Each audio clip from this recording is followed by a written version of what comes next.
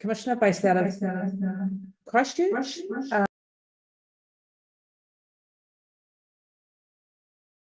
Now, in this room, which is always nice to come back down.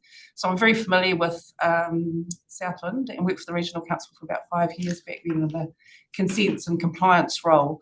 And I left about the time when the Matapori second tunnel was being bored through, and I got the very exclusive pleasure of going deep underground and seeing the tunnel boring machine up close and things. So I've been very lucky over the years to be familiar with the scheme. Just a little bit of background. People wonder how people come to be making these decisions that aren't elected members. I've basically been working as an independent commissioner now for about 18 years. That's the only work I do. I work up and down the country from Northland to Southland and even out on the Chatham Islands. And I have a science background. I've got a bachelor's degree in freshwater and marine ecology, and I've got a master's in resource management. So that's enough background for me. I tend to get sucked into these fast track processes these days. So I'm very pleased to be here in a normal RMA process where everybody's actually got the opportunity to participate and be heard and not be hurtling down a track at some ridiculous speed. So hopefully we'll have a good process and everybody will at least have a fair hearing. So unless Councillor Ludlow, you'd like to... Kia ora koutou. I'm a third-term councillor, qualified with my making good decisions qualifications right at the beginning of my first term, actually. So this is not my first rodeo. And looking forward to hearing from you all this morning. So that's me. Thanks. Great. So I'll just do a wee brief overview of where we're heading to for the next couple of days, and then what I'll do is just pop around the room and allow those who are going to present evidence or appear to identify themselves and introduce themselves. You don't need to give me your background because most of you have given us that in the paper. If you're just sitting here and you're observing, then it's not a roll call, and if you want to just sit anonymously, that's fine. So just pop up if you are appearing. In terms of the order of proceedings, you've probably all seen the timetable. We obviously start with the applicants team over here, and then we move on to hear from submitters. We hear from the council's team, and then we have what's called a right of reply, and that can be verbal, but it's my preference to have a written right of reply, and usually a bit of time after we adjourn the hearing to perhaps recirculate any conditions or any movement in conditions so that all the parties would have probably another opportunity to have any written feedback on those, just depending on how far the movement is. It's looking like everything's pretty much on the table at this point in time. So there is a certain amount of formality that we have to all go through in the hearing, and that's really just because this is a semi-judicial process. So there is... I'd appreciate if we just kept ourselves quite separate. It's quite difficult. There's some people in the room here I haven't seen for 30 years, like Mr. Rodway. I'd love to catch up with some of you, and Ms. Bennett was around back then too. I'd love to say hi and catch up, but we all just keep to ourselves through the hearing process and have lunch and afternoon teas separately. So the focus really for us is on a fair and efficient hearing process. There's no need for anyone to read the evidence. We've read that. We've read all the submissions and all the material that's come in from submitters as well. So we really appreciate if people could just either focus on the high points, or we can just ask questions. It's really everyone's preference. There's no ability to cross-examine any parties in this process, and it's really just us that can ask the questions. If anyone had a burning question that they considered was a clarification, they could write that down and give it to Catherine, and she will pass that on to me to see if I can seek that information or make sure it's a question that we can ask the applicant. If anyone needs anything during the day, Catherine is your point of contact. If you want to pass anything over to us or communicate anything to us, then she's your conduit for the next 2 days. We'll try and stick to the hearing schedule, but I just want to emphasise that it is indicative, and we will take as long as we need to get the necessary information. So if we do fall behind schedule, it's pretty normal, and we'll try and make up time when we can. There has been the pre-circulation of evidence, as I said. There is a lot of evidence, and you know, I'm used to this in my job, being swamped with reading, but it is quite a process on the side of the table to work your way through the application and then all the evidence, and often those things become a little disconnected over time. So I apologise in advance if some of the questions we ask, the answer is in the application, but sometimes there's just a lot to hold. So bear with us, and we'll try and bring our questions forward as things sort of move along. So that may take a little bit of time as well. I just want to highlight that the recommendation in the Section 42A report is just that. It is a recommendation. It's not binding on the panel. So we will make the decision based on the evidence before us and on those matters that are actually within the scope of the application. And I really wanted to talk to that point as well. We're very aware of the Mandatory Te Anau Development Act and what is in front of us and what's not in front of us. And I think we all need to keep very focused on that throughout this hearing, that we really can't step outside of our box. And we'll be sticking to those matters that are very much in the scope of these applications and not the wider scheme itself. The conditions, there will be a lot of talk about conditions. Again, I just want to emphasise this isn't any kind of indication that there's predetermination on this side of the table as to what will happen. It's really just our only opportunities to explore the conditions and try and understand what level of mitigation they might provide in terms of some of the issues raised. We have undertaken a site visit yesterday, and we were accompanied by Chris Thompson from Meridian, who's not involved in giving any evidence to the application. We had a good look around the application site.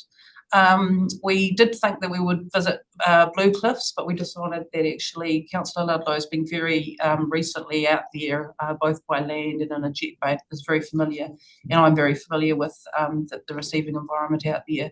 So we didn't go for a walk around because we thought there's not a lot we can't see from the photos and from people's evidence and things. So I just wanted to be really upfront about that at the beginning, and also I think we've got quite a high level of agreement across the table about the scope of the application.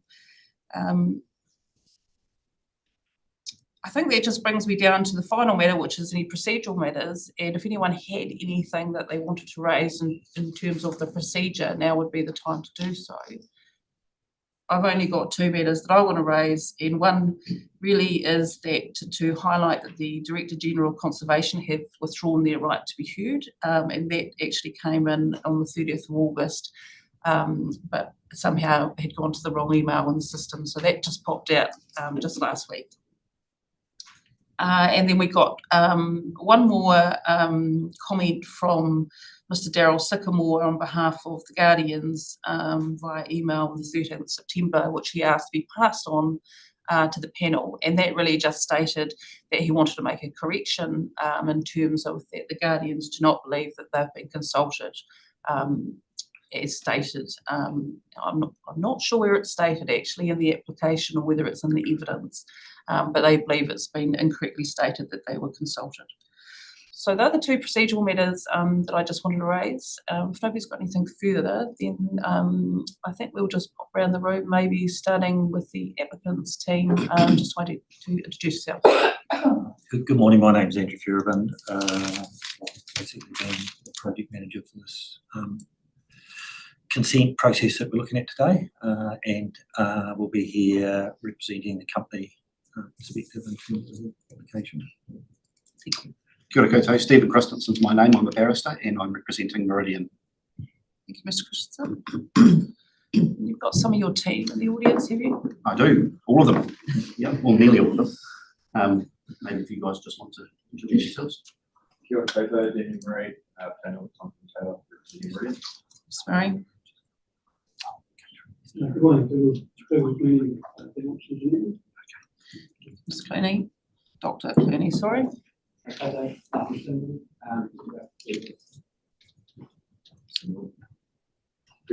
Wood, long-time resident of Blue Cliff Speak. I'll be submitting evidence later. Thank you, Mr. Wood. Joe Boyle from Niwa, United Meridian. I'm really doing apologies. Dr. Boyle. Kia ora koutou, Scott Houston, I'm the terrestrial ecologist with Optima School, presenting from Meridian. Ms. Houston?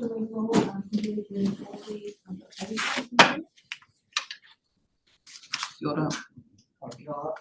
Morris Rodway on behalf of the working party. Ms. Roy? Sue Bennett on behalf of the Water Working Party.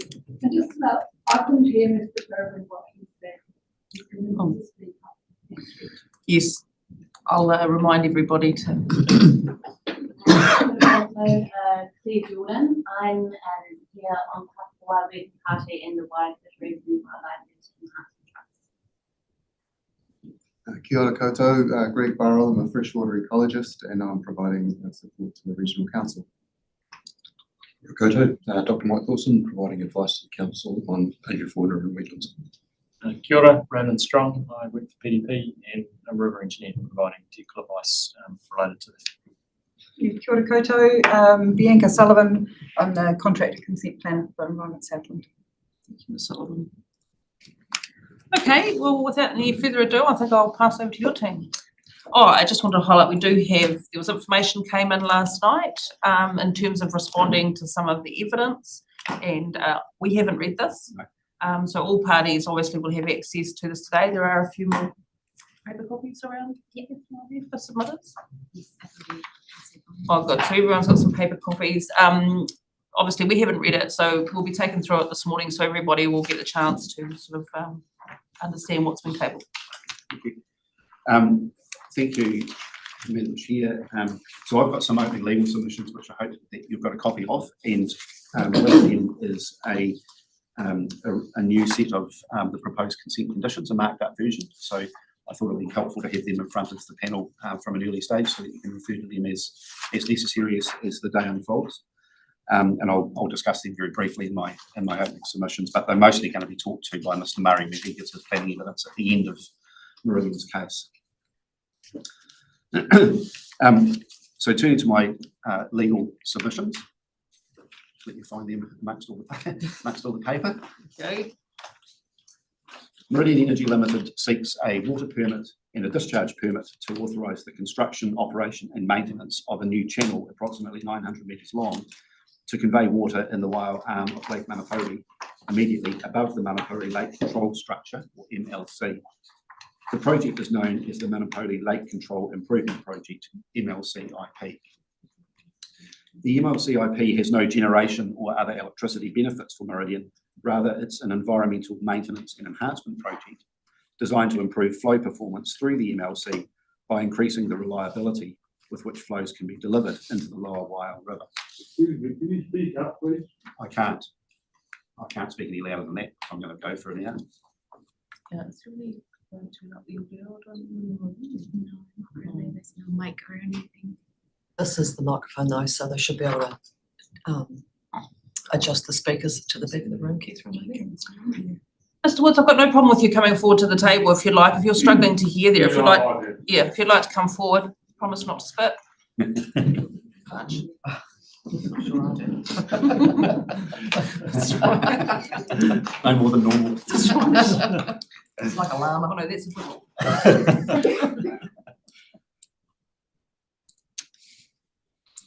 Is anybody else struggling to hear? Sound out, thanks to you. Okay, well, Mr. Tristan, maybe just turn that way because I think we've probably got better audio here, so maybe just face that way, but thank you.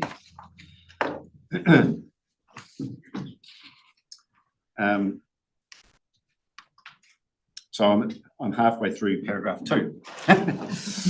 Sorry. That's right, no worries. Flushing flows are designed to assist in managing undesirable periphyton growths, especially didimo, that accumulate on the bed of the Lower Waiau River. The MLCIP will help ensure that the Manapori Power Scheme's environmental performance is maintained into the future and, critically, that improved flow delivery is achieved without unduly compromising its vital renewable energy contributions. The MLCIP will not change the existing resource consent requirements Meridian operates under to provide various minimum and recreational flows in the Lower Waiau. The MLCIP will not affect Meridian's existing obligation to manage the levels of Lakes Te Anau and Manapori in accordance with the lake operating guidelines promulgated pursuant to the Maipori Te Aneo Development Act, so those are referred to as the Lake Operating Guidelines. And the MLCIP will not change the limits on the volume of water that can be diverted through the Manapori Power Station. As discussed in Mr. Ferrabin's evidence, Meridian operates in accordance with an agreed protocol by which Didimo accumulation or standing crop in the lower Waiau immediately downstream of MLC is monitored, and when it reaches high levels, Meridian has an agreed allocation of water available annually, sufficient to provide 4 or 5 flushing flows, that is, flows of short duration, high volume pulses of water, which are designed to dislodge and flush downstream the overgrowth of the accumulated periphyton, allowing the ecology system to reset and consequently improving the overall ecological health of the upper reaches of the Lower Waiau River. High levels of Didimo accumulation in the Lower Waiau River occur in summer months, typically coinciding with times when the level of Lake Manapori is in the lower part of the main operating range as per the Lake Operating Guidelines. Operationally, Meridian has learned that when the level of Lake Manapori is below the middle of the main operating range, which equates to a level of 177.69 metres, the form and depth of the channel within the Waiau arm immediately above MLC is such that insufficient channel volume is available to convey the desired flushing flows through MLC. This constraint is discussed in more detail in the evidence of Dr. Clooney. The consequence is that the reliability with which flushing flows are able to be delivered in accordance with the protocol has proven to be low, less than 30%. This in turn means that the Lower Waiau is not presently receiving most of the flows that were agreed in the protocol as being appropriate to assist with reducing the effects of Didimo proliferation. The MLCIP addresses the existing constraint by proposing the excavation of a new parallel channel upstream of MLC to better convey Lake Manapori flows from higher up the Waiau arm through MLC. The result is expected to be much more reliable provision of flushing flows at times indicated in accordance with the protocol. This is in turn expected to provide ecological benefits to the Lower Waiau River by reducing the adverse effects of Didimo. As would be expected, the construction of the new channel inevitably involves earthworks in the Waiau arm that interact with water and which will release sediment into the water that cannot be avoided. However, Meridian has undertaken a detailed analysis of different engineering options, channel designs and construction approaches, including undertaking sediment modelling and a trial excavation project to arrive at a proposed methodology and channel design that minimises the time construction activities are likely to encounter water, thereby minimising the opportunity for sediment to become entrained in the water column. Meridian has completed a comprehensive assessment of the effects of the proposal, which concludes that only minor and short-term effects are anticipated, and these are able to be appropriately managed in accordance with the approaches set out in the application and the conditions proffered. The area where earthworks will be undertaken is a highly modified environment with correspondingly modest environmental values. This fact, together with a construction approach that allows almost all of the earthworks to be completed outside the primary channels of the existing Waiau arm, mean that significant adverse effects are not anticipated. Extensive engagement with key stakeholders has occurred with mixed results. While stakeholders can see the benefits of the proposal and appear to agree that the adverse effects are limited and short term, a number have continued to want to address other matters that are beyond the scope of the application.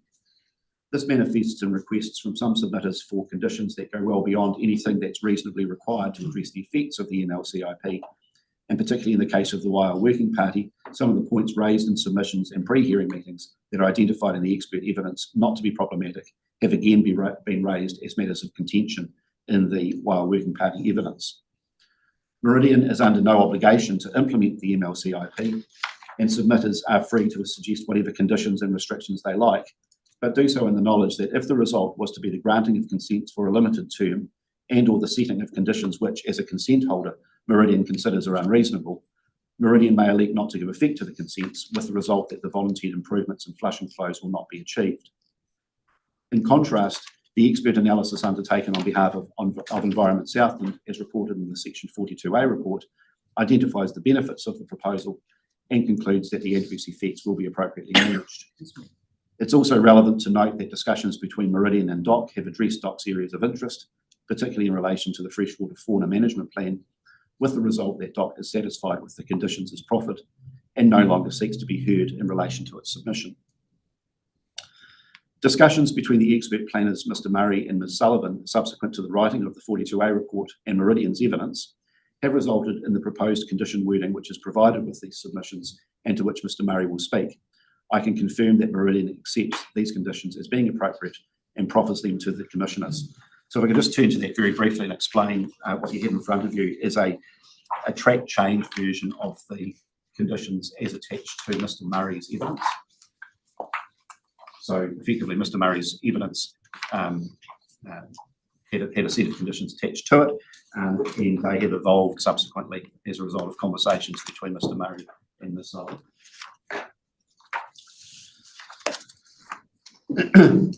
Paragraph 17, the only matter that is not agreed between Mr. Murray and Ms. Sullivan, as far as I am aware, is the duration of consent.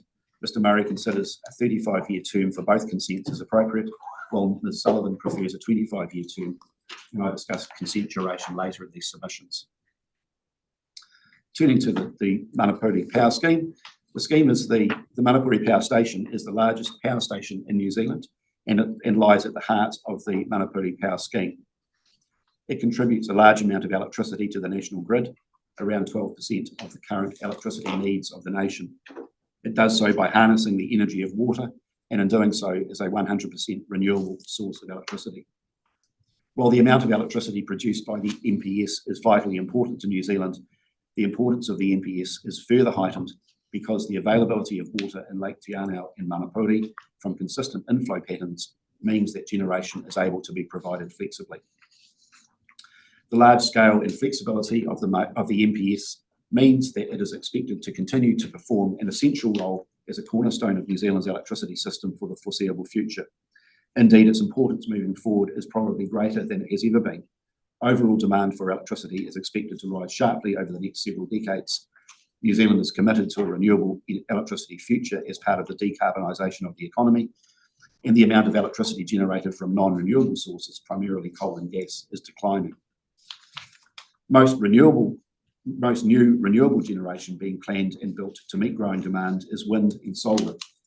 These types of generation are intermittent. They produce electricity only when the wind is blowing and the sun is shining. They are inflexible in the sense that their fuel, wind and solar radiation, cannot be stored to use at a later time. That is why large hydro with consistent inflows and storage is becoming more and more critical to our electricity system. The importance of being able to operate flexibly to meet growing and variable electricity demand by drawing on greater or lesser amounts of stored water in a way that keeps the electricity system in balance, having regard to the amount of electricity being produced from intermittent sources, and having regard to reductions in flexible non-renewable generation cannot be overstated. The critical importance of the MPS and the other four largest hydro schemes in this regard is recognised in the National Policy Statement for Freshwater Management, which seeks to ensure their contributions are protected. It's well recognised that large renewable electricity schemes like the MPS create major national benefits, but have unavoidable effects at a local level. The MPS works by diverting water through the power station in the west arm of Lake Manapuri and discharging it to Deep Cove and Doubtful Sound, and by controlling the levels of Lake Te Anau and Lake Manapuri through the use of lake outlet structures, TLC, Te Anau and MLC respectively. MLC also controls flows from the Mararoa River, which can be either passed through into the Lower Waiau River or diverted along the Waiau arm of Lake Manapuri for electricity generation purposes. As a result of the way the MPS operates, both the volume and timing of flows from Lake Manapuri into the Lower Waiau River immediately below MLC are impacted, as are flows into the Lower Waiau River from the Mararoa River. The operation of the MPS is authorised and regulated in part by MTADA and in part by the RMA. In relation to the RMA, Meridian holds a variety of existing resource consents which authorise the operation and maintenance of the MPS, and which include, amongst other matters, conditions specifying maximum rates of water take for generation purposes and minimum flow requirements in the Lower Waiau River. None of the existing resource consents relating to the current operation of the MPS are being changed as part of the MLC IP. The MLC IP engages both MTADA and RMA. Some activities associated with the MLC IP are authorised under MTADA, and these are described in Mr. Murray's planning evidence and the 42A report. Those activities cannot be controlled under the RMA. the taking, diverting and use of water for the MLCIP, and the discharge of water and associated suspended sediment for construction and maintenance purposes are not authorised under MTARDA, are not permitted under the relevant regional plan rules, and therefore require consents under the RMA. It is these consents to which this hearing relates. Importantly, the MLCIP does not engage with the appropriateness or otherwise of the environmental flows in the Lower Waiau River set in existing resource consents. This topic is raised in several submissions, but existing flow requirements cannot be changed in this process. This includes the details of the protocol, which is required by a condition of an existing consent, and the conditions that address the effects of the operation of the MPS generally. Similarly, the way Mararoa River flows are managed is not within scope, and neither are the obligations Meridian has to manage the levels of the lakes in accordance with the lake operating guidelines. These matters are all effectively part of the existing environment that forms the context within which the MLCIP sits. Similarly, submissions suggesting that engineering changes should be considered at MLC to lower the sill are misplaced. MLC is an existing lawful structure and there is no proposal to undertake significant engineering works on that structure. Any such works would necessarily involve a major program of investigation, design and consenting, and would no doubt give rise to adverse effects different and potentially greater than those contemplated by the MLCIP.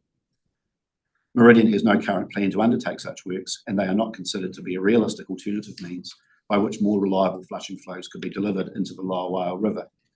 In any event, the MLCIP or a similar project would need to be completed before any such work could even be contemplated. So why the MLCIP? The Waiau catchment, including the Mararoa River and the Lower Waiau River immediately below MLC, is subject to didymmo infestation. Didymmo is an exotic nuisance form of periphyton that thrives in cool, clear, low nutrient water. It particularly enjoys the stable flows that typically result where rivers are lake fed. The Waiau and Mararoa rivers therefore provide ideal conditions for didymmo. Didymmo forms thick, dense mats on riverbeds that adversely affect both ecological health and amenity. The source of didymmo's introduction to the Waiau is not known, although it is thought likely to have been brought in from overseas on angling gear.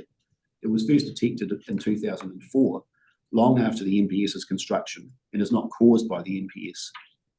To the extent that the operation of the MPS results in further stabilisation of flows in the Lower Waiau River, this may increase the suitability of the riverbed for didymmo, although attribution is scientifically difficult because it is impossible to study what didymmo would look like in the Lower Waiau River without MLC and the lake operating guidelines in place. There is no proven way to eliminate didymmo, but providing flushing flows when didymmo levels are high can reduce didymmo biomass and help reset the ecological system. As discussed in Mr. Ferrabin's evidence, in 2012, Meridian varied consent 206156 in consultation with key stakeholders to introduce a requirement to initiate flushing flows in accordance with the certified protocol. The purpose of the protocol is to add variability to the flow regime downstream of MLC in a way that will help manage nuisance periphyton and particularly didymmo in the river while having an acceptable impact on the MPS's energy contributions. The protocol was first put in place in 2013 and has subsequently been varied 3 times, with the current version dating from November 2018. The protocol, in essence, provides for the release of a maximum of 15 gigawatt hours worth of stored water via 4 or 5 flushing flows each year in the December to May period, at times when monitoring shows high levels of didymmo. The outcome contemplated by the protocol has not been achieved in practice. This is because at times when monitoring indicates a flushing flow is desirable, the level of Lake Manapōuri is often lower than the level required for a sufficiently large flushing flow to be promulgated. Investigations undertaken by DamWatch for Meridian Energy revealed that the constraint on being able to provide flushing flows at times when the level of Lake Manapōuri is below the middle of the main operating range arises because of the depth and shape of the Waiau Arm channel immediately upstream for about 1 kilometre from the MLC, and this is discussed in detail by Dr. Clooney. While Meridian's under no consent obligation to improve the conveyance of water out of MLC, the MLCIP is seen as a responsible response to the didymmo problem that Meridian is able to achieve relatively quickly at a realistic cost, albeit millions of dollars, without having a significant effect on the MPS's nationally important energy contributions, electricity output and flexibility, and without significant adverse effects. Turning to the statutory context, the relevant statutory provisions are discussed in detail in the AEE, the Section 42A report, and Mr Murray's planning evidence. There's no disagreement between Meridian and the Council as to the relevant provisions of the RMA and the statutory planning documents that apply. My comments are therefore relatively brief, and I simply set out what I submit are the relevant provisions you will need to note and consider as appropriate in your decision making. There may be some minor disagreement between Meridian and Ms Sullivan's view as to which rule in the proposed Southland Water and Land Plan, and therefore activity status, applies to the discharge permit, and I discuss this later. Section 104.1 of the RMA sets out the matters you must consider when assessing a consent application, and subject to Part 2, which I discuss briefly later, those matters are the effects on the environment, the relevant provisions of the planning instruments, and any other matters you consider relevant and reasonably necessary to determine the application. There's broad agreement between Mr Murray and Ms Sullivan as to what matters are relevant and how they should be assessed and weighted on the evidence.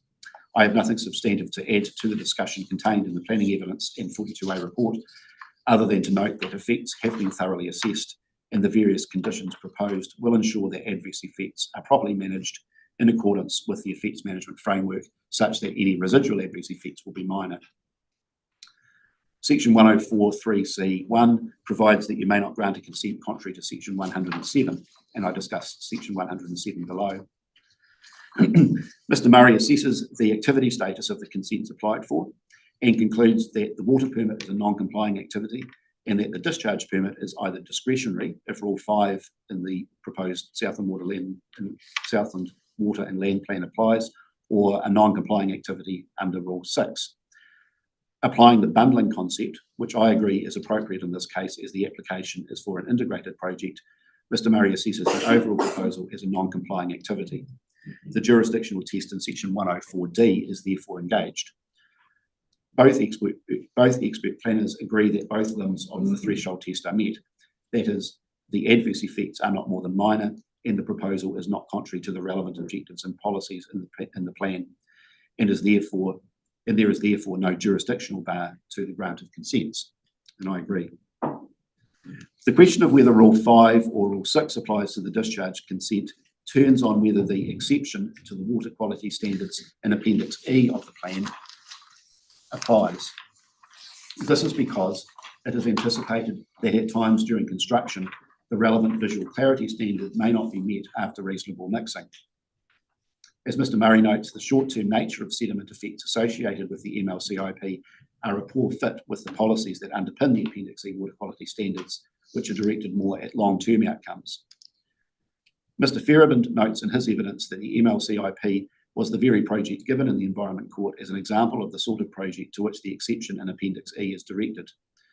The exception records that the Appendix E standards do not apply where an ancillary activity associated with the maintenance of the Manapuri hydroelectric generation scheme is proposed.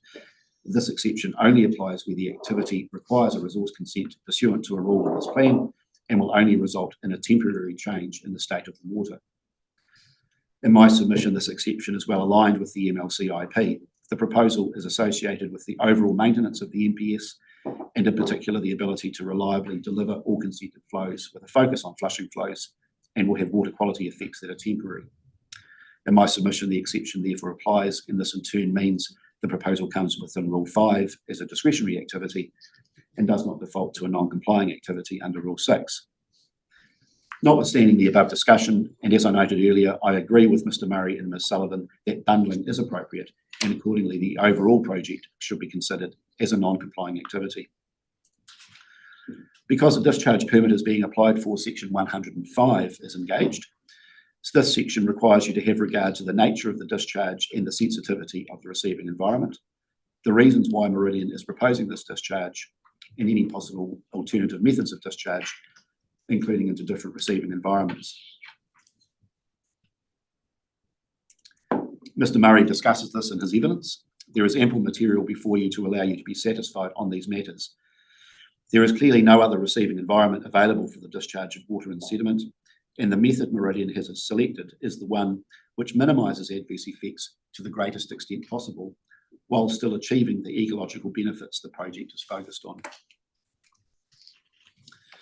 Section 107 contains restrictions on the circumstances where discharge permits may be granted by setting out a range of effects that must not be authorised. Neither Mr Murray nor Ms Sullivan consider that this section raises a jurisdictional impediment to the granting of a discharge permit in this case. I agree and make the following observations. Firstly, the unacceptable effects must not occur beyond a zone of reasonable mixing, which is not expected to occur in this case. Elevated sediment levels resulting from the construction activities will be a temporary effect, and this is expressly allowed for under section 107(2)(b). And thirdly, the environmental goal of the MLCIP is to reduce unwanted nuisance periphyton below MLC and thereby to enhance the overall ecological health of the Lower Waiau River. But the additional reliability of flows is certainly intended to have an adverse effect on Dirimo, a form of aquatic life. Taken literally, it could be argued that this is not allowed for under section 107(1)(g) because the prohibition is on a discharge that gives rise to any significant adverse effect on aquatic life. And on its face, it makes no allowance for reducing unwanted aquatic life. That would, of course, be a perverse outcome, and the provisions should not be read in that way in my submission. Nevertheless, if such a perverse interpretation was applied, I submit that exceptional circumstances justify the granting of the permit. The considerations in section 104(1) are expressed to be subject to part 2. This allows for a high-level check, when necessary, to ensure that the analysis of factors in section 104(1) does not lead to a result that fails to promote the sustainable management purpose of the RMA. In this case, I submit the analysis of positive and adverse effects and consideration of the relevant planning provisions readily allow the conclusion to be drawn that the MLCIP consents should be granted as sought. Accordingly, in my submission, no recourse to part 2 is required. In any event, if part 2 is considered, it is abundantly clear that the MLCIP promotes sustainable management. The application for resource consents was made by Meridian in December 2023. It was accepted as complete by Environment Southland pursuant to section 88. 2 sets of further information were provided by Meridian in response to requests from Environment Southland. Meridian requested that the application be publicly notified, which duly occurred, resulting in the receipt of 14 submissions. One of the submitters, the Guardians of Lakes, Manapōuri, Monowai and Te Anau, the Guardians, is a statutory body with strictly limited functions that do not include making submissions on resource consent applications. That creates an unusual situation, which I'll discuss later in these submissions. 2 pre-hearing meetings were held with the outcomes from those meetings recorded by Louise Taylor, who was engaged as an independent chair to conduct those meetings, and you're required to have regard to those reports under section 99(7). A comprehensive 42A report and evidence from Meridian and its independent experts have been provided. I therefore submit you have a comprehensive body of information before you upon which you can rely to reach the decision that consent should be granted on the conditions proffered and for a 35-year term. The relevant planning provisions are discussed in the AEE as well as in both Mr Murray's evidence and the 42A report. There are no matters of substantial difference that arise from this material, and in my submission you can rely on the analyses that have been presented. The only point I would note is that the MLCIP is not a normal proposal in the proposed plans that the proposed plan contemplates, and accordingly it sits uncomfortably within the rule framework of the plan. However, as Mr Murray in particular discusses, the proposal is in alignment with the policy direction and outcomes anticipated by the plan. Turning to cultural effects, the Waiau River is the subject of a statutory acknowledgement in the Ngāi Tahu Claims Settlement Act 1996. Meridian acknowledges the significance of the Waiau to Ngāi Tahu and recognises that the NPS has unavoidably affected the Waiau in the relationship of Ngāi Tahu with the river. A neutral submission was made on the application by Te Marama on behalf of Te Runanga Oraka Aparima, and evidence has been provided that includes a cultural impact statement. The evidence and CIS discussed the wider cultural context and values associated with the Waiau River and the effects of the NPS, as well as the effects of the MLCIP. Following receipt of the evidence and CIS, Meridian has had further discussions with Te Marama to clarify the submitter's views in relation to the MLCIP. Mr. Ferrabin will address this further in his evidence, and you will hear from Mr. Whanga and/or Ms. Blair from Tami, but my understanding is that the position is as follows. It's accepted that wider issues of cultural concern regarding the effects of the NPS cannot be addressed in the MLC IP consents. These wider effects will need to be addressed via plan change tuatahi and in the reconsenting of the NPS in due course. Tauranga o Oraka Aparima considers the MLC IP does have benefits associated with more reliable flushing flows with the objective of improving the ecosystem health and functioning of the Lower Waiau River. And Tauranga o Oraka Aparima and Meridian will work together outside of the consent framework for the MLC IP to ensure appropriate cultural oversight of construction work, management of any cultural issues associated with construction, and opportunities to enhance cultural values associated with the development site. Evidence for the Waiau Working Party has been provided by Mr. Rodway and Dr. Bennett. The evidence raises a number of technical issues, some of which Meridian thought had been resolved through the pre-hearing meeting processes. To the extent that the matters addressed in the Waiau Working Party evidence are not already traversed in the Meridian evidence, the relevant Meridian experts will provide brief comments when they present their oral evidence. In short, the Waiau Working Party evidence has not caused the technical advice to Meridian to change, and the conditions proffered therefore remain appropriate. Turning to the Guardian's submission, Section 6X of the Conservation Act was inserted by the Conservation Law Reform Act 1990 as part of a series of major changes to the Conservation Act. Paragraph 90 set out Section 6X of the Conservation Act. And I draw your attention in particular to Section 6X subsection 2, which sets out the functions of the Guardians. It's clear from Section 6X2 that the functions of the Guardians are limited to making recommendations to the Minister of Conservation in relation to the matters described in Section 6X2 A, B and C. There are no other provisions in the Conservation Act that mention the Guardians. Section 75 of the now repealed Spatial Planning Act of 2023 made various amendments to other acts as specified in Schedule 5 of that Act. One of the amendments was to Section 6 of the Conservation Act. A new function was given to the Guardians in relation to limited participation in the development of a regional spatial strategy by adding a new clause D to Section 6X2. And I set that out. That amendment was consequently repealed when the Spatial Planning Act was repealed on the 23rd of December 2023. There's nothing in the Conservation Act to suggest that the Guardians have the ability to operate beyond or outside the making of recommendations to the Minister in relation to the listed matters in Section 6X2A to C. The Guardians have no general power of competence. The making of a submission and participation in resource consent processes under the RMA are not activities that are reasonably necessary or expedient in fulfilling the Guardian's statutory function to provide recommendations to the Minister. Accordingly, I submit that the making of a submission is ultra vires and unlawful vis-a-vis the Guardian's statutory function. This conclusion is reinforced by the brief inclusion of Section 6X2D as an amendment made under the Spatial Planning Act. The fact that Parliament considered it necessary to explicitly create this additional function for the Guardians in relation to one now defunct planning process, that is the development of a regional spatial strategy, rather than a broader function of participation in planning and consenting processes generally, provides a strong indication that participation in other statutory processes under the RMA is not a function of the Guardians. Notwithstanding the foregoing points regarding the Guardian submission, I note that the substantive issues the submission addresses are also covered in other submissions and have been responded to in the application, evidence and profit conditions. I also note that both the Guardians and DOC have been made aware of Meridian's view on the lawfulness of their submission, and both parties have elected not to be heard in relation to their submissions on the application. Turning to consent duration, Meridian seeks 35-year terms on both consents.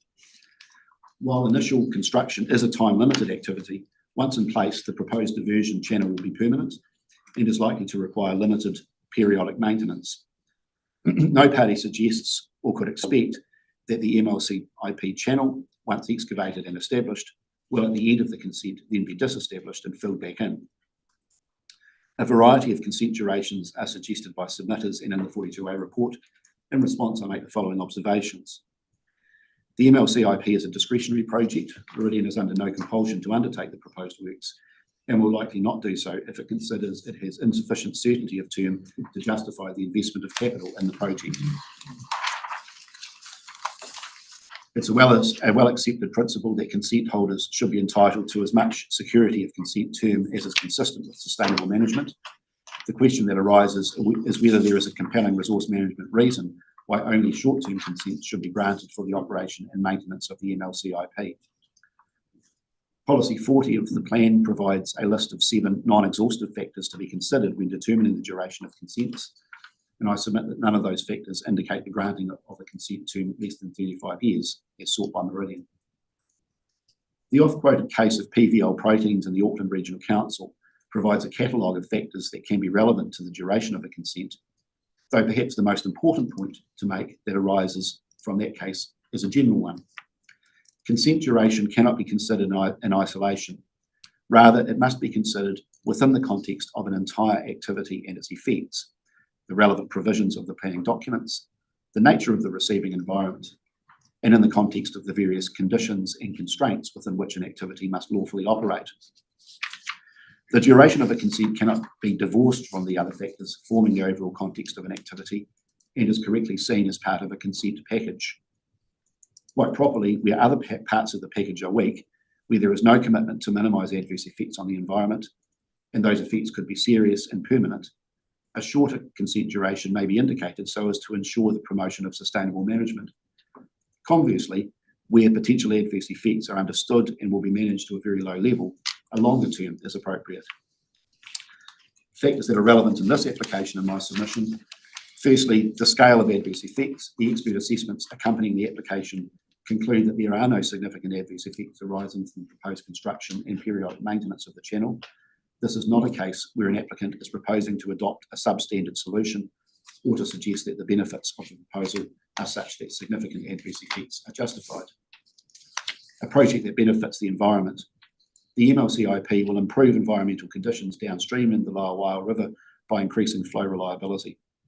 There's no proper basis upon which to conclude that this benefit should only be provided for a limited duration. No proposal to reinstate the original channel. The applications to construct, operate and maintain a permanent channel. Meridian is not applying for approval to reinstate the original channel at the end of the consent duration. To require a fresh application to be made within a shorter period than the RMA allows would be inefficient given the permanence of the proposed works. An agreed management plan. The applicant has proffered strong management plan conditions that are agreed as between it, the 42A report writer and DOC. This will ensure that activities undertaken pursuant to the consents will occur in a way designed to minimise adverse effects. Monitoring and formal review. An appropriate monitoring regime is proffered to ensure that water quality effects of the proposal do not cause phytoplankton blooms. A Section 128 review condition is proffered to give the Council a 5-yearly ability to review the conditions of the consents. This application is for consents to maintain and enhance the performance of an existing nationally important activity that delivers enormous national benefits. The effect of the MLCIP will be overwhelmingly positive, with unavoidable adverse effects associated with construction being both short-term and small-scale in the receiving environment. The MLCIP will produce a long-term permanent benefit for the ecological health of the Lower Waiau River by enabling the more reliable delivery of flushing flows to reduce the effects of nuisance periphyton. The project's been carefully designed to minimise adverse effects associated with construction of the diversion channel. The effects that cannot be avoided are managed through conditions so that the net effects will be no more than mining. In all the circumstances, I submit that the consent sought should be granted on the conditions proffered for a term of 35 years. Thank you. Questions, sir? Not at this stage, no, thank you. The danger of preempting some of the evidence, I've got a couple of questions for you, Mr. Christensen. In some of these might just trigger some of your other witnesses, obviously. I guess when I'm looking at your paragraph 12 when I ask this question, and it's really this matter of going beyond the scope of the application.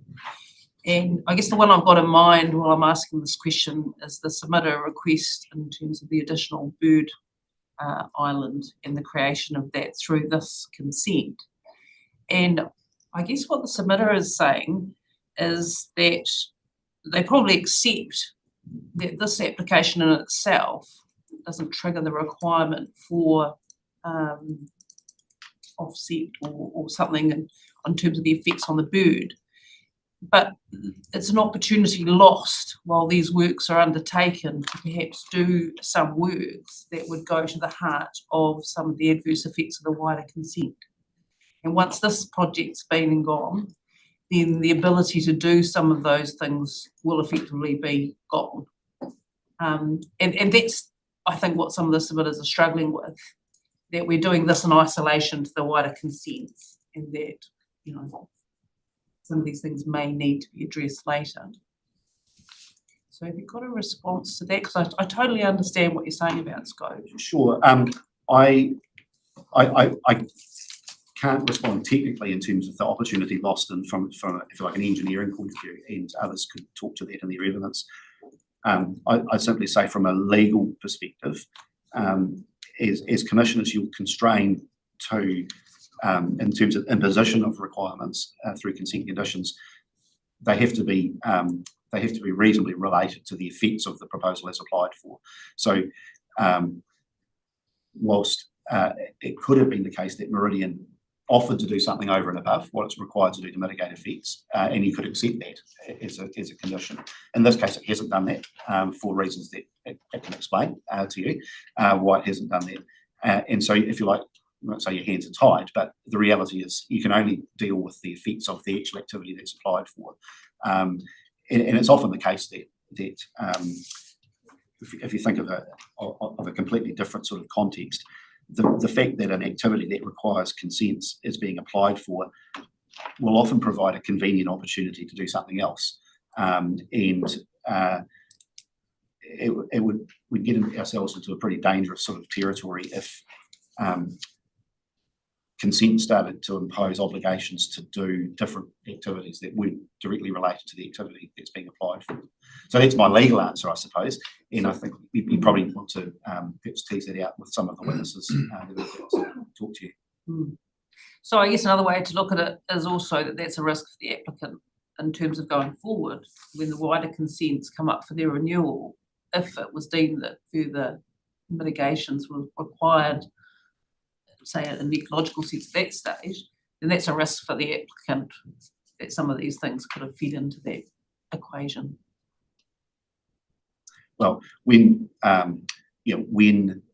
Meridian applies for replacement consent, the main consents come up for replacement, there'll have to be a full assessment of the effects and what measures are available to mitigate those effects will have to be considered at that time.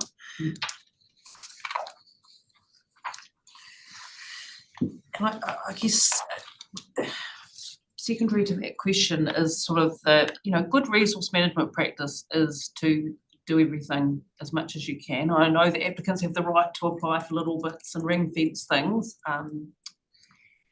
but I guess in my mind we've got this other consent sitting there, which is the 204160, which is the other maintenance consent that's operating on 124. So it's expired, continues on. It seems to relate to the maintenance of the existing channels, and then this consent will come in alongside and have the maintenance regime for the new channel. And so I'm struggling a little bit to see why one consent's on hold for a very similar activity and has a lot of conditions that will actually be quite different to what may pop out of this process. So how do we get the integration between those two maintenance consents? I think it's a question you should direct to Mr. Fairbairn and Mr. Murray. I don't have an answer for you in relation to that. I'm not overly familiar with that other consent and its obligations and how it aligns with what's being proposed here. So that's a good question for you to pursue with. And I guess the other one to raise, and I won't go on to now, Mr. Fairbairn, because I'll let you just talk to it when we get to you, but it raises for me the consistency of those two consents and how we don't want to have a situation where this being the first cab off the rank will kind of set the standard for monitoring in one channel, and then we don't really want to undermine or we haven't got the line of sight really on all channels, and you're going to have these two consents effectively could be inconsistent with each other. Okay, well, see how you go with talking. Yeah, so I just raised that again as the I can try to respond to that. as the integration there. Yeah, that'd be good.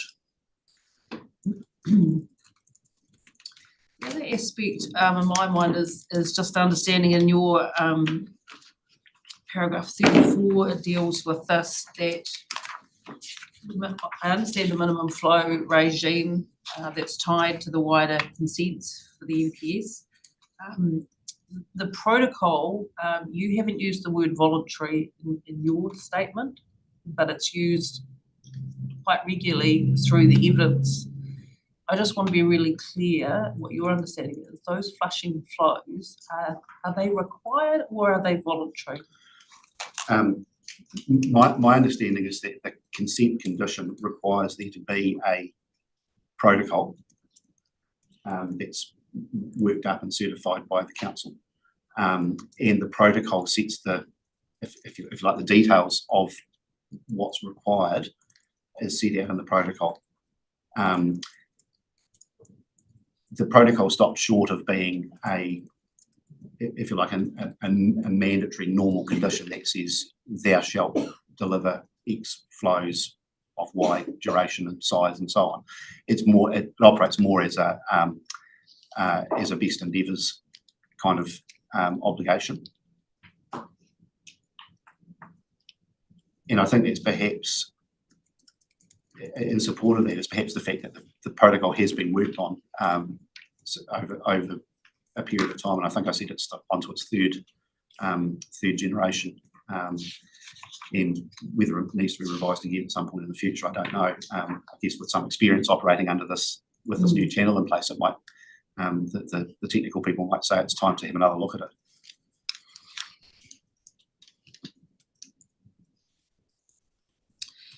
The other sort of water issue that's in my mind, particularly after the site visit, is I'm aware that the Mararoa flow used to go around the channel, and then the eastern wetland that it's called was a cut through to try and get the flows to the gates or to the lake.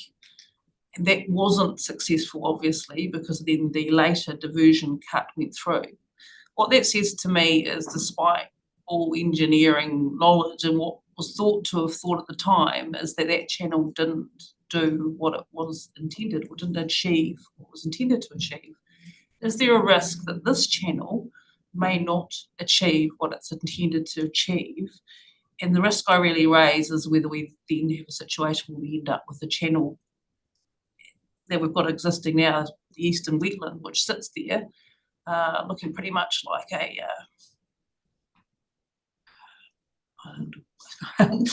yeah, I mean, even yesterday in high flies, it was very brackish water with very little ecological value, but it's kind of like a white elephant sitting there now. Obviously, remediation would probably be more effect than just leaving it. And I mean, this was no criticism, but I raised the risk of what happens if this channel doesn't deliver environmentally? Yeah, I think my response to that is to suggest that you talk to Dr. Clooney about how confident he is in the engineering. So there's been, as you'll have seen from reading the evidence in the application documents, there has been a lot of work go into understanding the river channel configuration and the hydrodynamic issues that are involved here. My submission, or what I took out of reading the material, was that there's a high degree of confidence that the thing will operate as it's designed to do. And I think on that basis, you wouldn't want to put too much weight on the what ifs. So I think my response is to say, inquire as to whether or not this is a well thought through and researched and understood engineering response, or whether it's something less than that, in which case the risk of an outcome like you're talking about would be higher, and something perhaps that you would take into more, have more concern about. But I don't think that's the case here.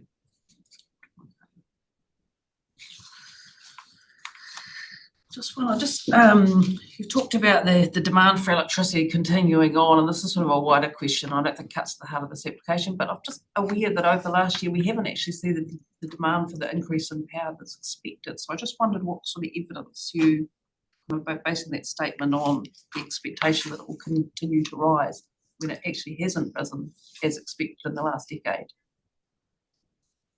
In the last decade?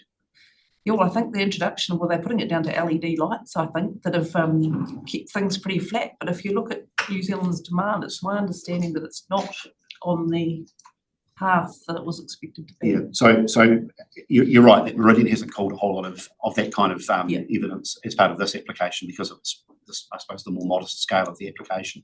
But my submission is that if you look at all of the current and consistently updated electricity demand projections for the country out to 2050 and beyond, they are all showing significant growth in demand that's associated with a range of kind of step change things that the experts think will happen in our economy around industrial heat conversion, around electrification of transport network, and so on, which I don't follow it on a month by month basis as to see what's happening, but those demand growth expectations are very much in the forefront of the government's mind and of the generators' minds, and underpin continued concern to maintain the hydro contributions.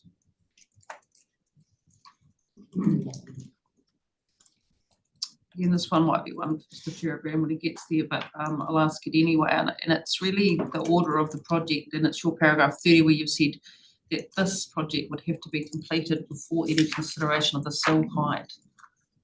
So I just want to understand that, why the order. You said that it has to be that order, but I don't understand why the channel has to come before considering the sill height.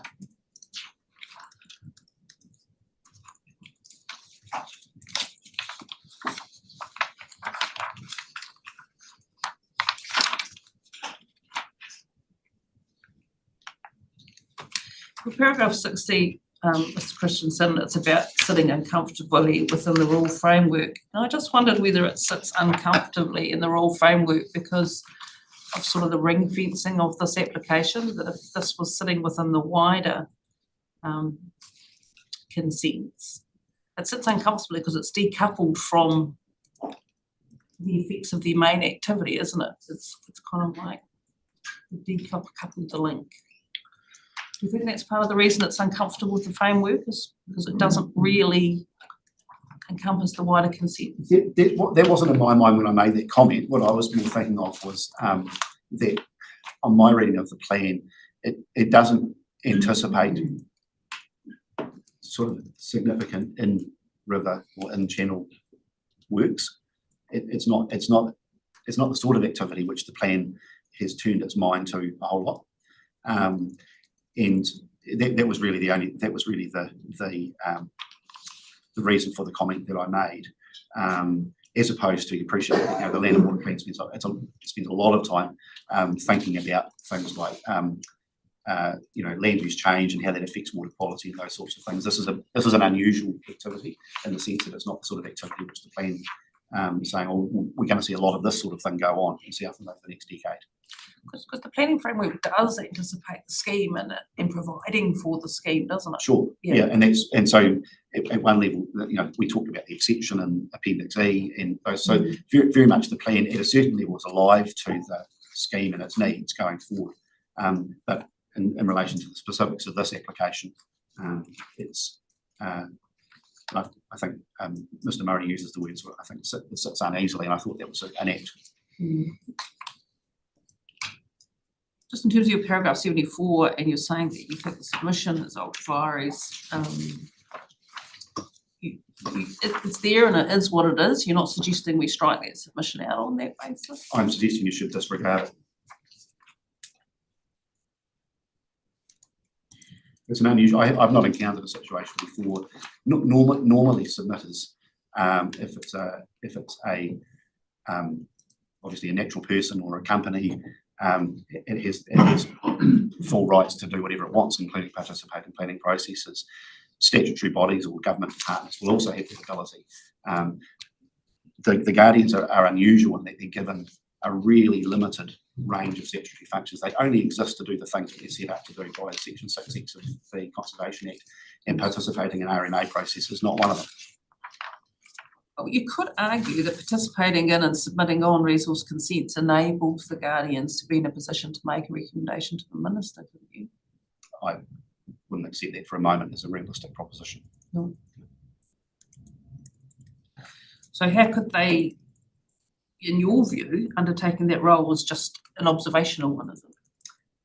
No, the role I think that the statute provides for the Guardians is to make recommendations to the Minister, which would inform the Minister's decisions as to what the Minister wanted to do in relation to an application or anything else.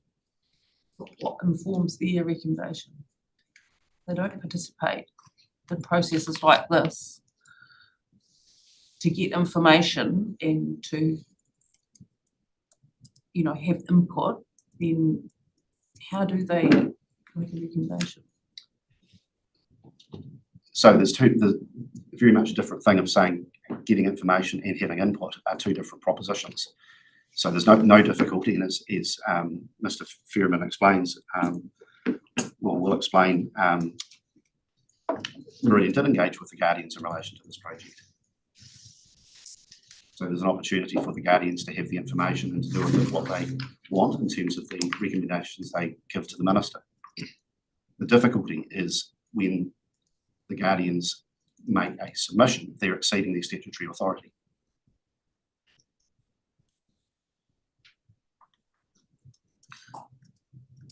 Well, I'm aware of the Guardians making submissions quite regularly to things in field and surface water activities and those kind of things. I must say this has never been raised before that I'm aware of. Are you aware of it ever being raised before? In the context of another application, no, I'm not. I haven't been involved in other things that the Guardians have submitted on. Okay.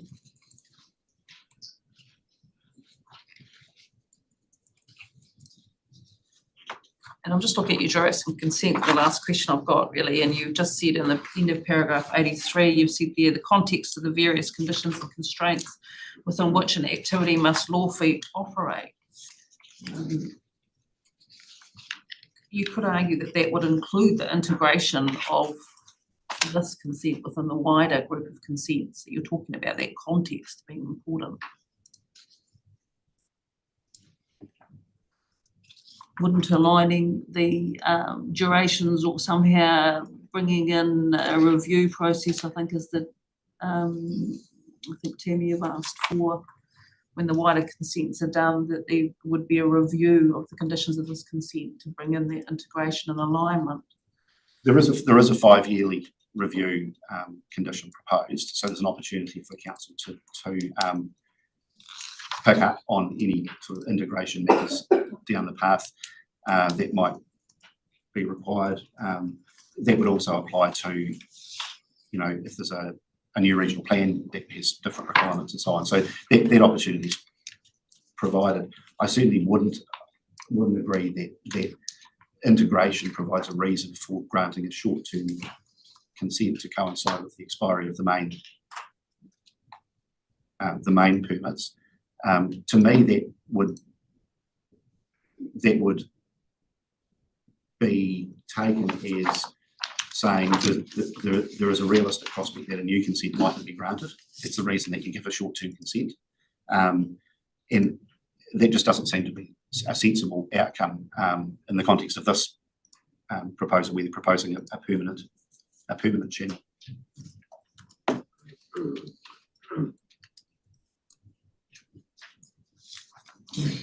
Has the applicant considered perhaps putting an extra clause in the review to meet what Te Marama are seeking, which that review, so that it would have a couple of clauses there and a new clause which would say when those consents, the consent number is considered or something? Is an additional limb that the council could look to if it wanted to review. It's not something that I'm aware of. It's something you can discuss with Mr. Fairbairn and Mr. Murray. Okay. Oh, you've covered everything, thank you. Okay, well, thanks, Mr. Christian. Thank you. Appreciate your legal submission. Thank you. Okay, Mr. Fairbairn, obviously, we read your statement, but happy for you to, if you wanted to point out any high points, or you can just respond to some of the things that you've heard through questioning as well. I think what I'll do is I have a kind of a summary statement, which I'll go through, and there's a number of issues within that summary statement with respect to submission to the PLC, and then quite happy to converse, I guess, a number of the issues that you've raised in terms of bird habitat maintenance, soil height. Maybe a little bit about the project and from the point of view of conveyance and how it fits with plan change to Otahi, the plan change to Otahi process, and ultimately reconsenting, because I think that kind of plays to this issue around term. Yeah, that's right. So look,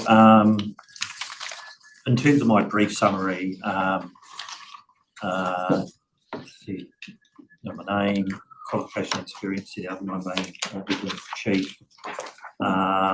In terms of just quickly summarising my evidence, I provide an overview of Meridian as a company and its asset base.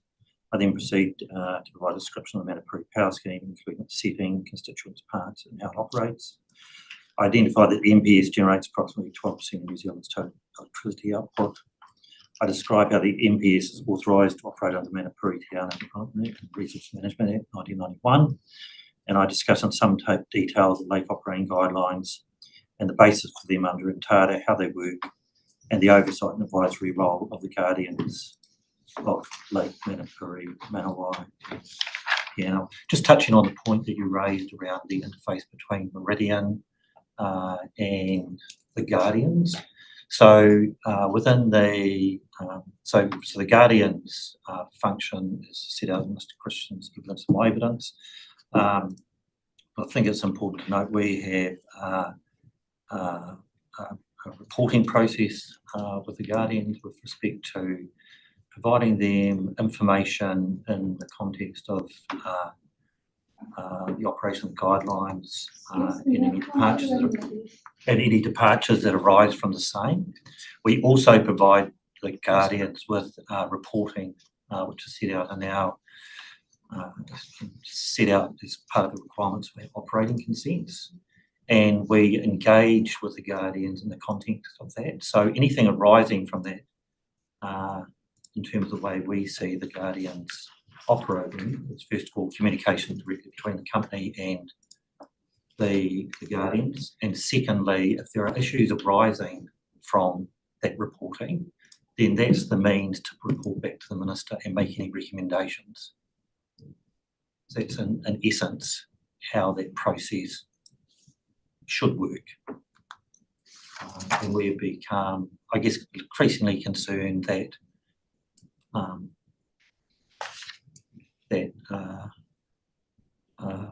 by the guardians involving themselves in other activities, actually, let's say in Australia, which causes, it doesn't mean to say that what the guardians say isn't important, it is important. But their statutory function and mandate is quite strict in its interpretation. I discuss how INTADA overrides certain sections of the RMA where the works are necessary or requisite to the operation of the MPS, and how this is reflected in Meridian's main operating consents issued in 1996 and in 2010. This section of my evidence also identifies the key requirements of the RMA consents in relation to minimum flows, recreational flows, and flushing flows for nuisance purifier management in the Lower Wairau River. In the next section of my evidence, I describe how the introduction of Didymo into the Wairau catchment has significantly impacted aquatic ecosystem health in the Lower Wairau River.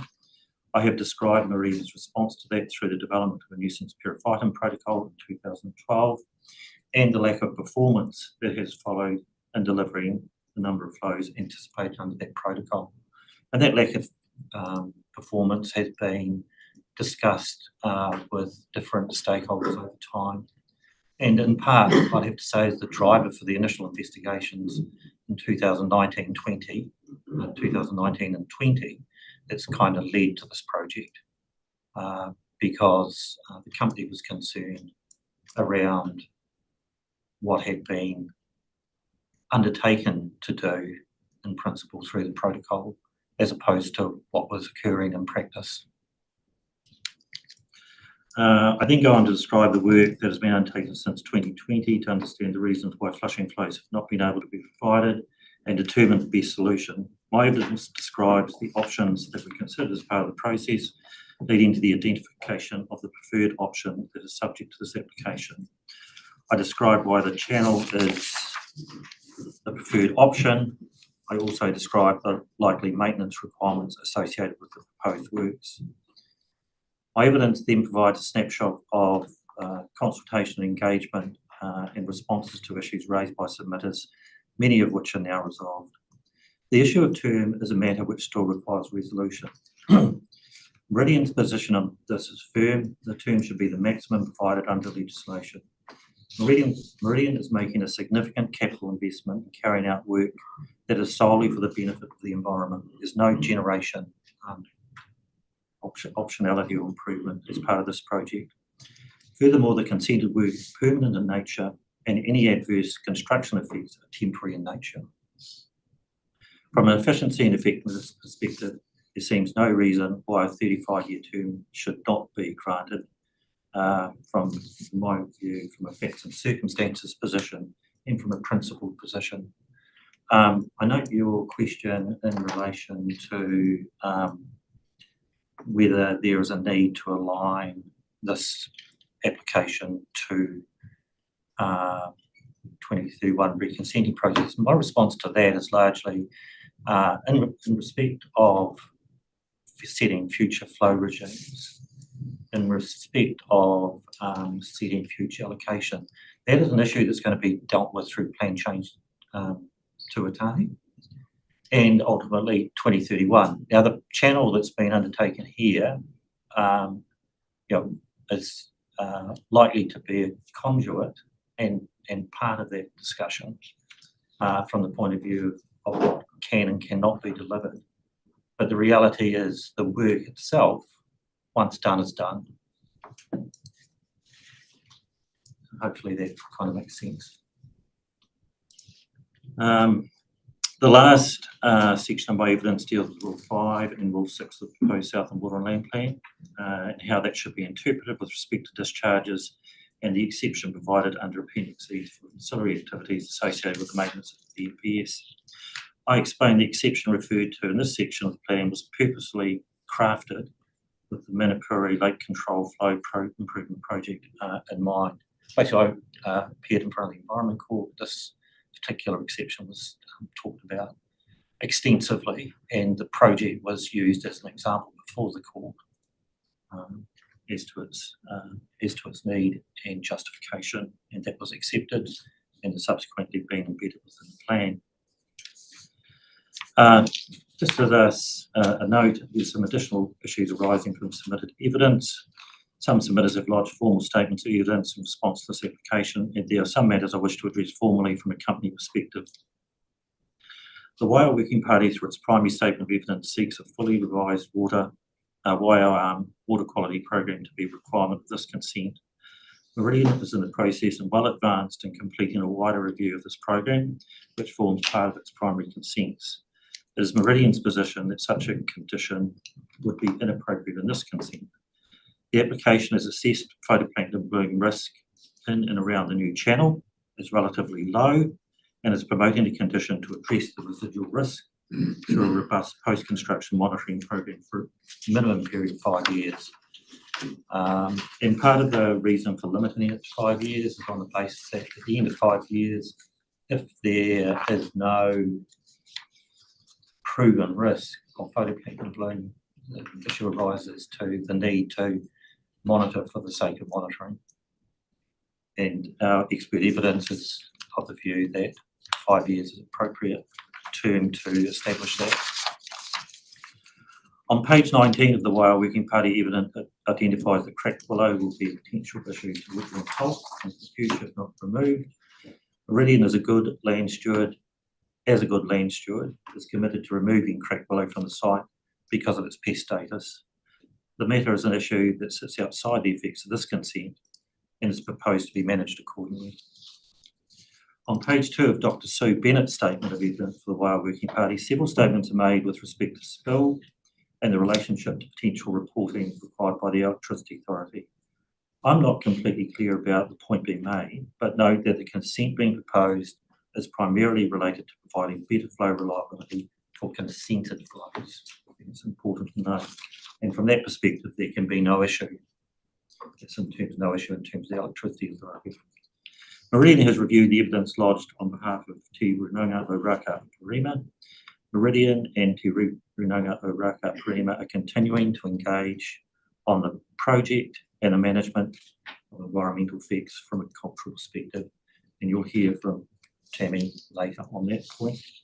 Meridian acknowledges the cultural context and values identified within the cultural impact statement attached to this evidence, noting that the wider effects of the MPS will need to be addressed via plan change to Otahe and ultimately reconsenting the MPS ahead of the expiry of the main operating consents in 2031. Since the lodgement of this evidence, Te Runanga o Raka Parima have acknowledged the MLCIP does have value from the perspective of improved flushing flow performance with the objective of assisting improvement in ecosystem health and functioning of the lower Waiau River. Te Runanga o Raka Parima and Meridian have agreed they are going to continue to work outside the project consenting process to ensure appropriate cultural oversight of the construction work is undertaken and the cultural issues arising from the same are appropriately managed. Te Runanga o Raka Parima and Meridian have also agreed to work in good faith to consider options to enhance the cultural value associated with the development site. So that's that. Is there any questions arising perhaps before I go into these other issues?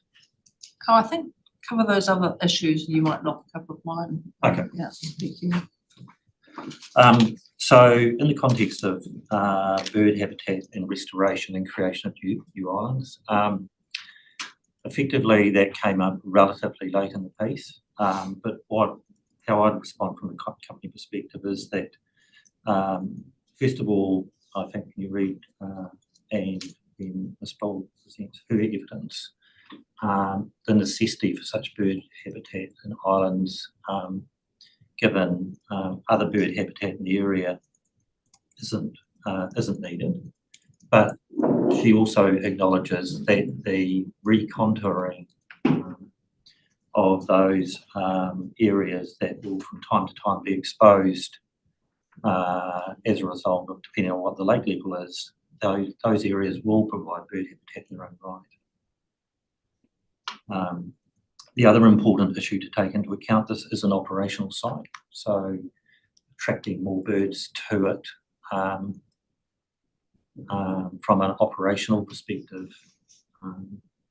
isn't necessarily helpful from the maintenance requirements that Meridian has to do in and around the site from time to time. And in reality, the other issue that when one comes to think about the type of island that was being promoted, no work has been done by Meridian in terms of how that might affect the hydrological operation of the works that are being proposed to be undertaken. And it hasn't been taken into account from an effects point of perspective. I think it's important to recognise that this project has been done for all the right reasons, in the sense that Meridian is concerned that along with stakeholders, that the intent of the protocol, which was established in 2013, hasn't been met, and it wants to lift its game in that space. And through its investigations, it's identified the natural constraint that exists to be able to undertake and provide flushing flows with confidence.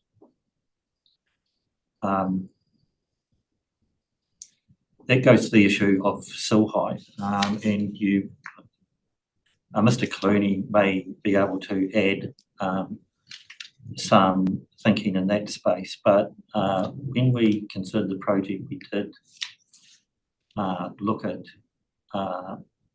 first of all, what the constraint was, and it became very clear and evident early on in the piece the constraint is not the sill height in its own right. The constraint is effectively the depth and width and conveyance ability of the existing channel. And it's important to understand that the channel that we are now talking about creating as part of this consent is effectively encountering virgin material from the point of view, it's just not gravel that's accumulated from the Mararoa. Effectively, the channel was never designed or configured to deliver flushing flows. The work that's been done in the past has been very much around work that was associated with maintaining minimum flows. But it's recognised that when this work is complete, it will have benefits in terms of efficiency, in terms of delivery of minimum flows, recreational flows, and most importantly, flushing flows for dealing and managing sediment. So hopefully it's helpful. But so effectively, one work has to be done before the other. Effectively, if one was to go and try and lower the sill, effectively we would end up in the same situation we are at the moment, because the depth of the channel just cannot convey the water and provide the head required to deliver the flow anticipated.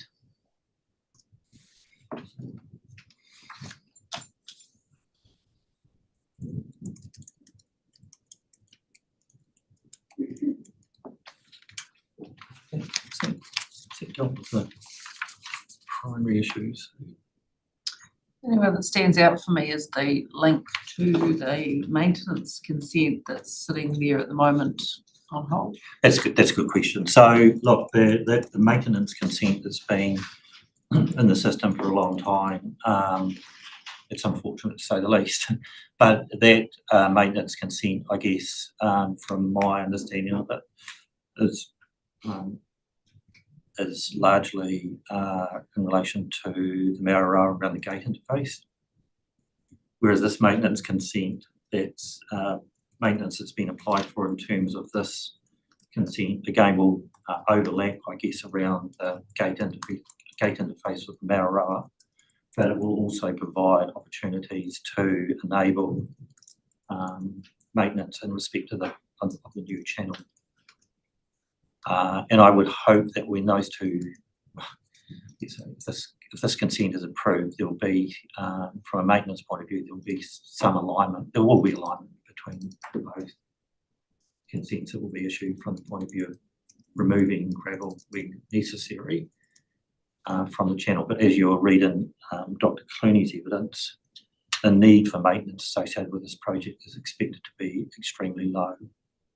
Talking about in every 5 to 10 years, and the greatest area, I guess, or the most likely area where that maintenance is required, again, is around the gate interface and the channel interface.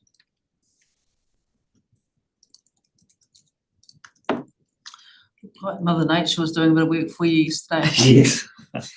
I understand when you were there that you did ask about what the lake level was, and Yes. I did have a look yesterday. It was RL 17999, so it's well up in the high range. It's about half a metre below the maximum lake level. And there was a flow RL 1799. Oh yeah, 179.99, so basically 1.80. Yeah. And I think the flow that was going through the gates was about 650 odd cubics. And that kind of flow, in terms of the construction of this project, works would be turned off at that level. Yeah. So hopefully it'll be substantially lower. So, could you explain why the process for the maintenance consent, why it's taken so long? What's the hold up?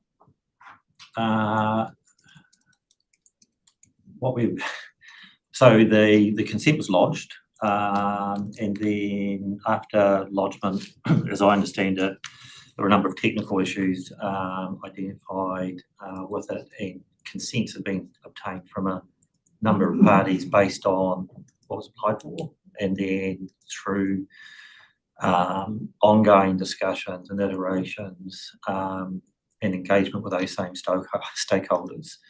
I understand we're pretty close to having a position signed off by affected parties. So the process has been relatively, I agree, it's totally been drawn out, but with the intention of getting the right outcome. And there was no consideration of trying to get these two processes together. Well, I think they have subtle differences in that the maintenance, from my understanding in relation to the 2006 consent renewal has been sought for, extends up the Meridian. Sorry, not the Meridian cut.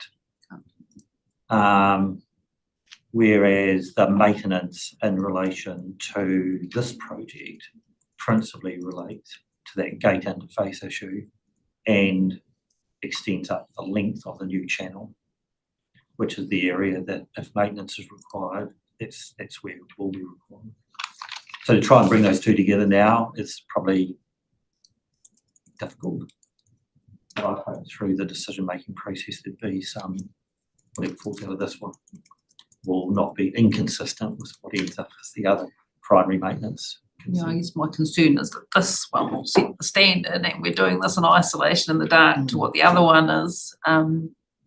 That's my real concern, and I do wonder whether anyone, and it's probably a question for Mr. Murray, whether anyone has reviewed the old conditions of the maintenance consent to see if any of those conditions are appropriate to bring across this new consent, to at least to get some level of alignment there, and whether or not the monitoring of this consent, particularly in terms of water quality, monitoring that might be required during a maintenance activity, whether this consent could provide an overarching umbrella that would then be suitable for that.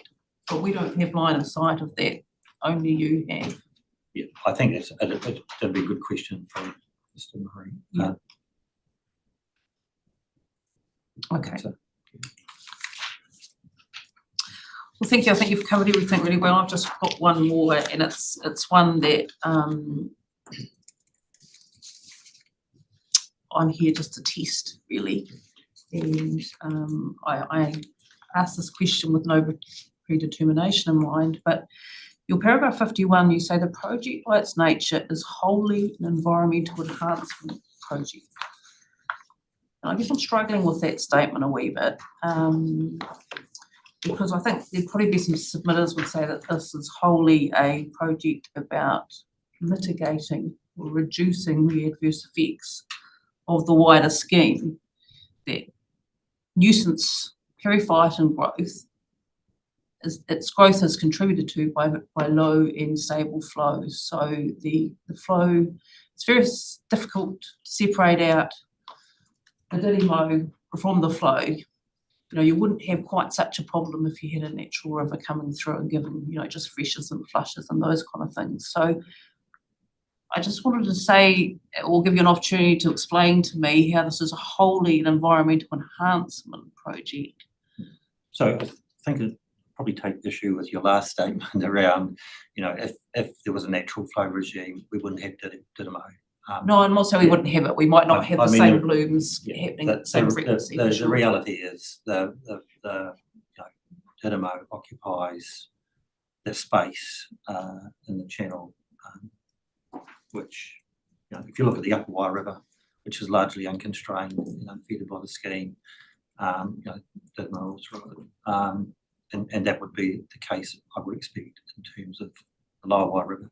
So I mean, Didymo is not an outcome of the scheme. In fact, that was it. I totally understand. Yeah, So, I totally understand. look, from my point of view, Meridian was under no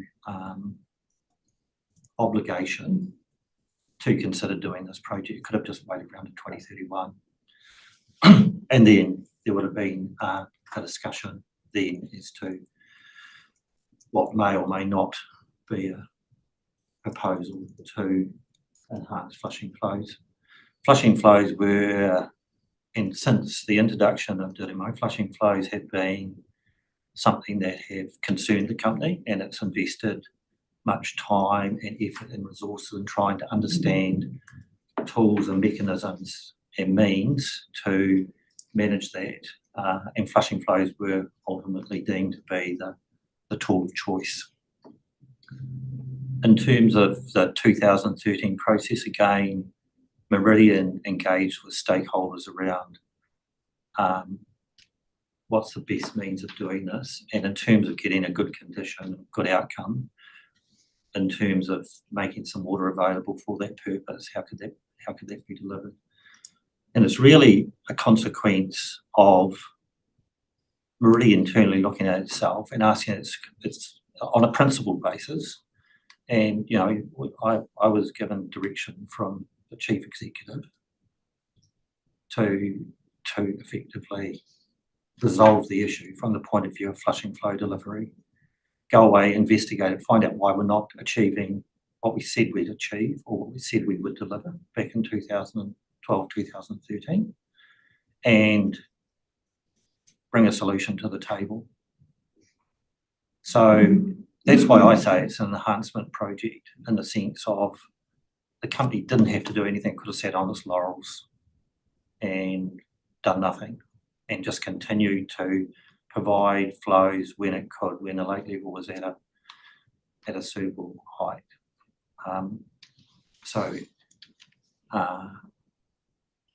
But it didn't take that position. It's taken a position, something needs to be done here. It can't continue. We know that stakeholders are concerned about the outcomes that are resulting from lack of flushing flows. And as a good corporate citizen, we want to do better. And so that was the nemesis, I guess, of the project. And that's why I say it's an environmental enhancement project. Because without the channel improvement, there won't be a better outcome in terms of long-term delivery of flushing flows. Until 2031, potentially. Until 2031.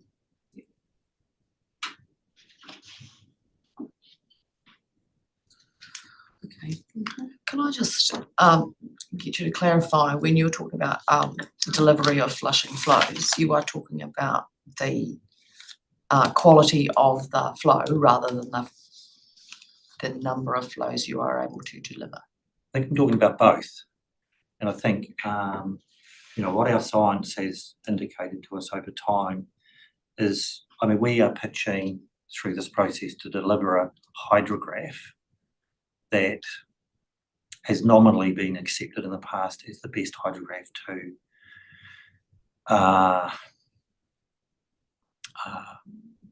get the best result in terms of the outcome of the flow from the point of view of desiccation and removal of Didymo. But part of the reason we've done a number of changes to the protocol over time is recognising that those hydrographs aren't necessarily, it's not necessarily a magic hydrograph.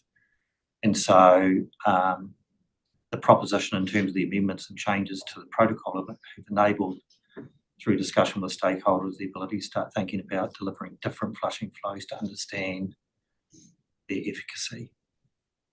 And unfortunately, because of the lack of delivery of them, we've still got a gap there. So this channel work will provide the means to enable, I suspect, some further experimentation around size and shape of flows. But in terms of the flow, the purpose of the flow is to desiccate dynamo, flush it out of the system, and allow the ecosystem to kind of more naturally MCI the ecosystem to improve. That's the end game of the project. Okay, well, thank you very much for your evidence. It's been very helpful. Thank you. Okay, we're just on 10:40, so I think we'll take a break for a cup of tea. So we'll just take 15 minutes and come back at 5 to 11. If anybody is struggling to hear, I can't help you much because I think they are talking up as much as they can. I know it's difficult because they're facing us, but happy for you to come forward to the table here. I think most of you sitting at the next table back are appearing this afternoon anyway. So if anyone is struggling, please come forward over the break. Okay.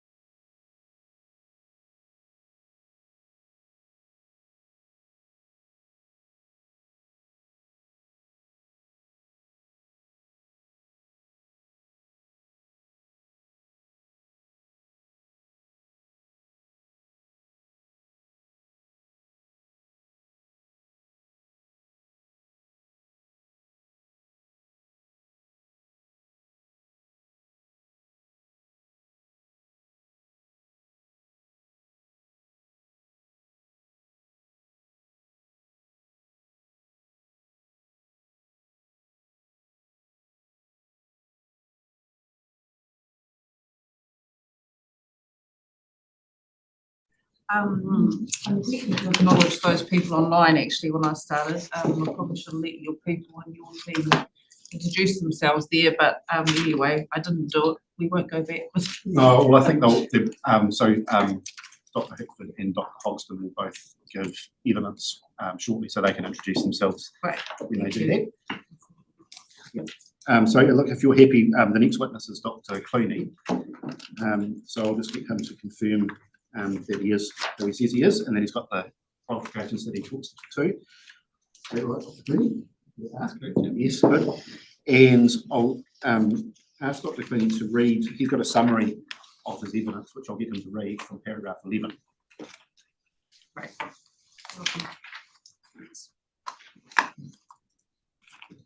So the Manapori Lake Control Structure is a gated structure which controls the rate of flow released from Lake Manapori into the Mararoa River into the Lower Waiau River downstream. Upstream of Manapori Lake Control, over the 1 kilometre reach where the Mararoa River has historically joined the Waiau River, or the Mararoa Delta. The Waiau arm is significantly shallower than for the remaining 9 kilometres upstream to Lake Manapori. And as I note below, this shallow stretch has been found to present a constraint to releasing flows across the North Sea. Operational experience of releasing flushing flows into the Lower Waiau River is that Lake Manapori level needs to be above the address level of 177.7 to release a flow of 160 cubics from the MLC. Tony, can you just speak up a wee bit, please? I don't know if you've got children, but imagine you're telling me off. Speak up a bit more, maybe. I'll try. I investigated the constraint on flow releases across the MLC using a one-dimensional computational hydraulic model. Model results confirmed that when Lake Manapori lake levels are low, the Waiau arm and MLC systems do not have the conveyance capacity to pass the flushing flows that is described in the protocol addressed in Mr. Pereburn's evidence. Energy losses through the shallow Mararoa Delta area are a key part of the conveyance capacity constraint. The excavation of a larger flow area through the Mararoa Delta will increase the conveyance capacity and thus the reliability to be able to release flushing flows through the MLC. Based on model scenarios, excavation of a channel to a base elevation of 172 metres was selected as the best balance between volume and cost of excavation and benefit in terms of the ability to release flushing flows over a wider range of lake conditions. Alternative technologies and methodologies to achieve an enlarged flow area through the Mararoa Delta were considered and evaluated by Damwatch engineers, Meridian experts, and other external experts in workshop settings. To provide further information on the viability of the different excavation methodologies that have been considered, an in-stream trial excavation program was carried out. The trial excavations confirmed a variable channel substrate and the generation of significant amounts of suspended sediment from in-channel bund construction and excavation.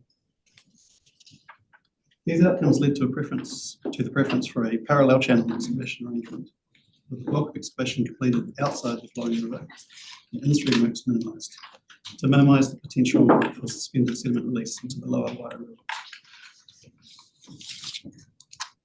The proposed channel alignment is along the true left bank of the current Waiau arm, through an area that the Mararoa River historically occupied, extending from the deeper reach of the Waiau arm to the present-day confluence of the Waiau arm and Mararoa River, immediately upstream of the MLC gates. The proposed channel has a constant trapezoidal cross-section with a 16-metre base, elevation around 172, and 1 and 3 side slopes. I developed a conceptual construction methodology and program for the project, presented in the construction methodology report. The general arrangement of the project site includes the excavation footprint, spoil disposal area, contractors establishment area, a haul road connecting these areas, and flood protection bunds to isolate the excavation footprint in stages 1 and 2 from the Waiau arm. The excavation is conceptually separated into 3 stages, with the first 2 stages encompassing some 85% of the total excavation volume, able to be completed remote from the Waiau arm channel. I anticipate a total on-site construction program of approximately 19 weeks, assuming normal hydrological conditions. The design channel is expected to be stable across the range of flows that are passed through the Waio Arm. Future maintenance requirements for the channel are expected to be limited to the removal of gravels transported by the Mararoa River flows and deposited in the area immediately upstream of MLC gates and around the Waio Arm confluence. And reading this evidence, reference should be made to the construction methodology report that's provided with the application, including the appended drawings. Thank you. You've answered questions, please. Thank you, Dr. Tony. No, because I can't find Where you are. Okay, I'm getting there. Well, thank you, Dr. Tony. Your evidence is actually really clear, and I really appreciate it. I'm looking at your figure 1 when I asked this question, and it really just raised for me whether there was another benefit of the project and whether that by having the new channel, would that enable in the future opportunities for offline works in the existing channels? I was just trying to think of ways, you know, you'll basically come up with a project that avoids having to get into flowing water to reduce the effects. Mm-hmm.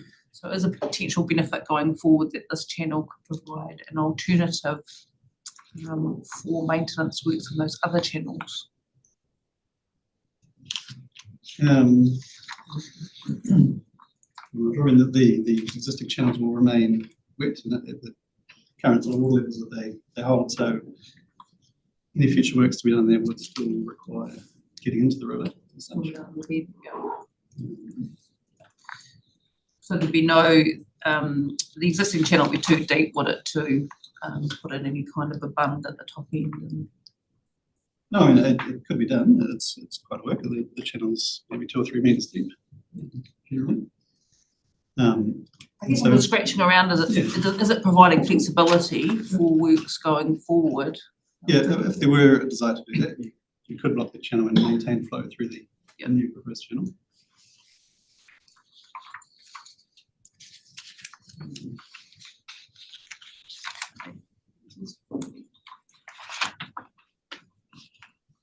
I just noticed that the bathymetry in the Delta area was surveyed in 2020 and it's now 2024. I just wondered what the likelihood that the receiving environment could have changed in that period.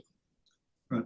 From my understanding, the channel within the Waio Arm is stable. I guess it's unlikely to have moved around due to flows coming down the Waio Arm. What would change is the deposition of sediments, gravels, which will come down the Mararoa River. So it would be expected that the bed of the Mararoa River has changed over that time. But nothing unlikely that the Waio Arm itself will have changed.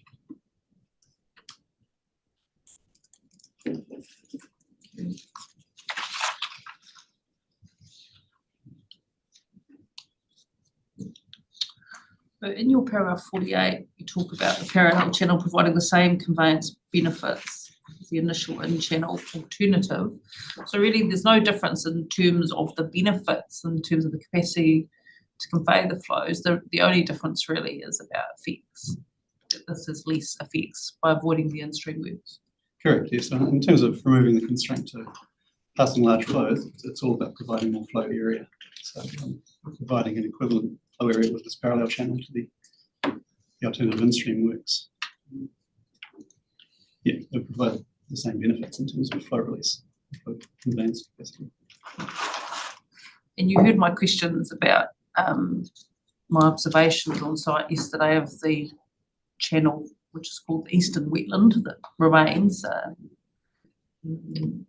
Is there any risk of that happening in this project? Yeah, so I mean the constraint in terms of the flow constraint is well understood and well studied, I think. Meridian maintained measurements of water levels at the lake and down at the structure in records of flow through the structure. And the computational modelling that was done was calibrated against to reproduce these the same outcomes. So I have confidence that the computational model is believable, and I mean the physics and the hydrodynamics behind it is well understood. With regard to the Marawa cut, I guess that's the issue there was trying to release these gravels that come down the Marawa River directly through the gates, and modelling or understanding of sediment transport and sediment deposition is much more uncertain than just more simple flow patterns, I guess. So Dr. Clooney, when you do your modelling and sometimes you have a high level of uncertainty, a low level of uncertainty, without putting any words in your mouth, how would you rate your level of confidence in the modelling undertaken? Yeah, I'm very confident. Very confident. It's a high level of confidence. Yeah, high level of confidence. It's relatively straightforward, I guess, from a flow perspective.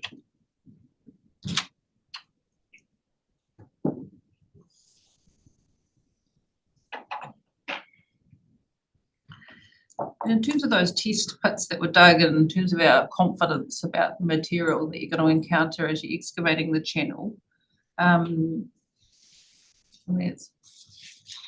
it's representative, but still reasonably low level in terms of the sampling.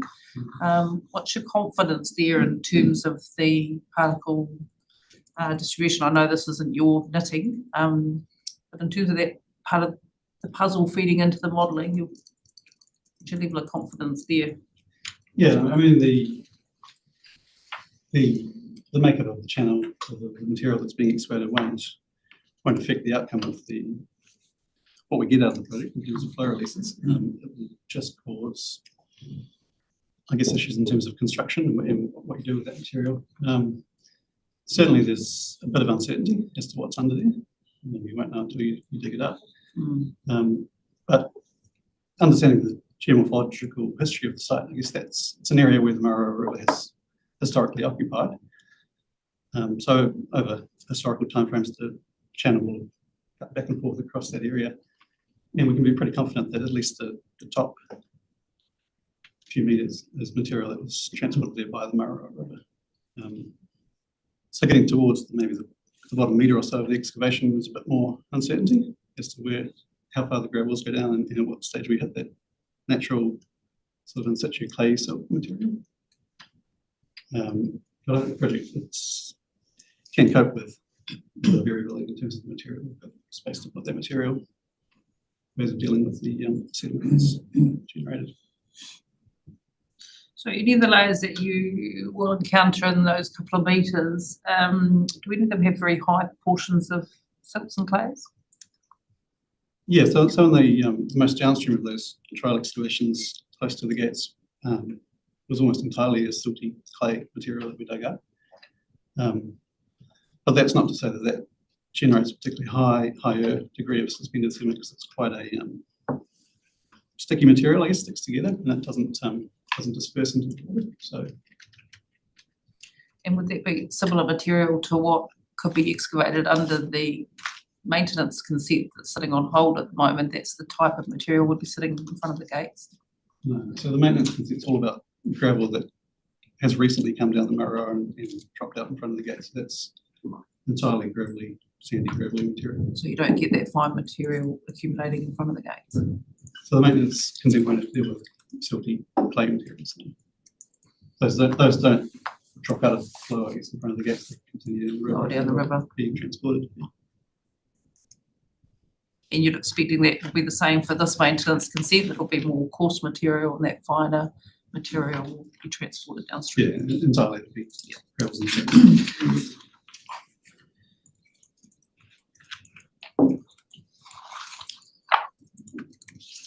On your page 20, figure 4 shows a gap in the flood bump.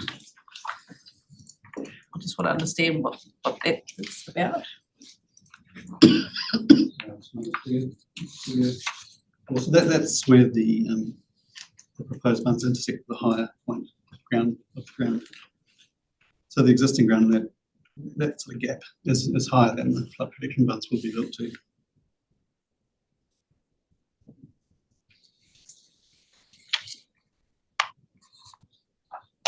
Thank you. And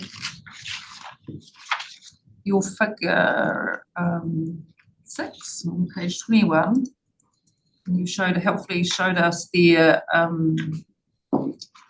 2 dewatering sumps. Are they fixed locations? There's nowhere else? Is it sort of the 2 points of discharge, or is it an either or both? No, they're labelled their possible dewatering provisions. They're not necessary part of the design. They're just potential temporary works that the contractor could use to improve the efficiency of his excavation. Yeah. They're placed there just because those are low points. The grounds would be easiest to construct. They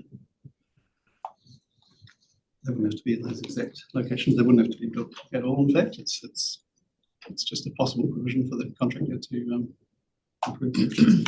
Yeah. And all of the dewatering discharge will go into a sump. That's right. So if this provision is followed, all of the water will be pumped into a seepage pond within the Meridian's land. And, it's seeping filter into the ground.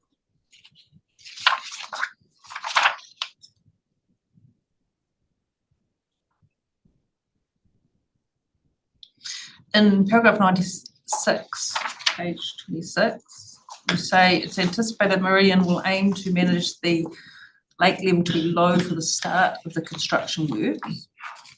Is that something that's required? Is that just a ideal situation? I'm just trying to understand whether that's something that the consent should require or not. So the reason for that is that these flood protection bunds would be built out on those riverbanks, which when the lake is in the lower half of its range are exposed, and you can quite easily place those on the banks there. If the lake were in its the higher half of its range, you'd be trying to construct those in equally deep water, which could be done. It's just it would have an effect in terms of sediment releases. So to avoid that impact, is that something that should be a condition of consent in your view? To build something along the lines of that the construction of the bunds will only be done in below a certain lake level, so there was no direct discharge? I mean, inevitably there will be some discharge of sediment, so the degree of that will be relatively small and short-lived, but it's certainly preferable from my point of view to not have to do that in the water. It will be done in the dry if possible.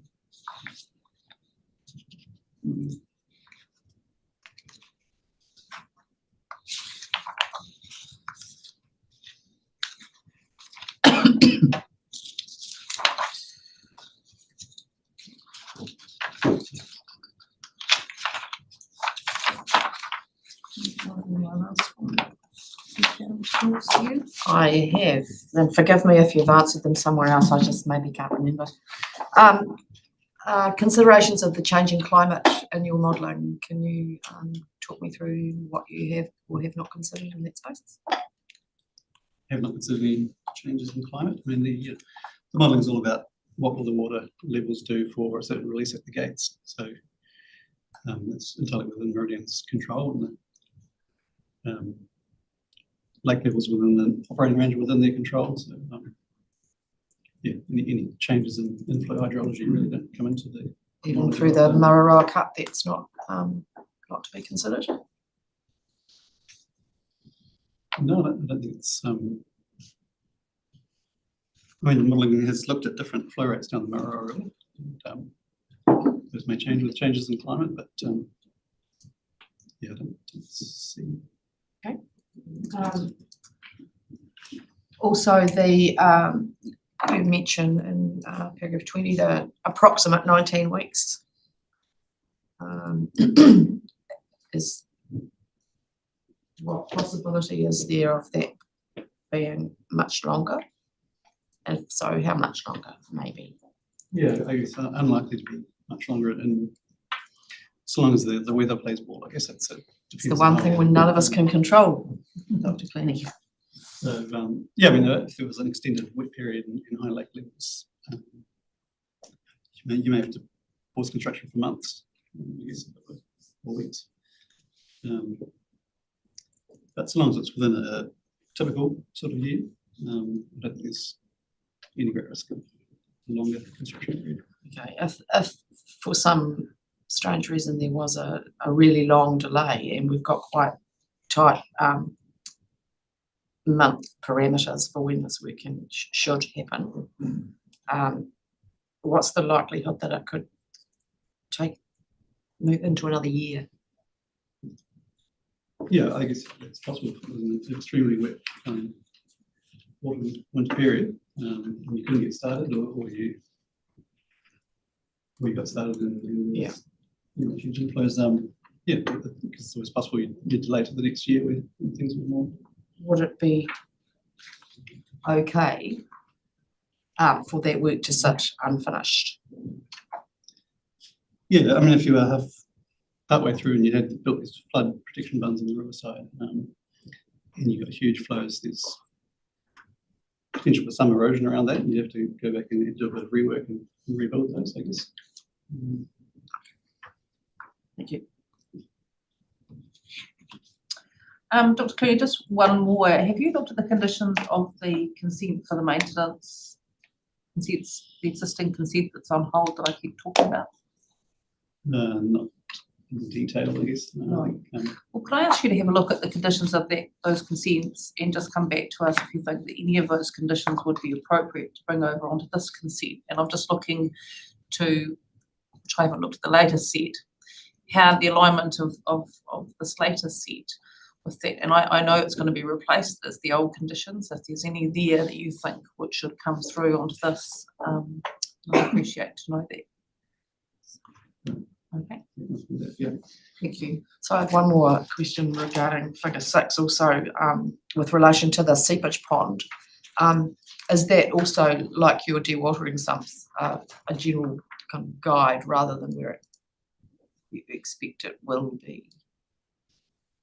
That is where I expect it will be. It's ideal, I guess, if you're pumping water up there and relying on it soaking into the ground as far away from you where you're working as possible, so it doesn't. Yeah. Okay. So unlike the dewatering sumps, it's more. Thank you. Thank you. Well, thank you, Dr. Cooney. Thank you for your evidence. Appreciate it.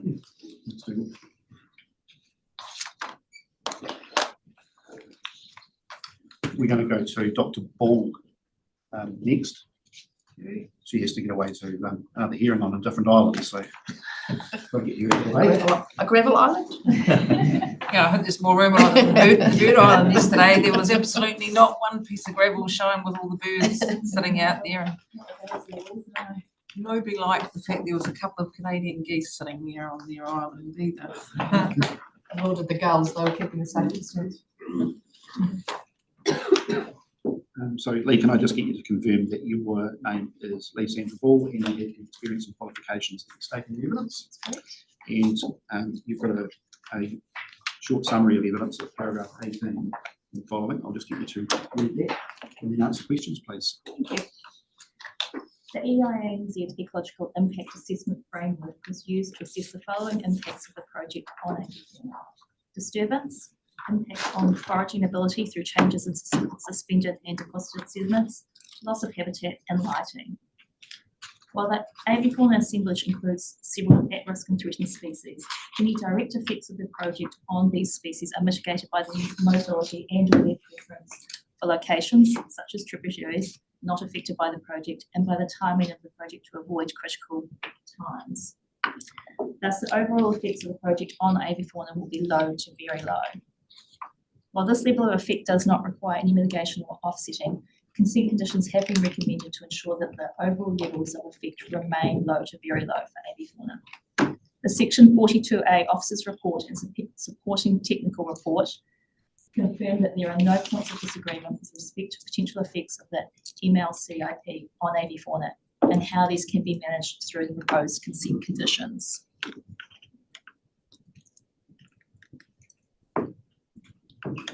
Thank you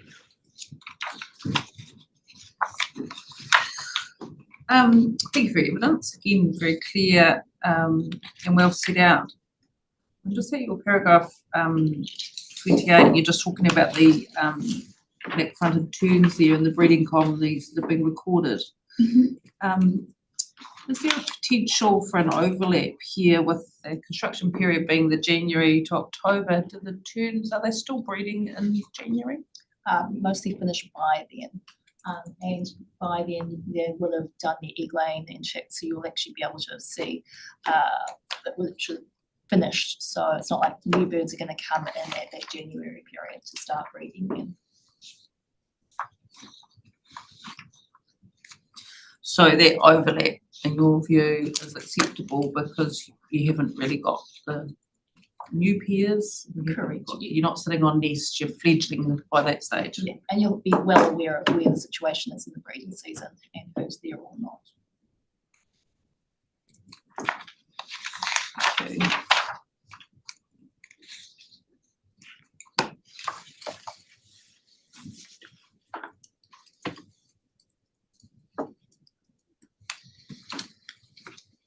In your paragraph 37, you say that the habitats utilised by avifauna are not limited within the wider landscape.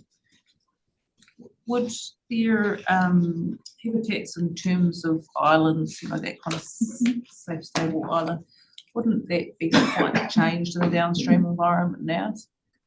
Now being Post the MPS scheme, right? Correct. Yeah. Yes. So there would be less habitat, also sort of safe habitat, breeding habitat on islands and things like that now than there was in the natural system. Yes, but also it's hard with bird habitats on the likes of these braided rivers.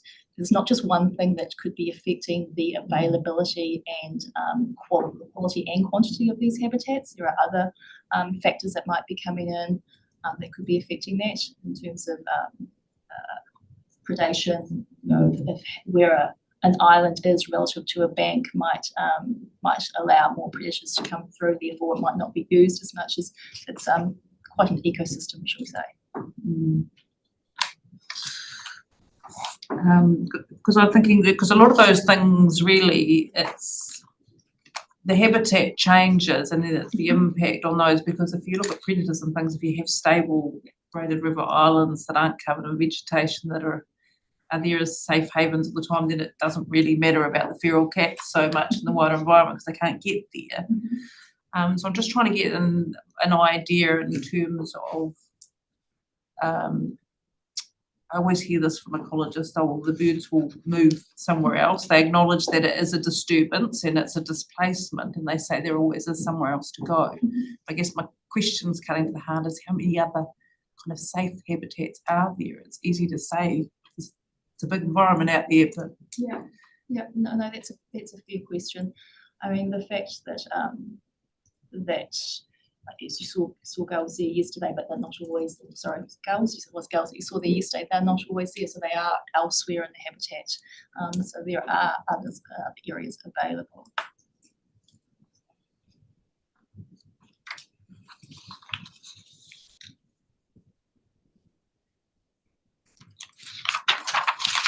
nobody wants them really.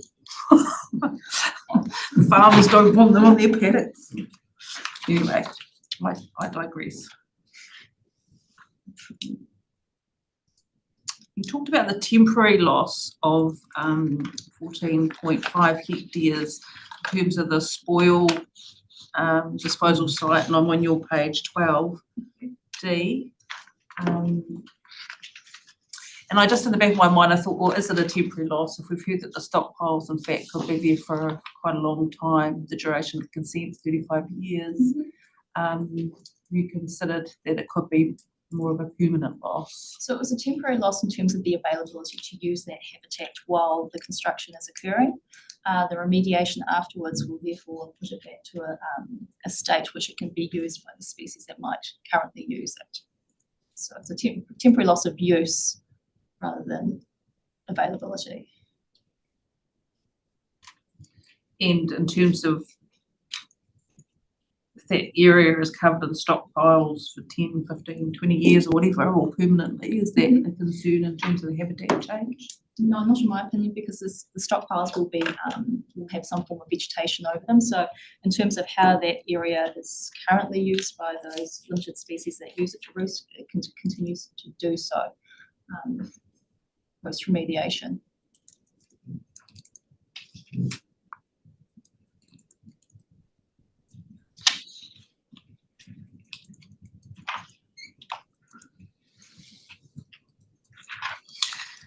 Yeah, Mr. Christensen, I meant to ask you this question. I'm going to ask you this before I ask Dr. Bull. I'm just trying to stay in my lane, in the box. Lights and dust are outside, but are the effects of lights on birds or ecology inside the box in terms of? I'm just not clear, because you've been quite clear about dust and noise, that these things are things you're addressing, but they really don't relate to the discharge permits themselves or the land use activity. Well, they are the land use. I think they're more related to the land use activities. Yeah. And so they would be outside our lane. Yeah. So I'm just trying to understand lights in terms of any potential effects on lights. Yeah. I think what I'd say to you, I mean, I think just ask the question and see if Dr. Bull's able to provide you with a satisfactory answer. And then it's a separate issue to say, well, you know, is it something we can do anything about anyway? Yeah. Okay. It was a very lawyer reply. Thank you. Make no comment on whether it was helpful. But, so the use of lights at night in terms of that potential effect on birds, and I guess I'm getting back to the surveys, there was no nocturnal sort of use of the site looked at, and I'm just wondering what's the potential there for any adverse effects from a 24/7 light operation. Yeah. Okay. So as I understand it, the lighting that will be used will be orientated downwards, so that will mitigate any effect of light spill upwards in terms of birds that might be crossing or traversing the site at night. And the lighting will be obviously concentrated, as I understand it, in areas where the works will be occurring. So again, the spill won't be in any way a large area outside of that. So I'm thinking about the perimeter that might be around where the works are and relative to the habitat that might be used on that site elsewhere. On that basis, I consider the effects would be negligible on the species that are there.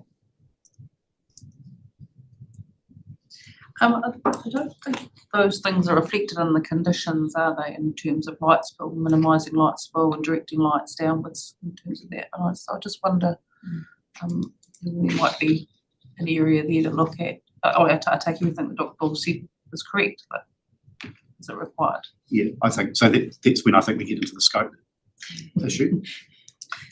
Now you want to help me. No, I think it was a fair question to ask, because it's interesting to understand how is that effect going to be managed. I think you got an answer to that from a technical point of view. I think that then the legal and planning question comes in and say, well, is that something we should have a condition on? I think the answer is no, because it's not related to it's a land use activity MTARDA type of issue. I'm sure Bianca will tell you she's a different view. Yeah, just the MTARDA view aside, I'm interested in the fact that days like we had yesterday where it was pretty grey, what's the likelihood that there might be lights on during the day as well as at night time, and what it would be the effect if that was on for longer than just night time, because some of our days are very dark, right? In my mind, it'd be the same, exactly the same. Again, in terms of how the light would be directed to spill. So the duration of the lights being on is not a concern for you? No, it's not. Thank you.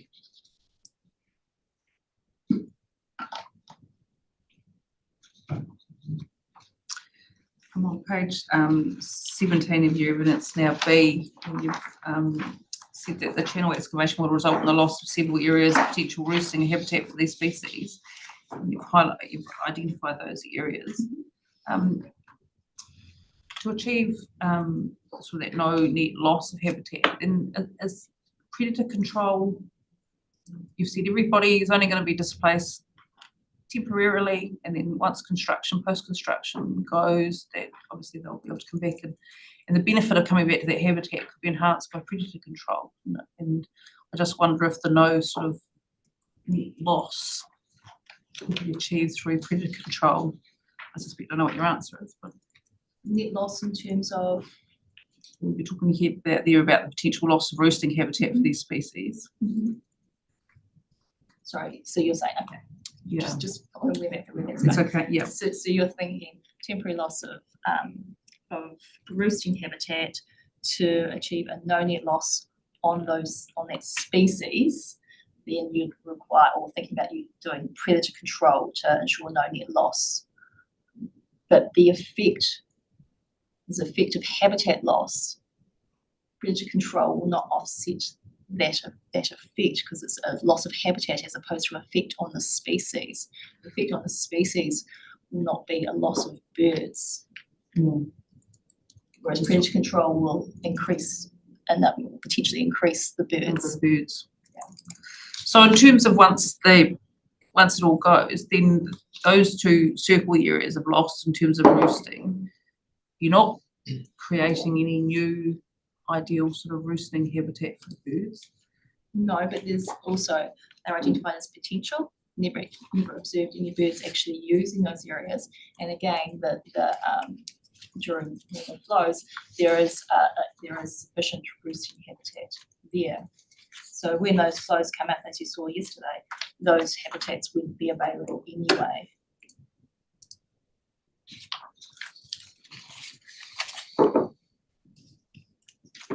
And then enhancing the quality of those habitats, in your view, wouldn't address the no net loss of habitat, it would just increase the quality of what was there.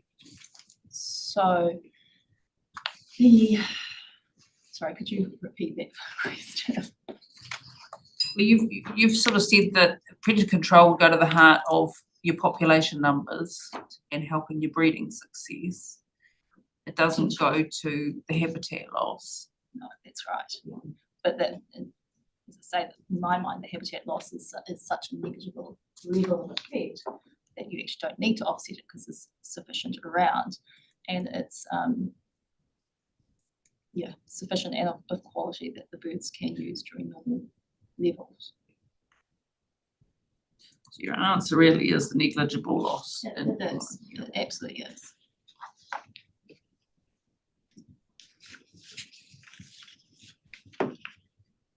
In terms of just responding to the submitter about the opportunity to create a slightly higher level renew island, so that the effect could be positive, no effect to a positive effect. Again, the answer in your view is it's just not required given the scale of effects. Correct. The level of effects being had on the birds associated with the project is not, in my mind, and based on the EINZ framework, level of effect that requires to be offset or mitigated. And have you got any comment on that opportunity lost in terms of, in a couple of years' time, when people are sitting in the room here trying to think of the ways to mitigate the habitat loss downstream, a lost opportunity? Well, I don't know. Is it a lost opportunity? Is it not? I don't know if that's actually the case, if it is a lost opportunity, if the effects that people will assess, however many years down the line, determine that such offset or mitigation is required. It's not my area of expertise to say whether that could be achieved or not. It's an engineering question. You've just stayed very much in your lane in terms of the effects of this project. Yeah, understood.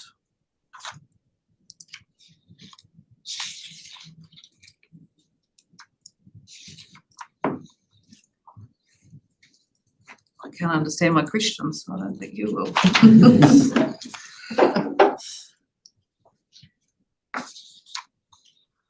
No question. Maybe it's You've covered off. I haven't The only thing I just want to be clear about actually is, are you suggesting that there will be a return to available habitats once the construction work is completed? You're comfortable with that? Thank you.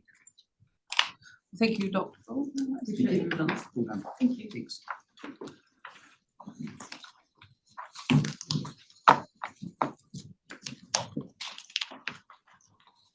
Yeah, Dr. Hoyle was the next witness.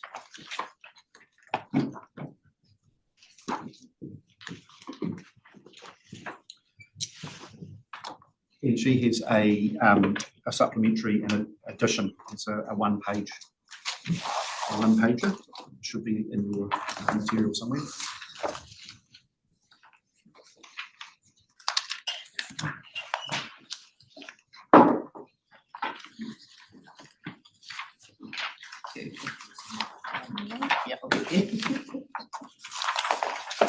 While we're finding out, it's a paper. My old school paper shuffling. Yeah, no, that's all right. I'll get you to confirm that your name is Joanna Toby Hoyle and you have the experience and qualifications that you said in the statement of evidence. Yes, that's correct. And I understand that you wish to make an addition to paragraph 158 of your statement of evidence, and that's the piece of paper that has been handed out this morning. Yeah. Okay, so what I'll get you to do is go through that addition and then to go through the executive summary, to read through the executive summary of your evidence. Okay. All right, thanks. So there's an addition I'd like to make at the end of paragraph 158 of my evidence. Paragraph 158 of my evidence provides a response to the section 42A report in relation to how the turbidity thresholds I proposed relate to what occurs naturally. The aim of paragraph 158 is to clarify that the proposed thresholds mean that if the Mararoa River produces suspended sediment at levels typical of an average year and the project stays within the proposed thresholds, then the receiving environment should experience suspended sediment levels within the range of that which has occurred historically. In paragraph 158, I acknowledge that if the Mararoa River produces greater than average levels of suspended sediment during the project, and the project approaches the thresholds proposed, then total suspended sediment may potentially exceed levels that have occurred historically. I wish to add the following to the end of paragraph 158. In the unlikely event that the proposed condition 8 of the discharge permit was triggered, turbidity generated by the works may spend more time in a lower turbidity band than provided for in condition 6 and less time in a higher turbidity band. If this was to occur, then it may also be possible to exceed the levels of lower turbidity that have occurred historically, but not the higher levels. So onto my summary. Mean annual flow in the Mararoa River is 31 cubics, with mean monthly flows tending to be higher in June to October and lower in November to May. Net mean annual flow in the Waiau Arm is 38 cubics towards the MLC, with mean monthly flows tending to be highest in May to December and lowest in March and April. Mean annual flow in the Lower Waiau River is 71 cubics, with mean monthly flows tending to be lowest in January to April and highest from May to December. High flows in the Mararoa River are naturally turbid. Under Meridian's resource consents for the Manapōuri Power Scheme, all flows with turbidity greater than 30 NTU are required to be passed through the MLC to the Lower Waiau River so that sediment-laden water does not enter Lake Manapōuri. High flow events in both the Waiau Arm and the Mararoa River tend to be less common in summer. High flows in the Lower Waiau River can be sourced from Lake Manapōuri and or the Mararoa River. High flows from Lake Manapōuri include lake floods and summer flushing flows to assist the management of nuisance periphyton and smaller recreational flows. The mean annual flood in the Lower Waiau River, based on the MLC at tailwater record, is 576 cubics. Suspended sediment from the Mararoa River enters the upper reaches of the Lower Waiau River and is measured as turbidity at Meridian's Mararoa at Weir Road monitoring station. Suspended sediment naturally increases during floods, and typically, the greater the flood magnitude, the greater the suspended sediment. Episodes of naturally high turbidity in the Mararoa River are relatively brief, with turbidity typically declining rapidly once the flood peak has passed. Concentrations of suspended sediment in the Waiau Arm are generally low, because the water originates primarily from Lake Manapōuri and only from the Mararoa River when turbidity levels are low. Water with turbidity greater than 9 FNU rarely enters the Waiau arm. The relative flow contributions at MLC determines the levels of naturally occurring suspended sediment delivered to the Lower Waiau River.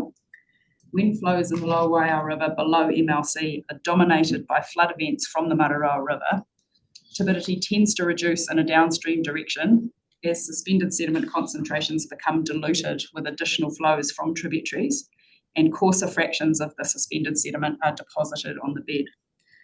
Note that this may not be the case in a catchment-wide rainfall event or an event focused downstream of the MLC and not in the headwaters, during which elevated levels of sediment may also enter the Lower Waiau River from tributaries or land runoff downstream of the MLC. My understanding of deposited fine sediment in the project area is based on benthic surveys from the 1st of March 2022. These surveys showed that deposited fine sediment cover in the lower 900 metres of the Waiau Arm, which is the project area, ranged from 5 to 85%. Deposited fine sediment in the upper reaches of the Lower Waiau River has been monitored monthly since August 2018 by Environment Southland at a site just upstream of Excelsior Creek. Median deposited fine sediment cover at the site is around 22%, but it's been highly variable over time, fluctuating from 0% to more than 75% cover. Deposited fine sediment in the Lower Waiau River upstream of Excelsior Creek is primarily sourced from the Mararoa River and its catchment, but is influenced by relative timing of high flows from both the Mararoa and Lake Manapōuri, as these flows both deliver and move deposited fine sediment downstream. The trial excavation undertaken in February 2023 highlighted that any in-stream excavation and the construction of bunds in the project area both have potential to contribute suspended sediment to the Lower Waiau River.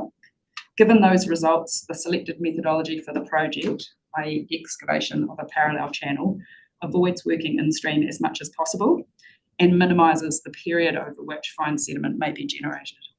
However, there's still potential to generate suspended sediment, particularly during the stage 3 breakout phase. Levels of suspended sediment generated from the project are expected to be within the range of suspended sediment that comes naturally from the Mararoa River during floods. This is because the material to be excavated has primarily originated from the Mararoa River, so the nature of the material that will be disturbed during the project is generally the same as that being disturbed during flood events in the Mararoa River. This provides high-level bounds on expected suspended sediment. The trial was undertaken with a key objective being to provide clearer indication of potential levels of suspended sediment generation. The maximum turbidity recorded during the trial was 36.8 FNU, which is equivalent to what typically occurs in the Lower Mararoa River during flows that are exceeded about 10% of the year. Turbidity at this level naturally has a recession time, i.e. time back to normal low turbidity levels, of approximately 40 hours. In my opinion, these trials provide a good indication of levels of turbidity that may be generated during the project. However, because excavations during the trial were of much shorter duration than is proposed during the project, it's possible that higher levels could occur. If levels are higher, I still expect them to be within the range of suspended sediment generated naturally by the Mararoa. The periods of the project with the highest potential for generation of suspended sediment, i.e. stage 3 breakouts, are also the periods with the greatest potential for deposited fine sediment accumulation in the Lower Waiau River, if left unmitigated. The potential for suspended sediment to deposit on the bed is greater than it would be for an equivalent level of suspended sediment generated naturally from the Mararoa River, because suspended sediment generated by the project may occur during low flows, while high levels of sediment from the Mararoa occur during flood events. The proportion of suspended sediment that becomes deposited on the bed will depend on the particle size distribution of the material being contributed in stream and the flows in the Mararoa River and down the Waiau Arm at the time. Whilst we have some understanding of particle size distributions from the trial and what flows are typical, there's still a level of uncertainty with each of these factors. However, increased levels of both suspended and deposited sediment that arise because of the construction can be appropriately managed using the proposed sediment management framework. The turbidity and deposited fine sediment thresholds that have been recommended as part of the sediment management framework are set at levels and durations aimed to protect all biota from both acute and chronic effects. The framework is also designed to keep suspended sediment and deposited fine sediment within the range of conditions that's experienced naturally in the project area and Lower Waiau River. Both suspended sediment and deposited fine sediment effects are expected to be effectively managed by flushing flows and natural flood events, meaning that the effects of the project on sediment will be temporary and of short duration. Also, my understanding, based on the evidence of Drs. Hicksford, Hogston and Bull, is that any ecological effects of the sediment will also be temporary and of short duration. Meridian's proposed consent conditions attached to Mr. Murray's evidence relating to turbidity thresholds and deposited fine sediment outline the measures that are reasonably practicable to ensure that turbidity and deposited fine sediment levels and durations are not exceeded, and note that the applicant is not limited to these mitigation measures. I consider that these conditions outline actions that will avoid, remedy or mitigate adverse effects whilst retaining flexibility for the applicant to choose the appropriate response according to the given situation. It was a long summary, wasn't it? A big chunk of evidence though you've covered there, thank you. Dr. Hall, I just want to understand paragraph 32, talk there about developing the sediment monitoring protocol for the trial to help comply with the consent conditions. So that is condition 4A that you mentioned later in your evidence, is it? Yes. That's the 20% water clarity. Yes. Do you have any experience with that consent and the monitoring of that consent at the moment? My only experience with it was during the trial, trying to comply with while the trial was undertaken. And that condition as written? It was difficult to apply during the trial. One of the key reasons for that was that it specifies the use of a water clarity tube, which is only appropriate when the water clarity is less than 1 metre. And when you measure water clarity in the Waiau upstream of where the works are happening, it's always greater than 1 metre. So you can't actually apply that condition. You can't use it when it's greater than 1 metre. Yeah, but you're looking at 20% reduction, and if you can't measure it, then 20% of something that's unmeasurable is not possible. So during the trial, we kept with the intention of that condition and measured water clarity using a visual clarity instrument and endeavoured to keep within 20% of that. So you've heard my questions about the trying to integrate or at least set a reasonable standard with this consent so that when that other maintenance consent finally comes through the system, I'm sure they'll look at this consent to see what the standards are. Are you confident that the conditions as they're proposed at the moment provide a better methodology for measuring changes in water clarity? I'm particularly looking at. Yeah, I think they're much more stringent. And in terms of needing to measure that in, is it just an upstream, downstream, or I guess I'm thinking post-construction now for maintenance. Does the condition sufficiently cover both scenarios through the construction period and then the operation for the maintenance? Yes, I believe so, yeah.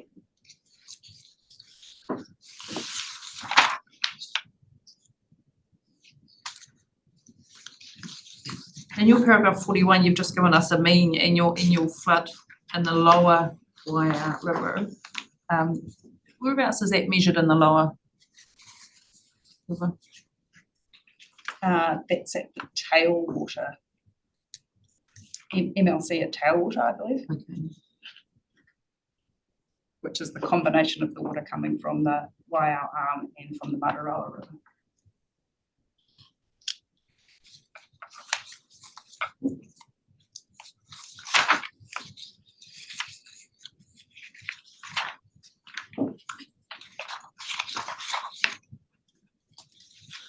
I just want to understand what you've been telling us in paragraph 75 in terms of you've said you've used the monitoring station data to back calculate turbidity coming from the Waiararm trial excavation.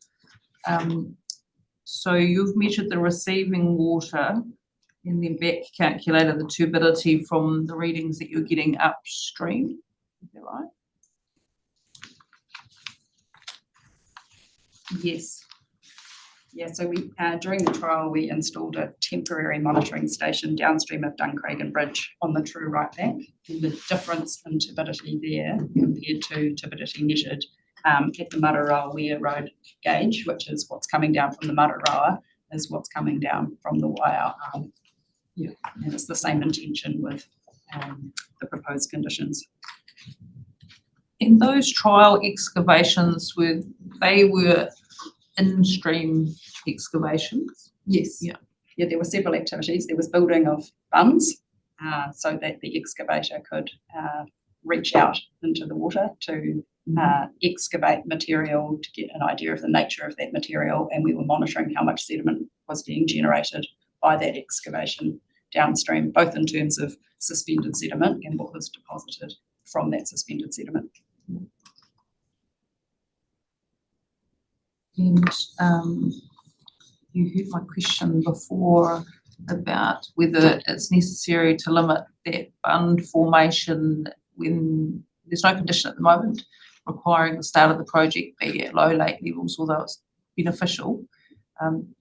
In terms of what you've seen from the effects of those trials, does that warrant a condition requiring that bund formation be done, that initial work be done at low lake levels? I don't think so. I think that's captured by the sediment management conditions. So it's possible that when lake levels are low, water may mobilise fine sediment from that bund material, but that should be short duration if that happens, and it would be captured by the sediment thresholds that have been established. So in developing those thresholds, we've thought through all the various stages and conditions in which sediment could be generated and thought through what may be an adverse effect and endeavoured to manage that. Thank you.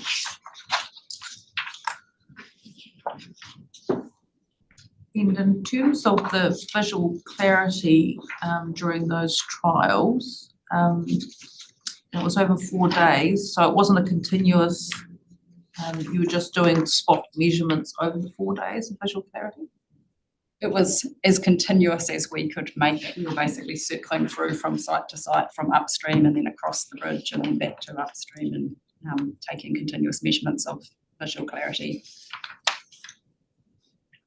And you were doing suspended sediment concentrations at the same time? Yeah, there were several activities that were undertaken. So there was sediment gaugings where you're collecting water samples from Duncragan Bridge at locations across the bridge, and then those later got analysed in the lab to understand the suspended sediment concentration of those samples.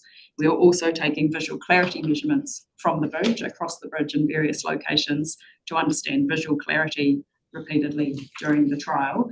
And then a relationship was developed between visual clarity and turbidity, which was measured continuously at the downstream monitoring station, which meant that we can back calculate continuous visual clarity and suspended sediment concentration from that monitoring station.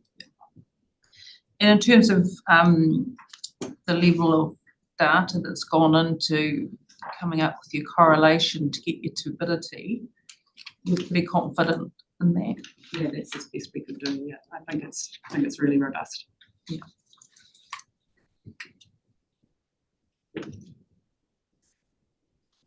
Had that never been done before this point, turbidity and suspended solid correlation work?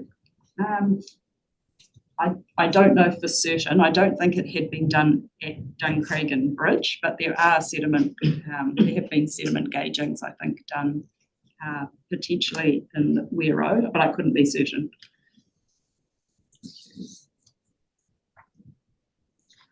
So when I look at the limits in your table 1 in paragraph 86,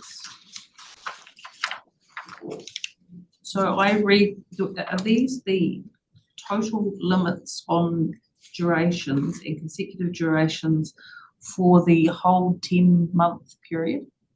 Yes. Well, it's during parallel channel excavations. I understand it from the proposed conditions, which includes the breakout phase.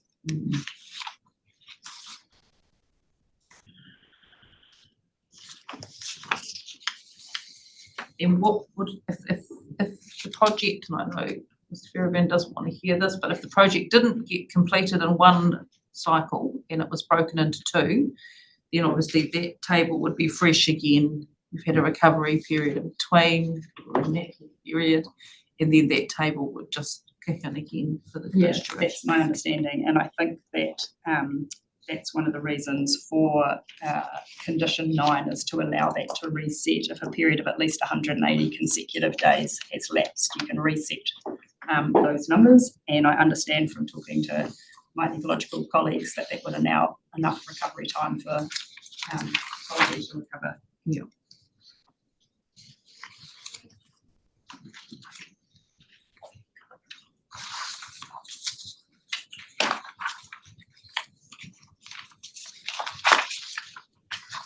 Paragraph 109,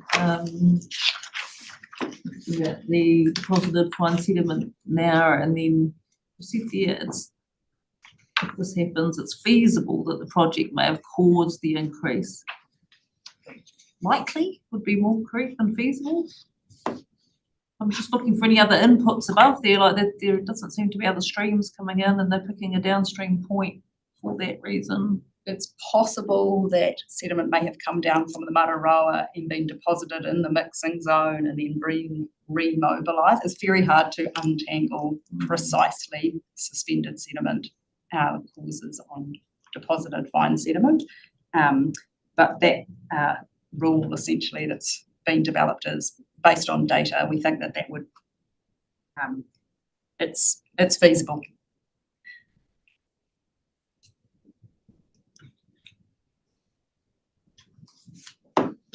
In paragraph 111 below that, you see this is important because the level of dilution provided by the flushing flow will depend on the suspended sediment being contributed by the Mararoa. But the other important point of that is not just the Mararoa, is it? It's the proportion of water available from the Waiā arm to dilute it. That's probably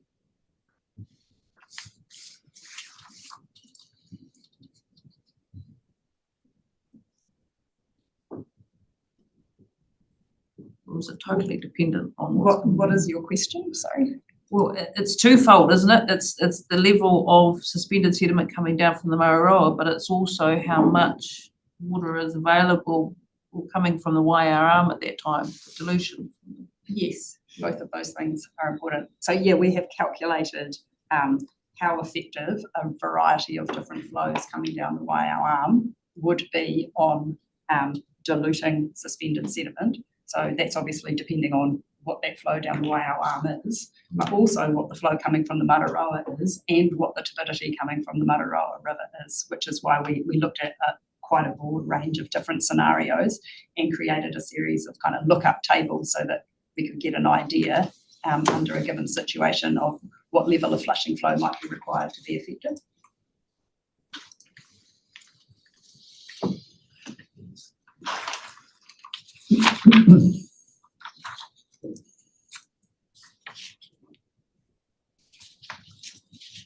In terms of your paragraph 133, again, it's back to those trial excavations, and I guess it's just getting an idea of how representative of the particle distribution size from those trials, because you'd expect quite a great variation across the site. Yeah, I mean, and the trials showed that there was quite a variation, but essentially you could say that it fell into two groups. One was the clay material that got excavated sort of at depth below the kind of gravel material that comes from the delta.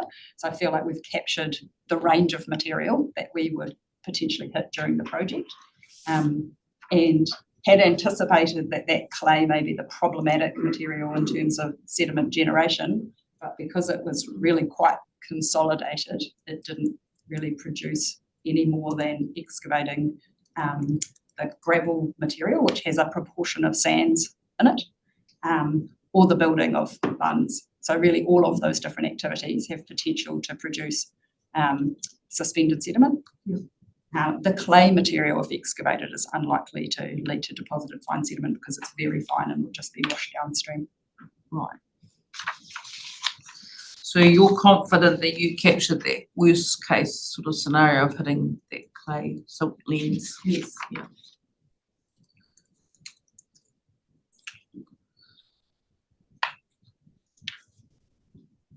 Your paragraph 137, and really you've just said that there's a whole lot of factors, it's highly uncertain, but if the deposition of fine sediment occurs as a result of the project, you said it can be managed, and I guess is that sort of the proviso that's provided there's sufficient water available in Lake Menapuri, it can be managed. Yes.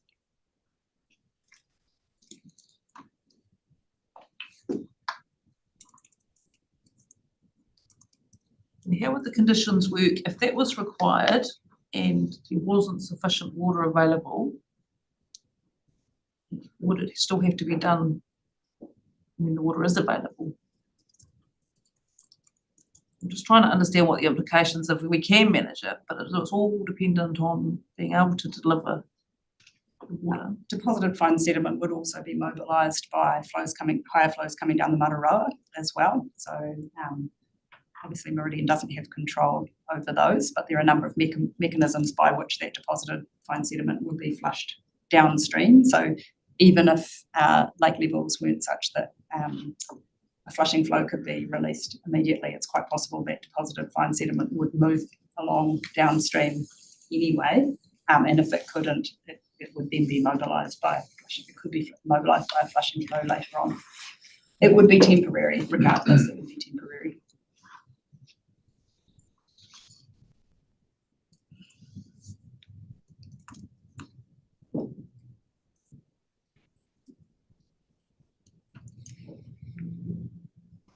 So in terms of the risks of stage 3 versus the other stages, and then the risk of not having water available to release the flushing flow, then it raised for me with the stage 3 should only commence if there's enough water available over a 5-week period to be able to take the adaptive management response action.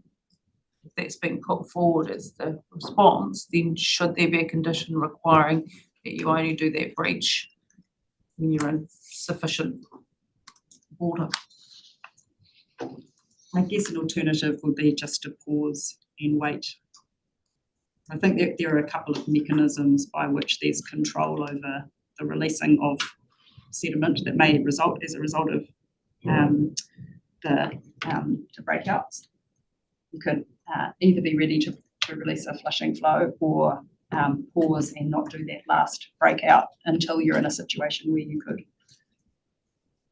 Because I'm not sure that's reflected at the moment in the conditions again I haven't looked at this morning's. It's just really being in a position to be able to deliver the adaptive management response, and I'm not sure if there's any limit there on the consent holder at the moment to ensure that those flows are available. I understand what you say that you could pause starting it, but once you've started that 5-week period, presumably you've started. I believe that the conditions that are there they state the tools that are available to Meridian to be able to manage the effects.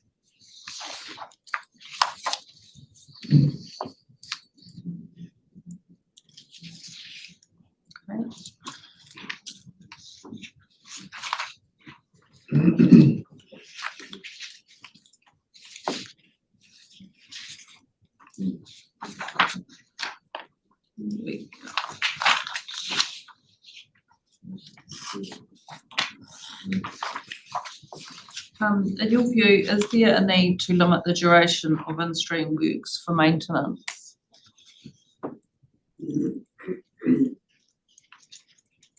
I hear the evidence that it's not going to happen often and it's going to be really small. In light of all that, is your question the duration that maintenance can be, like the time that it takes to do the maintenance? Yeah. So if you're doing in-stream works, is there a control there that, and I don't think the existing maintenance consent addresses that matter. I'm just thinking about that. That's the real critical, there's a time period where it's going to be too long. So if oily modelling is being about protecting things sort of in that 5-week period, like should there be a maximum duration to in-stream works in one hit?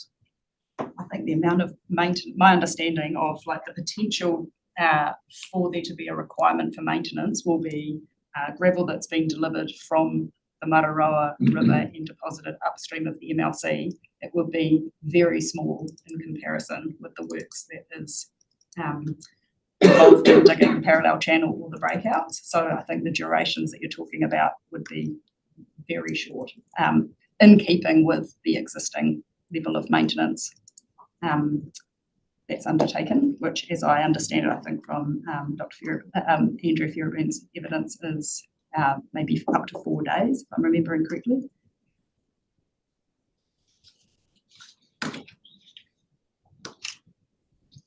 Okay. I think your answer was probably no. Do you think? No. Yeah, I'm not. You gave me more than that, which was good. I'm not criticising you, but I think you're saying you don't think there's a need to limit the duration. No. Yeah.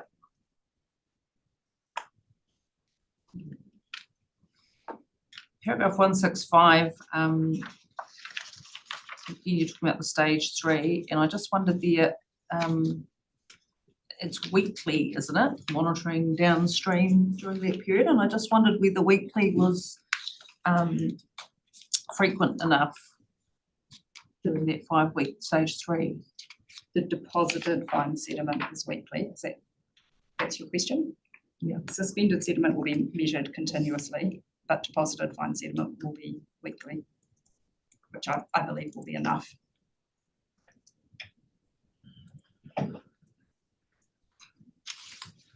And yesterday we couldn't access that site for numerous reasons, but including that it was quite a long walk. But just thinking, if you can't get to that site for whatever, what does that mean if you can't access that site on a weekly basis? If it's, say, high flow or whatever, assuming your answer will be you're going to be resetting anyway in those kind of conditions. Yes, I mean, I think you would always be able to get into the site, like you can walk down to that site hopefully by walking down. Whether you can get into the water to measure deposited fine sediment will probably not be possible at high flows, but in those conditions you'll likely be moving deposited fine sediment downstream, and I think the intention would be to get back in as soon as you can after levels have gone down. Yeah. And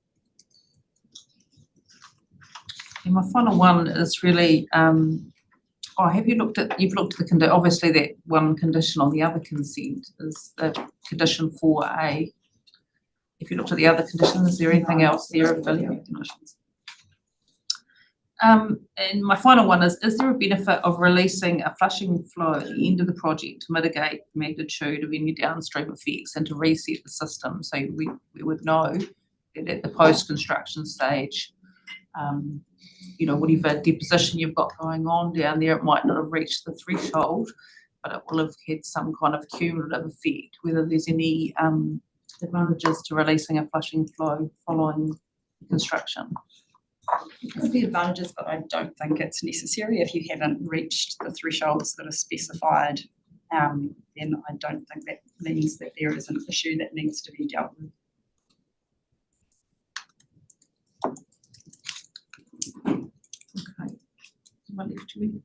Yeah, just a couple of things. Excuse my ignorance, I guess. The negative flows that you mentioned in paragraph 37, help me understand whether that might carry any suspended sediment or anything with it. There's requirements that any flows greater than 30 NTU have to be diverted down through the MLC. Yeah. So the negative flows are not ever going to push anything back up the. No, they shouldn't. And the other question was paragraph 119 about the erosion of the potential erosion of the bund during high flows like we saw yesterday. I'm not quite sure what my question is exactly, but I'm just wondering if you can give me an idea of how long that impact might, what the significance of that erosion. I don't think it should be significant.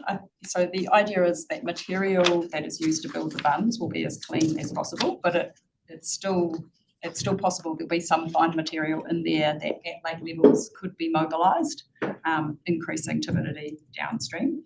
We don't know to what level that will be increased, but it will be captured by the sediment thresholds in the proposed conditions.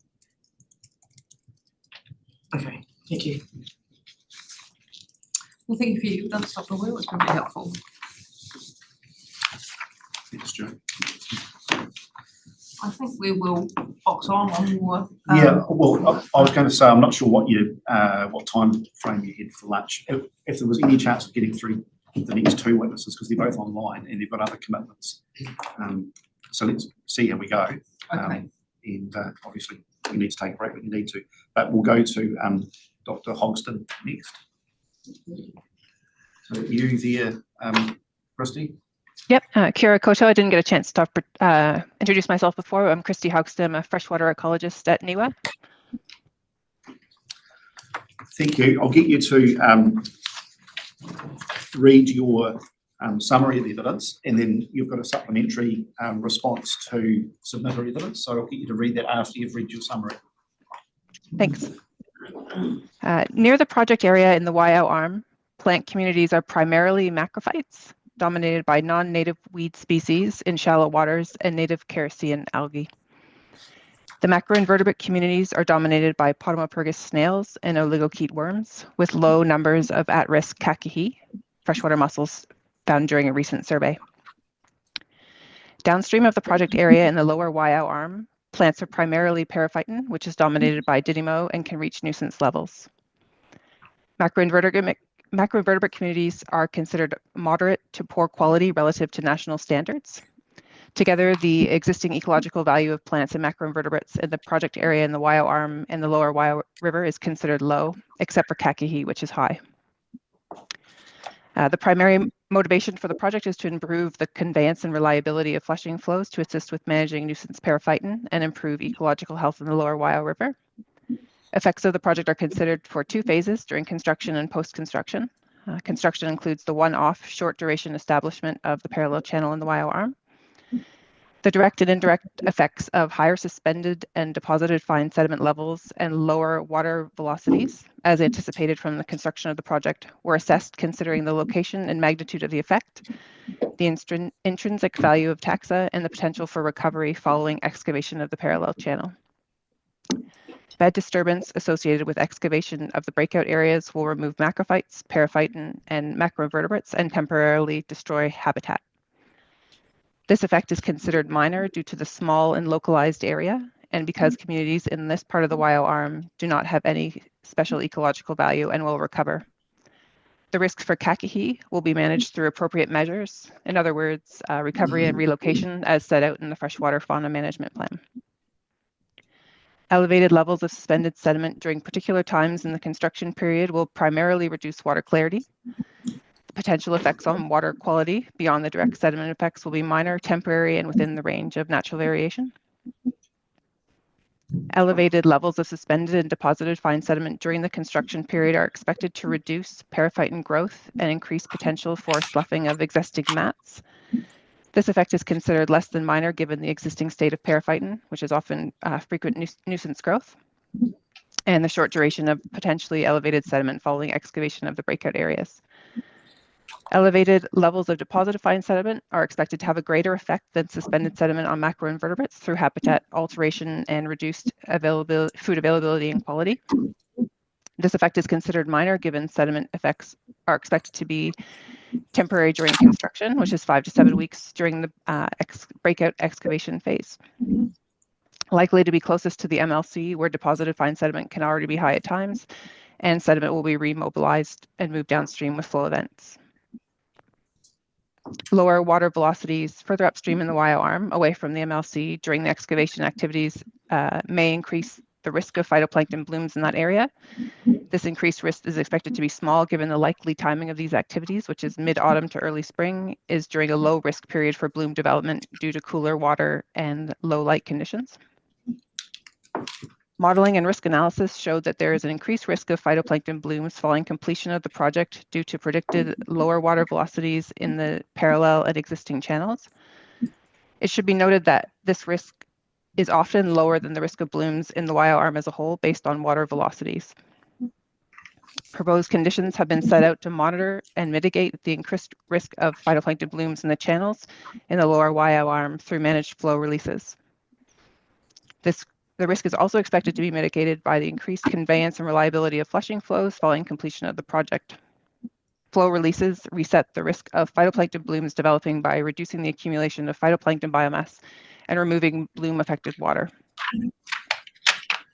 Overall, the construction effects of the project on macrophytes, periphyton, phytoplankton, and macroinvertebrates are assessed to be minor, provided the effects are adaptively managed as set out in the sediment management framework and with flow releases. Following construction, plants will gradually recover with upstream communities providing propagules for recolonization, and macroinvertebrates will also recolonize the area. Some will recolonize relatively rapidly, whereas others may take longer depending on their taxa and their mobility. I'd also like to take this opportunity to respond to 3 matters that were raised in submitters' evidence by Dr. Bennett and Mr. Rodway on behalf of the WIO Working Party, as related to my evidence. With respect to mitigation of the increased risk of phytoplankton blooms in the new parallel and existing channels compared to the existing channels, Dr. Bennett has indicated that number of additional flushing flows has been overestimated and recreational flows are already included in the current flow regime, so will not be an initial part of any future flow regime. Just to clarify, my point is that all future flushing flows and recreational flow releases will assist in mitigating and delaying the risk of phytoplankton blooms in the channels upstream of the MLC following completion of the project. Furthermore, the proposed water quality monitoring condition, general condition 15, specifies additional flow releases specific to manage increased phytoplankton.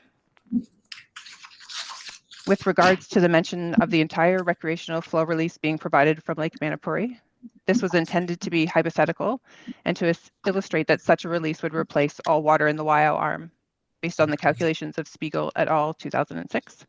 The wording was not clear, and I thank Dr. Bennett for pointing that out. In practice, all recreational flows released to the lower YO River include a proportion of flow from the Mararo River with a balance of flow from the YO arm and Lake Manapuri. In regard to the chlorophyll A trigger set out in the proposed monitoring condition, which is 5 milligrams per meter cubed, both Dr. Bennett and Mr. Rodway submit that 2 is an appropriate trigger level for the YO arm. The 5 milligram per meter cubed trigger level was selected as it represents a change in status to eutrophic conditions, and a single sample at this concentration would raise a red flag. I note that 5 milligrams per meter cubed is within band A for the phytoplankton attribute in the NPS-FM for annual maximum, and is an appropriate metric for an individual sample. Thank you. If you'd answer questions, please.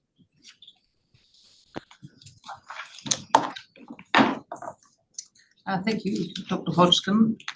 You can hear us okay? I can, thank you. Paragraph 24, it's this timing, you've said mid autumn to early spring, but I have the project down from January to October, so which to me is summer to spring, so I'm not sure. Are you thinking a different timing? Mid-autumn to early spring? I think that's specific to the excavation activities. So that is my understanding of the timing of that phase of the project. Is that stage 3 or all excavation?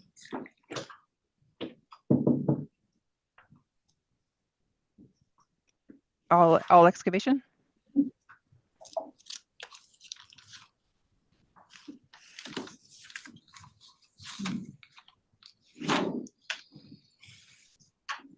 paragraph 29, you've talked about the one-off Benvic ecology sampling. That was undertaken at the site of the proposed excavation? Yes, that was in the project area and included a couple of upstream control transects in the wire arm. But no benthic sampling downstream in the receiving waters? Not as part of that survey, no. Right.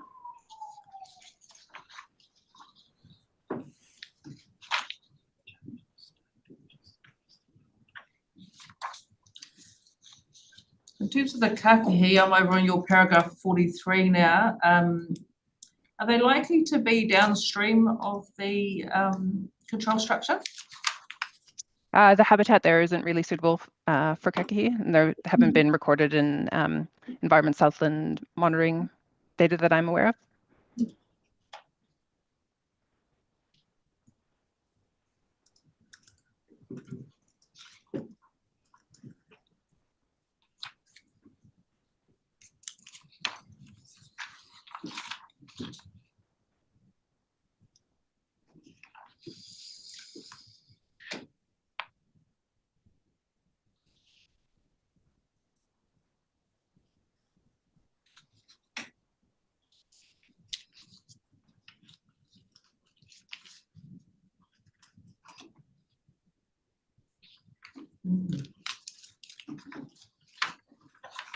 Sorry, bear with me. What seemed like good questions start to fade as you get through the hearing.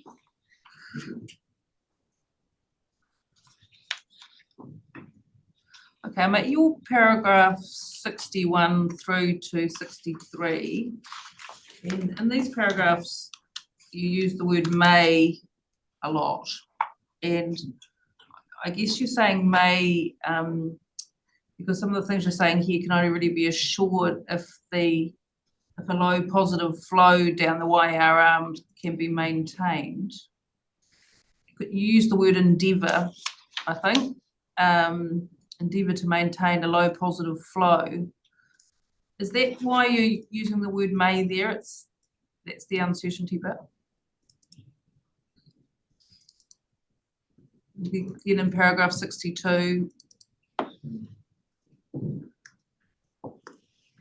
My question really is is the uncertainty just in relation to whether there's sufficient flow in the YR arm to have that low positive flow? I think that's the expectation, that Meridian will endeavour to maintain that low positive flow. Sorry, that's why you've said may. Yeah.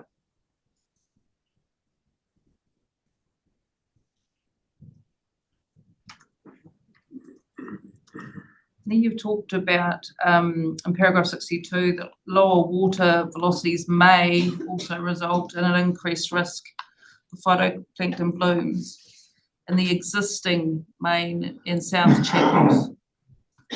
I guess your results looks at the velocity, but if you add in the combination of the shallower water and the likely higher temperatures and the greater light penetration, wouldn't that put it more in the likely rather than may, with all those factors taken into account, if we didn't just focus on water velocities?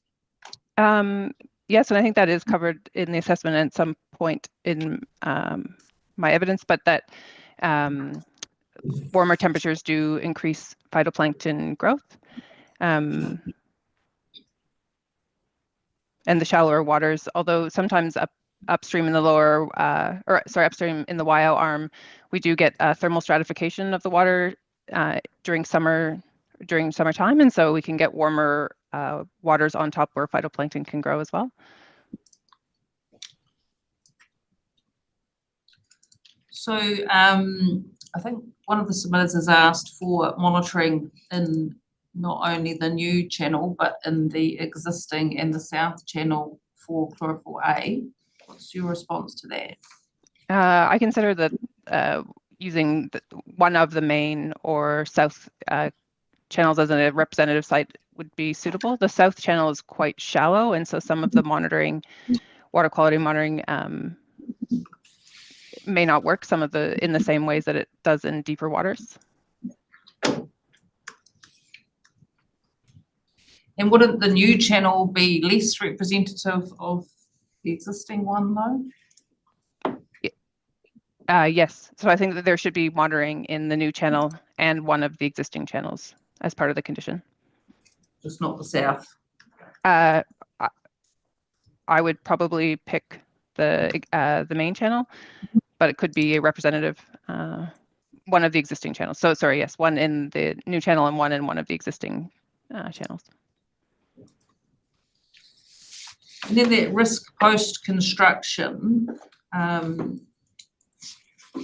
because this really isn't about construction, isn't it? It is actually post-construction. The chlorophore-A risk is actually the ongoing risk, isn't it?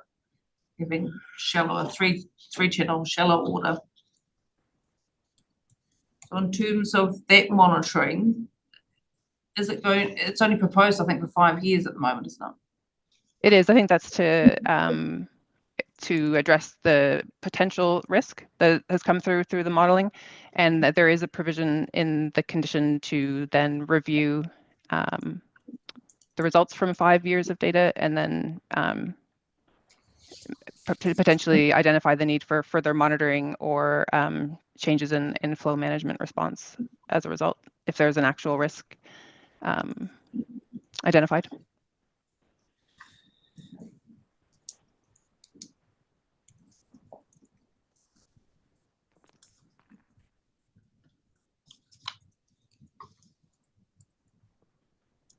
Then your conclusion in 64 is overall that the post-construction will have a positive effect on periphyton in the lower wire. Would you call that a minor positive? I just want to get an idea of the scale of the positive there. I mean, we've got some submitters saying that it's only a potential movement from an average of 1.5 to an average of 2.5 to 3. Would that be a minor positive?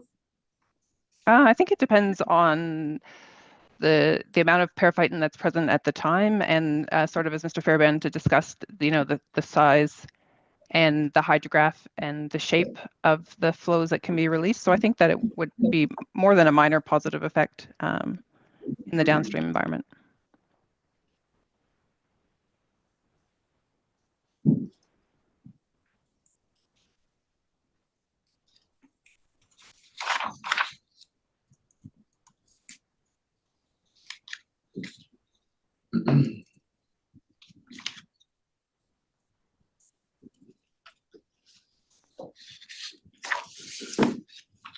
Paragraph 85, you talked there about the recreational flows, and you said if the entire recreational flow is provided from Lake Menapori, then all the water in the YRR would be replaced. Are you aware if that's normally the case, or is it normally a combination of those flows? I mean, there's always some coming from the Mararoa, so I'm trying to understand what your level of understanding there about this, if the entire flow is from Lake Menapori. Yeah, so that was the Mararoa in it, won't it? It would definitely will, and that was the point that I responded to in regards to my submitter's evidence in point number 3, in response to Ms. Bennett's pointing it out for clarification. And so that was sort of a hypothetical to illustrate that would be the case, but yes, in practice, and I understand that the flow will always contain a proportion of the Mararoa River water flow, of the water going through the arm.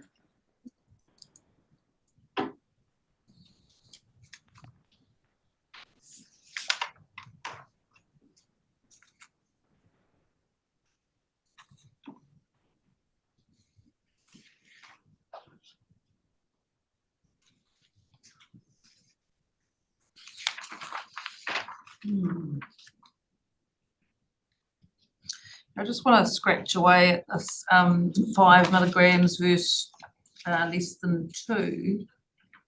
I mean, I'm looking at the background information.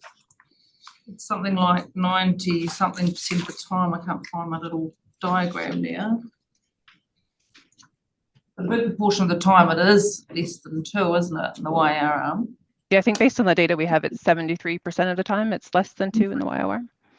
Yeah. And about 25% of the time between 2 and 5. Yeah, less than 5.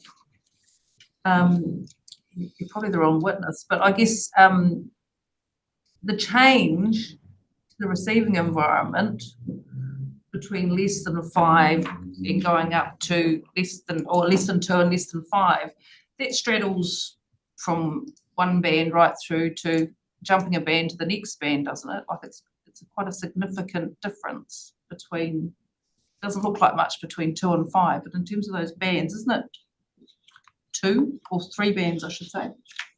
So that's for an annual median chlorophyll, the threshold between 2 and 5. That's the annual median. Yep. You see? It's an annual median in the MPSFM bands. So for annual median is less than 2, and band B is between 2 and 5. So that would be sort of based on annual data set and expecting that half of the samples were above and half were below 2. Yeah. I guess what I'm saying is that goes to band C then, doesn't it? Is what I'm saying. So it's quite a significant difference from band A. You've gone right up to the limit, then to band C. So yeah, I guess that's looking at a number of samples over the course of a year and looking at the median value, whereas there's annual maximum values, which would be more appropriate for looking at an individual sample at the time of monitoring, and something that would trigger a red flag, or in my view, would be something less than 2 wouldn't trigger that, and that's also an existing condition that happens, as we just said, 75% of the time. So something that as an individual sample was less than 5 is still within band A for an annual maximum for the NPSFM, which is set at less than or equal to 10 milligrams. So when I look at your paragraph 92B, you've said there about the chlorophyll A in Lake Menopore has never exceeded 2 milligrams. To me, that tells us the natural background level in the YR arm. And then by setting the limit at less than 5, it seems to be allowing for, I know you're using it as a trigger for risk, but it seems to be allowing for quite a high change, or quite a significant change.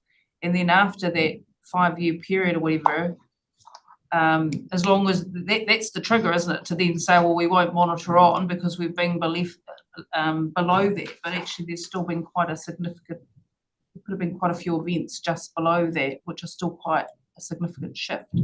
Mm. I guess, so back to the first point that you made there about Lake Menopore has never exceeded 2 milligrams per meter cubed, and that's true.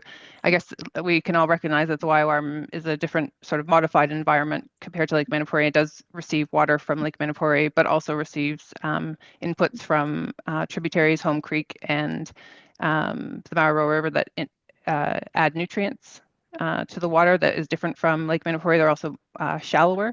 So it is quite a different environment for phytoplankton growth compared to Lake Menopore.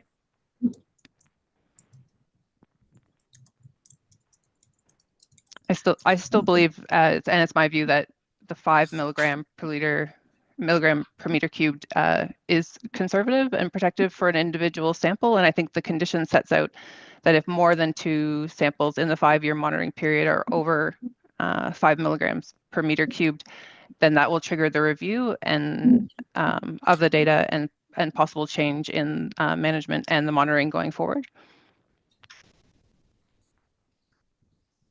In your table 1 on page 25, you've given us the risk assessment there of the change in days.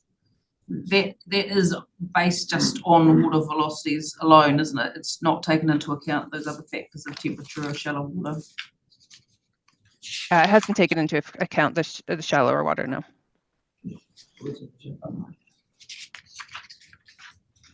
But it has included a bit of temperature because it's gone by seasonal. So there is temperature has been included into the assessment.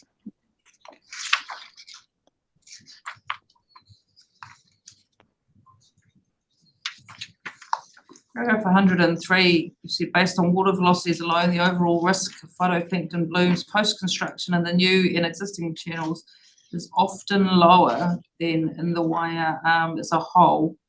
Just wondered if you could explain that. Is that just because there's more movement through those channels, or? That's right.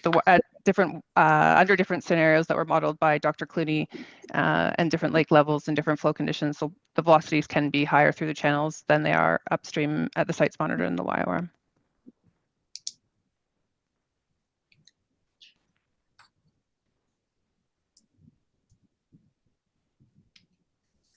So then in 104, when you say, I note that the risks in phytoplankton blooms developing the Waia Arm, including the channels upstream, will be lower in the years when lake inflows are higher and vice versa.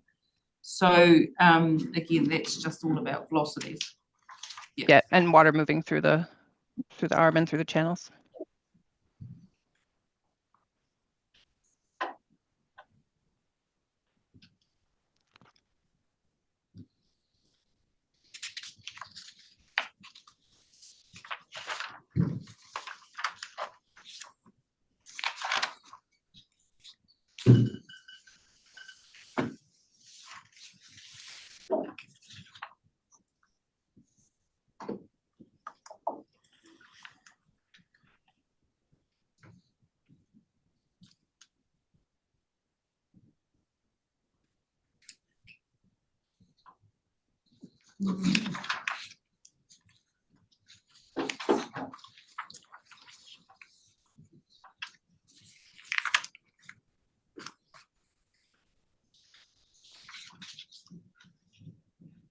Short paragraph 116, you said you consider the risk is lower during the period of excavation activities as cooler water temperatures and lower light conditions from mid-autumn to early spring limit the phytoplankton growth and bloom development. And I guess that just raised me back for the construction period again, that we had those summer months. So if the project went off to a roaring start, they got the flood, the bunds put in, is there anything limiting in the consent that would make sure that stage 3 did occur in your mid-autumn to early springs?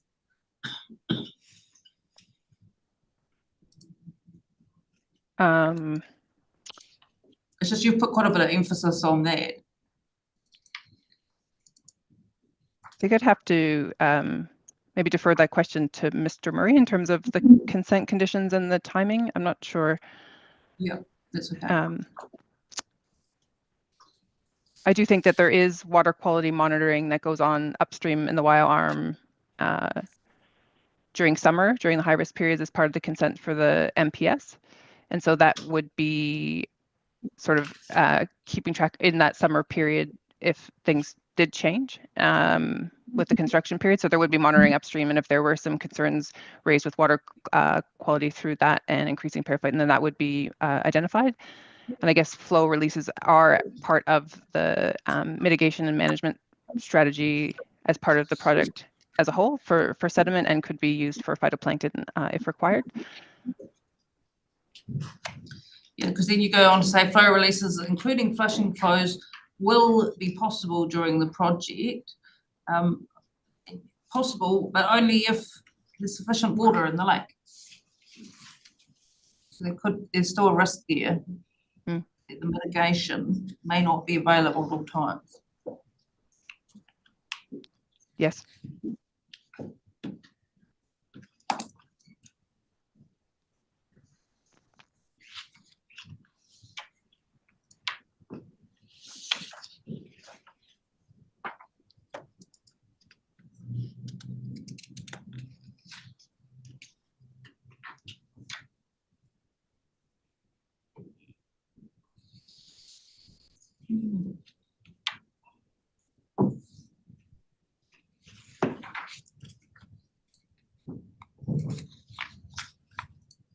In paragraph 121,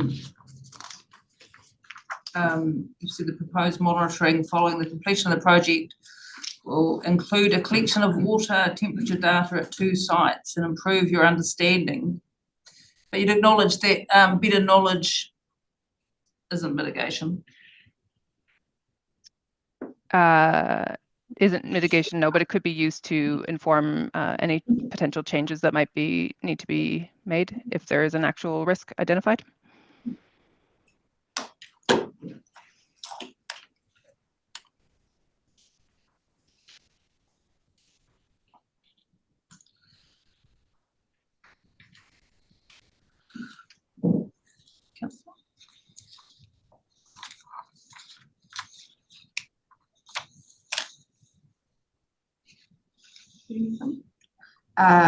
No, my main concerns were the temperature and depth of the channels. So that's been covered, thank you. Okay, Dr. Hodgson, thank you for your evidence. We appreciate it. Thank you.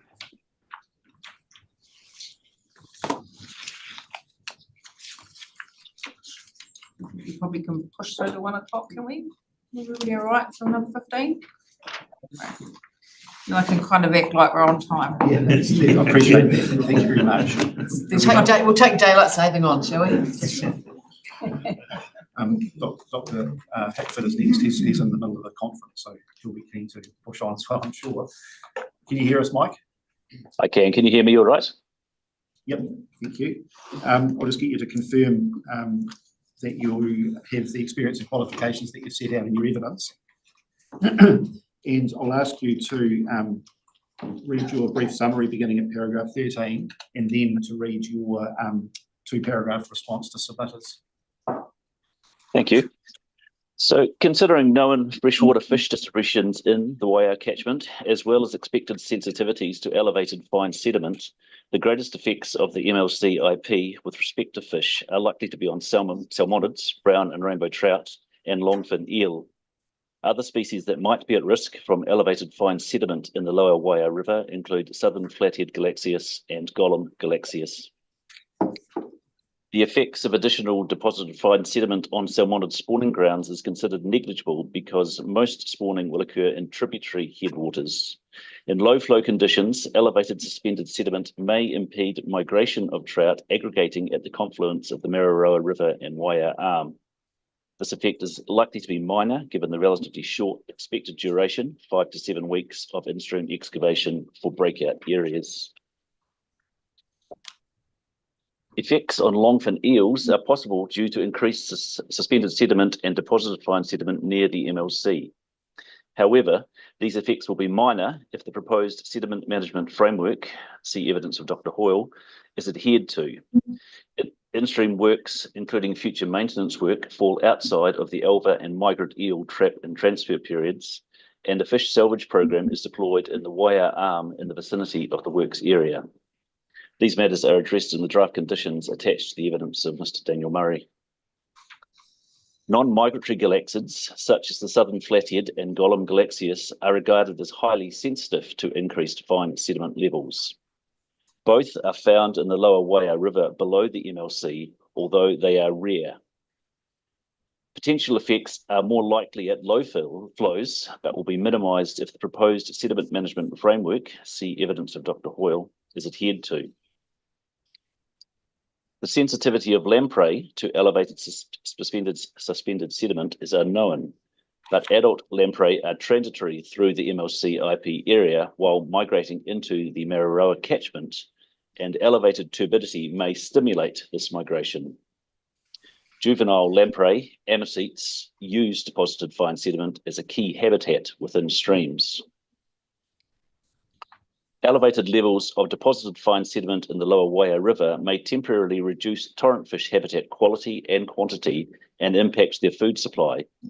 However, the proposed sediment management framework is based on naturally occurring levels and durations in the Meriroa River, so any effects from deposited fine sediment should be less than those already experienced naturally by fish communities in the lower Waiau River.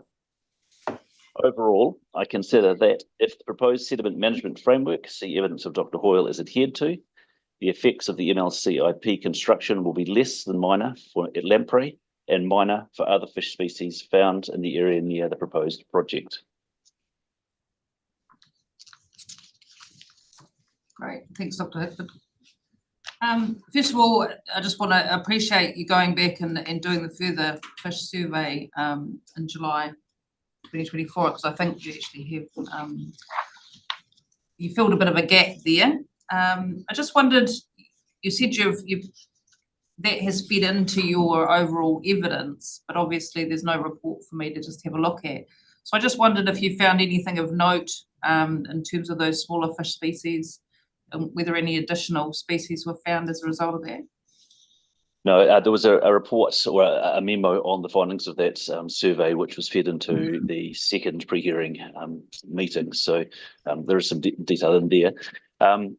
There was nothing of note, so I was cautious in my interpretation of the existing data prior to that survey, because the methodology that had been used in the lower Waia arm really wasn't suitable and wasn't designed for catching those smaller species. So when we went back, we used methodology that was targeted at catching any of those species that were there, the smaller fish. And what we found was pretty much what we expected to be there. So there was very low densities of the common bully and alpine bully, upland bully. We found a couple of lamprey amosets right at the end of the armouring of the Meridian River, and we found reasonable numbers of longfin eels, both along the bank of the existing channel, but particularly in what we called the lagoon area, with the bird island in the middle of it.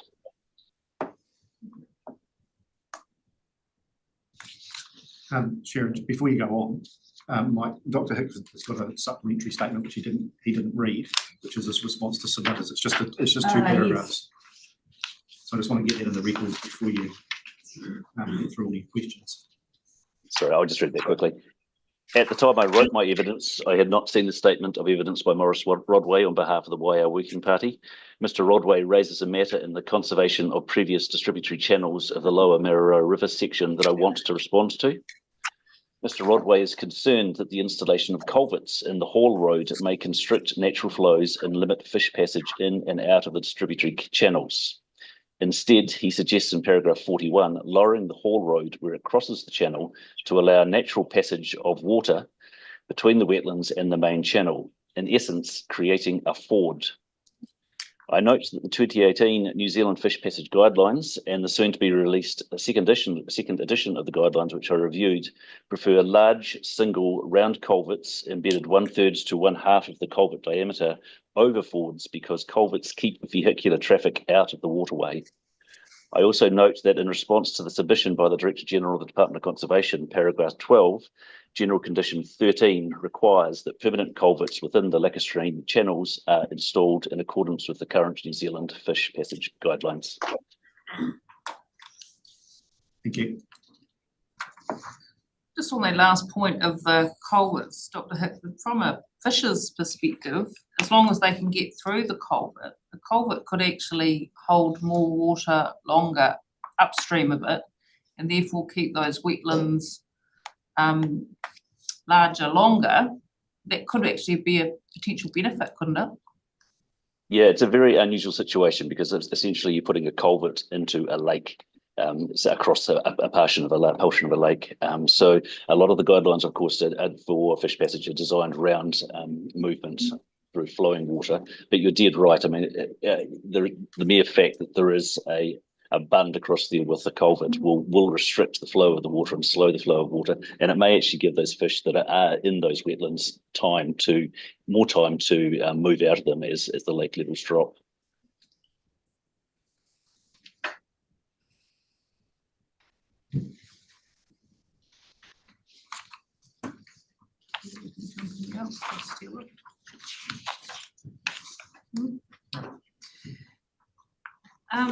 Just a couple for my understanding, really. Paragraph 43, you said there that no alvas were transferred into the Waia arm. Is there a reason not to? That isn't one of the release points for the current mitigation program for alva trap and transfer. They are released up at Weir Road, essentially because the flows can't be guaranteed the direction of flow in the Waia arm at the time of the release. So the idea is to put them into a flow, a downstream flow, which is always present there. So that's why they're released at the Meridian site.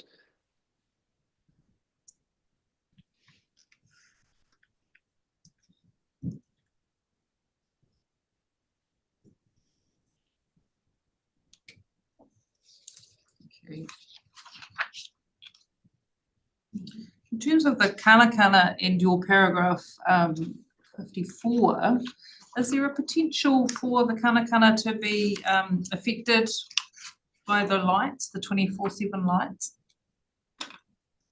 I think not. So again, I refer to some of the evidence on construction methodology, but my understanding is that the lights are offset some considerable distance from the existing channel.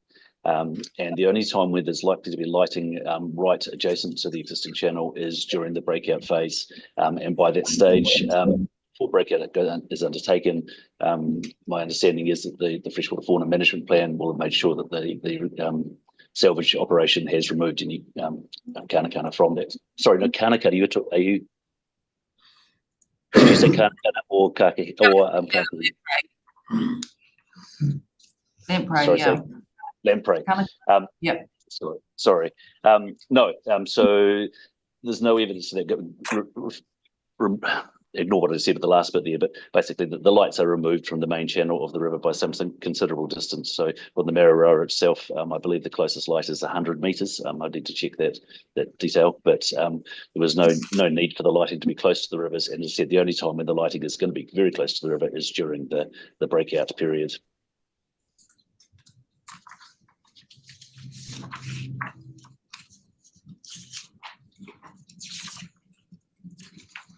I've just got one other, and it was just your paragraph 76 there, and it's just in terms of the salmon migration in sea. And you've said negligible effect in the context of the whole catchment. So that's sort of taking at a population level effect within the catchment. That's correct. So that there's an aggregation which occurs just above the MLC of salmon. It's an area that they seem to prefer to gather at. So it's only one of many areas where emergence sits within the catchment for those fish. The fish in that area would be disturbed probably primarily during the breakout period. They are large mobile predators. They will move away from that area and they'll return to it when the water clarity returns to what it was. Right. No, Oh, good. maybe my tummy's rumbling. That's right. Oh, good. The evidence is very clear. Thank you. It's very clear. Thank you, Dr. Hackwood. Thank you. Thank you. It pays to be the witness before lunch. It does. Okay, well, we shall adjourn for lunch. We're just before 1 o'clock, so we will come back. Let's just make it 2 o'clock. 2 o'clock? Yeah. Yep. Okay. Thank you. Thanks very much.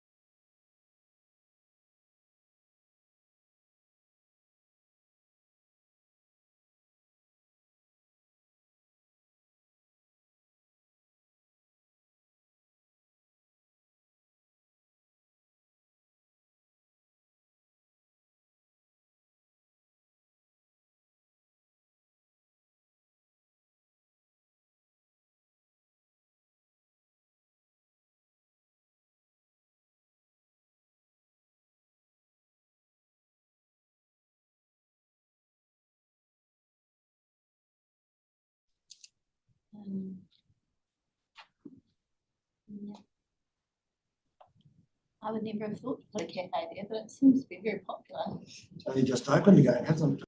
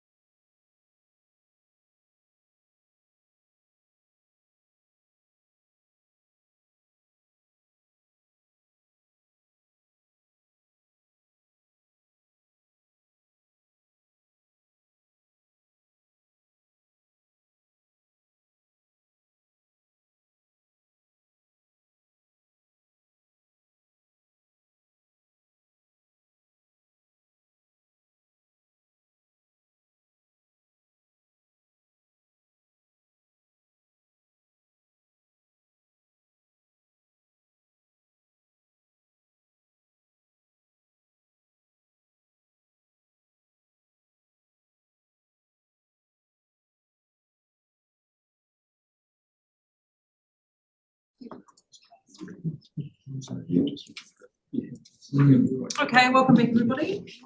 Thank you. So we're up to Mr. Hewson. And so he has, I'll get him to read his summary from paragraph 14 of his evidence, and he's also got a response, which is a 2-page document. Thank you. Very good. The project site has previously been extensively modified during construction of the Mapakori power scheme in the 1970s, including construction of the MLC structure and the Mararoa diversion cut. The terrestrial vegetation and habitats within the construction footprint are exotic grassland, crack willow, and exotic grassland and young planted eucalyptus trees of negligible ecological value.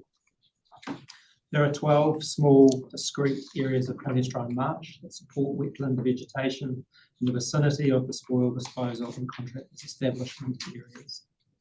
9 of these wetland areas were of low ecological value, and the remaining 3 were of low to moderate ecological value. To avoid direct effects on these features, I provided project shaping advice to Meridian recommending setting back proposed spoil disposal and contractors' establishment areas from these wetlands by a minimum of 10 metres. This recommendation was incorporated at the project design stage. There are 3 lacustrine channels within the project site on the northern bank of Waiau Arm. The proposed construction footprint traverses the southern end of these lacustrine channels nearest Waiau Arm. The vegetation types within the construction footprint that are higher up the lake margin profile are predominantly creeping bent, hawkbit grassland or headfield and crack willow that are generally highly modified and dominated by exotic species. Areas further down the lakeshore are more frequently inundated and contain a high proportion of indigenous plant species. During higher lake levels, the lacustrine channels are inundated, i.e. they're part of Waiau Arm, but during lower lake levels they are exposed with a predominant cover of mudwort, water milfoil mudfield.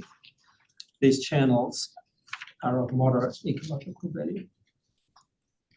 7 riparian wetlands were identified downstream of the project site between MLC and the lower Waiau River confluence with the Monowai River that could potentially be affected by the project. That confluence is approximately 23 kilometres downstream of MLC. One of these riparian wetlands was assessed as being of low ecological value and the remaining 6 of moderate ecological value. Those terrestrial and wetland areas of the project site that meet the threshold for significance under the criteria in Appendix 3 of the Southland Regional Policy Statement are wetland and lake margin areas of the project site that support a nationally at-risk declining plant Buchanan sedge. Other areas of the project site do not meet the threshold for ecological significance when assessed against the Southland Regional Policy Statement criteria. The main actual and potential adverse effects of the project on terrestrial vegetation and habitats and wetlands are A, removal of a small 122 metre squared area of palustrine juncus rushland marsh that I've referred to as wetland 1, which is of low ecological value and is within the proposed channel excavation footprint. I have assessed this as having a very low level of effect, but have recommended the implementation of wetland remediation to achieve no net loss of this habitat within the project site. B, potential indirect effects on palustrine wetlands adjacent to the spoil disposal and contractors' establishment areas, including sediment and stormwater runoff during the establishment and construction of these areas, increased runoff of rainfall from the final spoil disposal area landform, increasing water levels or prolonging inundation and or soil saturation, and the temporary reduction in groundwater levels associated with the proposed dewatering of the parallel channel excavation. I've assessed the level of these indirect effects as very low to low and have recommended several measures to address indirect effects on these wetlands. C, direct and indirect effects to hydrophytic vegetation and wetland habitats in the lacustrine channels arising from earthworks and vegetation clearance at the southern end of the channels, including the removal of lacustrine habitats and vegetation, temporary sedimentation and smothering of wetland lacustrine vegetation, temporary loss of hydrological connection to Waiau Arm during construction due to the construction of the Hall Road and bunds, and hydrological changes from possible temporary dewatering and loss of surface water connection. I have assessed the level of these effects as very low to low, and where necessary, have recommended measures to address effects. D, the loss of 49 Buchanan sedge plants. These plants are an ecologically significant feature of the project site, and I have assessed the level of effect of their removal as moderate. I've recommended translocation and planting of Buchanan sedge plants to achieve no net loss of the species within the project site. In E, potential effects on riparian wetlands in the lower Waiau River downstream of the project site as a result of minor changes in flow that are within the consented flow regime in the lower Waiau River during the construction stage, and sedimentation and smothering of wetland vegetation. I've assessed these effects as having no discernible effect and a very low level of effect, respectively. Overall, with implementation of project shaping and the impact management measures I have recommended, I've assessed the level of effect of the construction and operation of the MLC IP project on wetlands and terrestrial vegetation as very low to low.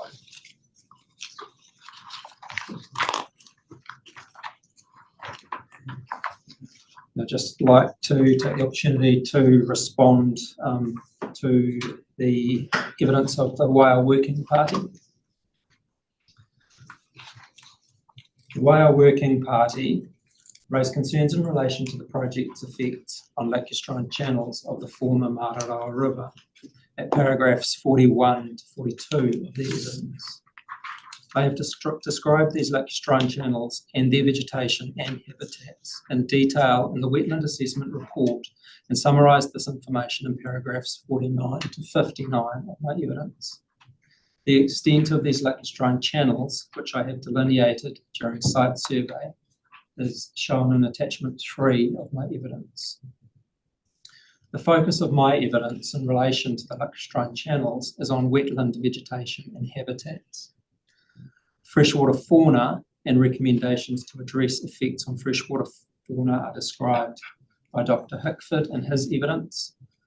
Specific advice and recommendations on managing construction effects of the project's proposed excavation works on freshwater fauna in these channels was provided in the Freshwater Assessment Memorandum appended to the Wetland Assessment Report at Appendix 4.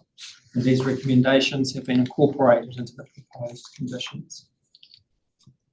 Use of the project site by birds has been assessed by Dr. Ball, as described in her evidence.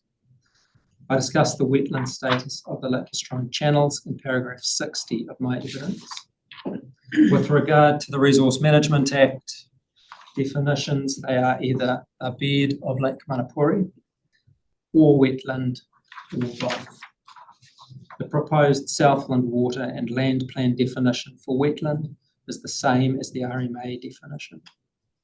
The Section 42A Officer's report concludes that wetlands within the project area that are within the maximum operating range of Lake Manapuri, RL 180.5, are classified as lake bed in the RMA, and the potentially relevant NESF regulations therefore do not apply. As I stated in paragraph 61 of my evidence, whether the lacustrine channels are wetlands and natural and inland wetlands or not, I have assessed effects on the lacustrine wetland vegetation of these areas for completeness and reached conclusions as to the direct and indirect effects on their values. This assessment is summarised in paragraph 78 to 79 and 85 to 87 of my evidence. The Waiau Working Party are concerned that construction of a parallel channel will substantially reduce the size of the lacustrine wetlands. As I have described in paragraph 73 of my evidence, construction of a parallel channel will result in the removal of 1.72 hectares of this area of lacustrine and wetland habitat at the southern end of the channels. Much of the area that will be removed is either shallow open water or turfland benthic substrate, depending on lake levels. Based on the total extent of removal, the area of new lacustrine habitat created as a result of the construction of the channel, and the likely re-establishment of similar species in the channel margins and the benthic substrate of the parallel channel following construction, I've assessed the overall level of effect as low at the project site scale and very low at the ecological district scale. I included recommendations to manage construction effects on lacustrine wetland vegetation and habitats in these channels in paragraphs 98 to 99 of my evidence. I do not consider that excavation of the upstream ends of the lacustrine channels to create new lacustrine wetland habitat as proposed by the Waiau Working Party is required. Dr. Hickford has discussed the potential effects of culvert installation under the Hall Road on freshwater fauna, including fish passage and culvert design and construction, and the management measures recommended to address those effects. The Section 42A Officer's Report and the supporting technical report, which is attachment 2 to the Officer's Report, do not raise any points of disagreement with respect to potential effects of the project on the lacustrine channels and how these can be managed through the proposed consent conditions. Thank you. Great, thanks, Mr. Hessel. Oh, I might save mine and then you just see if it's covered. Thanks. The moving of the sedge plants, we saw them yesterday. I had in my mind that maybe you could sort of direct vegetation transfer some of them, but when I got out to the site, there's not much soil out there, is there? It's quite bony and then just a very thin soil. So I was just interested in do you have any experience with direct vegetation transfer? Not directly. I'm aware of that method. In terms of direct vegetation transfer, given the distribution of this particular sedge, they grow as individual plants. So in my view, the best means of translocating them is quite simply to dig each plant up individually, taking sufficient soil, cobble alluvial material with it, to then move it to an appropriate suitable habitat. And you would collect the seed before you disturb them, presumably? That's not necessary in this case. That could be done prior to or after. In terms of the population within the project site, about 15% of the plants will be directly impacted. Therefore, there's still a large number of plants that won't be, and seed can be collected from those plants. So you don't have to worry about that risk. No, that's right. Yeah, I'm quite happy that there are sufficient plants there to collect seed from following construction. So I'm just I'm aware of where they're proposed to move to, over to, I think it's the bigger little chunk over on the cut over here, is that right? So that area there is wetland 3. That's the area where I have recommended wetland remediation be undertaken for other wetland species. Right. So that's your Juncus species and Carex ligata. The Buchanan sedge I'm proposing be moved to other lake margin habitats, and another appropriate habitat would be the wetland that's directly below the weir, where there's also suitable habitat.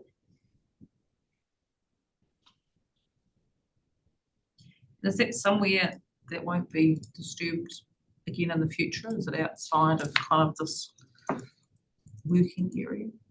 Yes, I would work with Meridian to identify those locations where they were safe from any further construction disturbance or maintenance.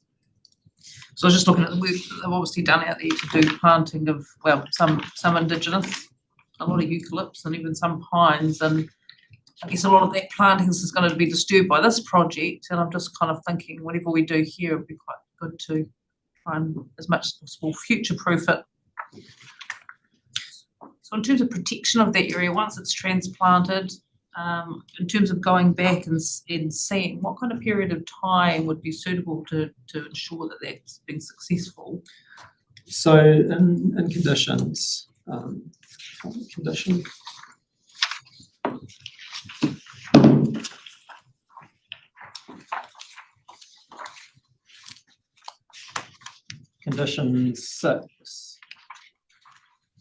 6D, that condition states the consent holder shall monitor the survival of translocated nursery raised Buchanan sedge plants for 12 months after the nursery raised plants have been planted.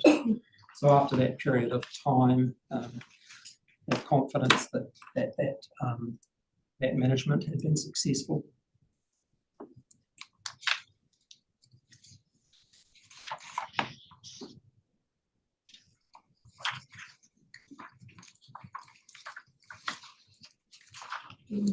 I guess what the condition doesn't do, it doesn't say what will happen if it's not being. E goes on, doesn't it, saying the number of surviving translocated plants recorded, number of it. I guess what's the mark that you've been successful? Like if you went back and half your plants were dead, what's going to then require something to make sure there's no net loss on this community? So the objective of this condition is to achieve no net loss of Buchanan sedge plants. Therefore, that requires a greater number of plants after that period of monitoring than were removed or disturbed during construction works. Yeah, I'm not sure that what the action loops there as to if you didn't achieve that no net loss. Yeah, sure. So 6E3 talks about having an overall statement within that report around compliance with this condition. So if that condition hadn't been complied with, then further action would be required, and that would likely be collecting further seed, growing that on, and planting those plants out.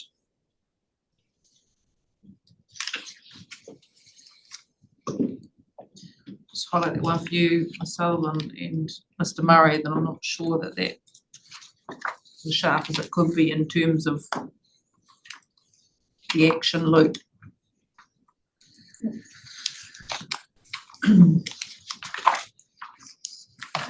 And when you use the words very low to low, using the IN's guidelines, that equates to less than minor. Yes, that equates to not more than minor.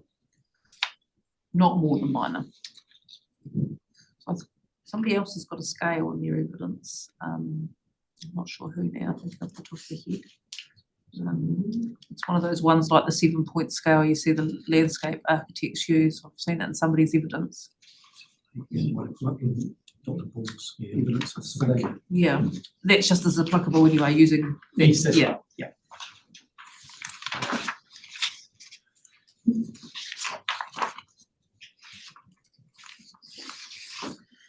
I'm looking at your paragraph 62 and about the sedge again, and you're satisfied now that you've surveyed the entire site, including the gravel stockpile area?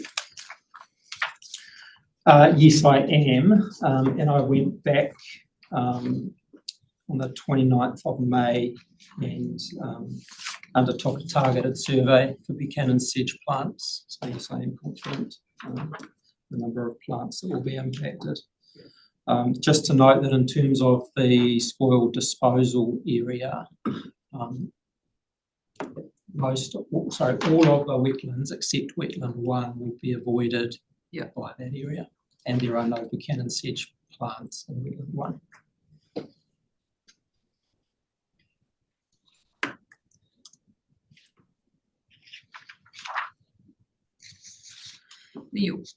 Your paragraph 65, you said that therefore do not consider that these channels are a rare habitat type, and that's really because they're part of the old river and not the lake.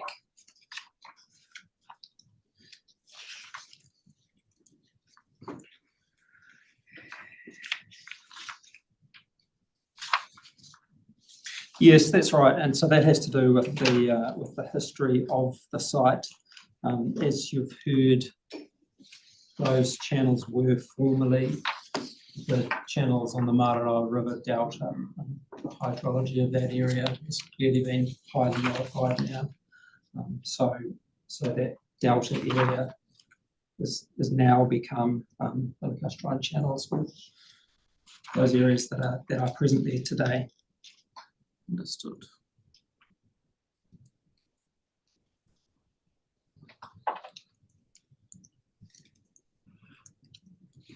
Yeah, I thought I was following your evidence, and I went paragraph 66 over the page, and then you said the lacustrine channels within the project site are not naturally occurring, but hadn't you already said that 2 of them are natural, it's just the eastern one that's been excavated? Yeah, that's right. So that refers back to the sentence you just pointed to in terms of the hydrology of those channels and that form of modification. Right, so because they were channels, now they're wetlands, you're saying basically none of them are natural river wetlands. Yeah, I guess to clarify my position on that, the eastern channel is clearly constructed. The 2 other channels, as I said, their hydrology has been highly modified by the construction of the Mararoa diversion cut, and so they're not the same natural ecosystem they previously were prior to that work's being undertaken. In terms of getting rid of the crack willows, a positive environmental effect? Yes, absolutely.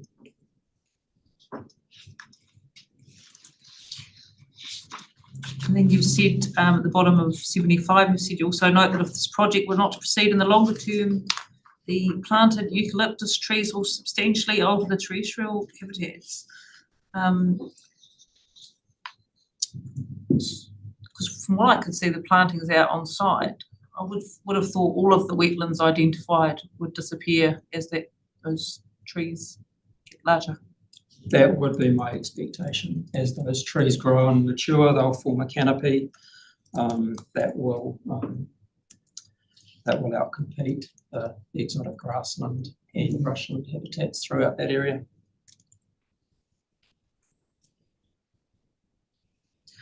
So coming to construction site and removing a lot of those plantings would actually be a positive for the wetlands. Yes, because those palustrine wetlands have been avoided by the soil disposal area, with the exception of wetland 1, of course.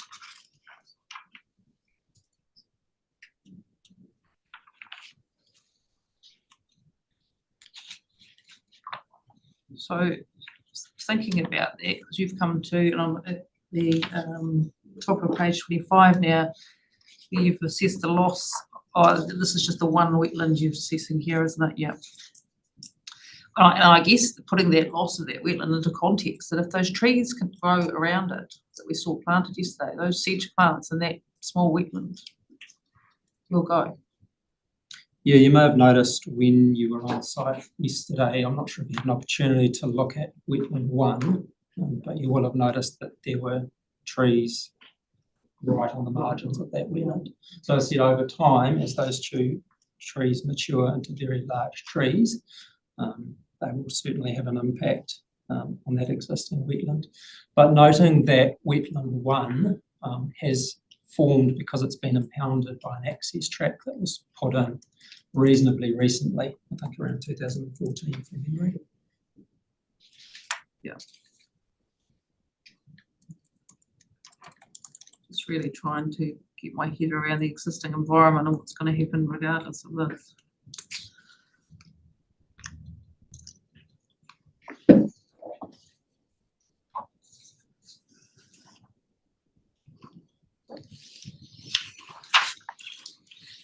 That's just about it.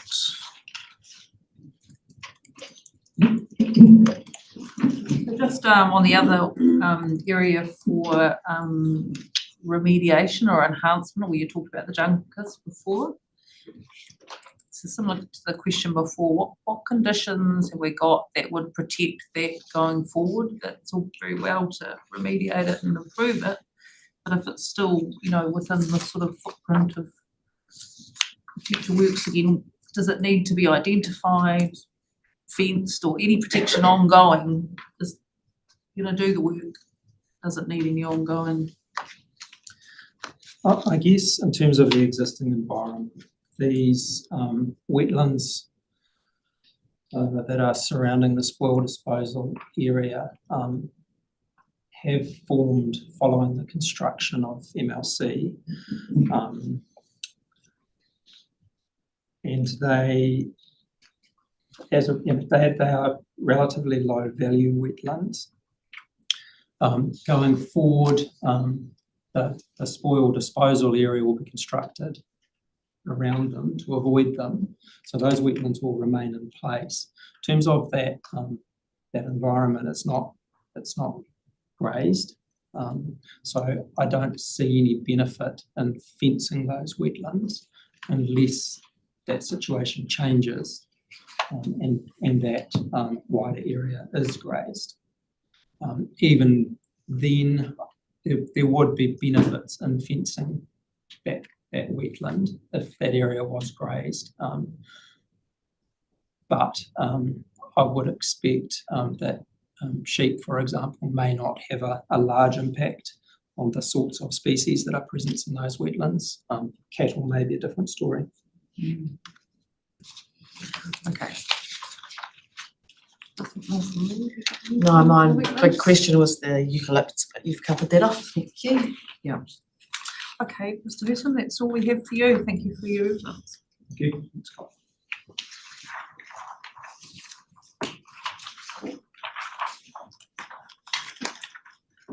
And we're going to move to Dr. Single.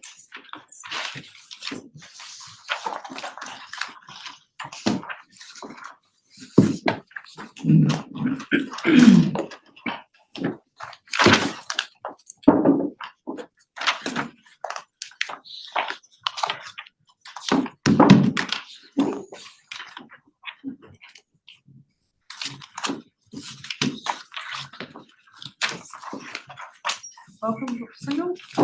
So I'll ask Dr. Single to confirm that you are who you say you are. I am. Yep. And I'll get you to read your summary of evidence starting from paragraph 17, and then you've also got a submitted response. My evidence describes the geomorphological processes of the Waiau River mouth in relation to changes in the river discharge from both flooding and low flow events, and from changes in the wave energy and wave approach, and from sediment movement on the barrier beach due to storms and climate variation. The Waiau River mouth is a dynamic physical environment driven by both fluvial and oceanic processes, and is categorised as a hapua type river mouth. I described the hapua morphodynamics in detail in my evidence, as adequate understanding of this river mouth type is important in assessing the effects of the MLCIP on observed river mouth behaviour along the coast and erosion of the backshore of the hapua water body. The Waiau River hapua geomorphology is consistent with other hapua systems found in the South Island, and changes in response to changes in the river flow and wave environment consistent with theoretical and observed hapua behaviour. I also present anecdotal and empirical descriptions of historical changes to the Waiau River hapua that provide background to the processes that drive change to the geomorphology. The descriptions of this environment include movement of position and form of the outlet of the river, including flood conditions when the outlet is directly in line with the main river channel, and conditions when the outlet is at a distal end of the narrow barrier beach that impounds the hapua water body. My evidence addresses submissions that oppose the MLCIP because of worsening erosion of the shore of blue cliffs and the Waiau River mouth resulting from alteration of the flow regime, sediment carrying capacity, and sediment load of the Waiau River. Monitoring of the river flow and sediment movement as part of the NTAD consent conditions shows that the changes measured between 2009 and 2017 showed no evidence of the consented flow regime having an effect on shoreline behaviour at the coast that was detectable from the variable nature behaviour of the coastal system due to changes in natural processes. From my assessment of the processes and historical observations of the Waiau River hapua, I consider that recent changes to the Waiau River hapua and river mouth are consistent with hapua process theory and with historical variability that predates and postdates the construction of the MPS and the MLC. Recent erosion of blue cliffs is not unique or a direct consequence of the MPS. The MLC IP does not propose to amend the consented flow regime for the MPS. It is my opinion that the MLC IP construction activities and improvements in reliability of achievement of supplementary flows will not adversely affect coastal and hapua processes.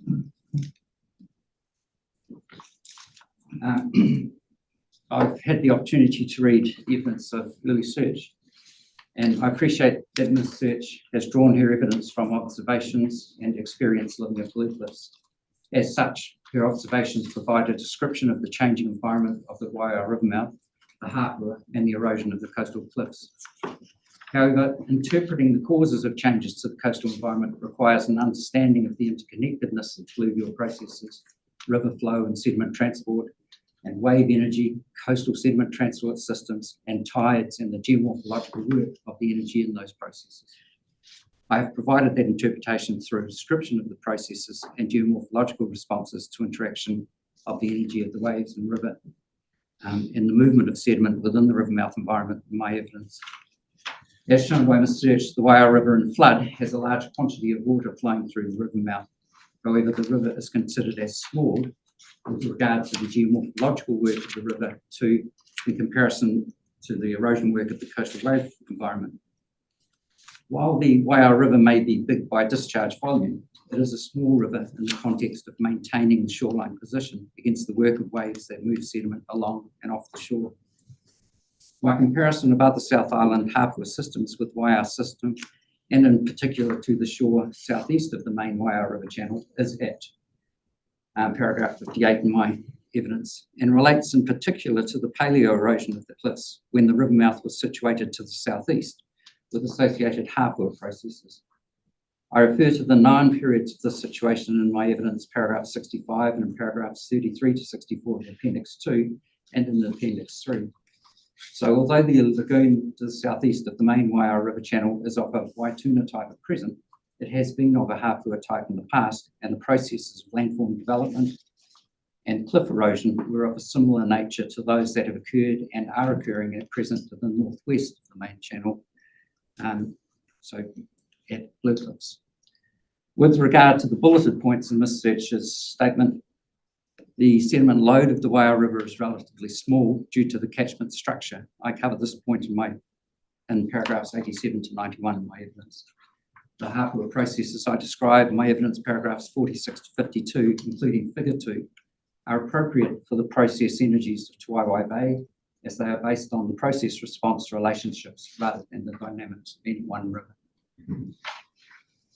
If you'd answer the questions, please. Very good.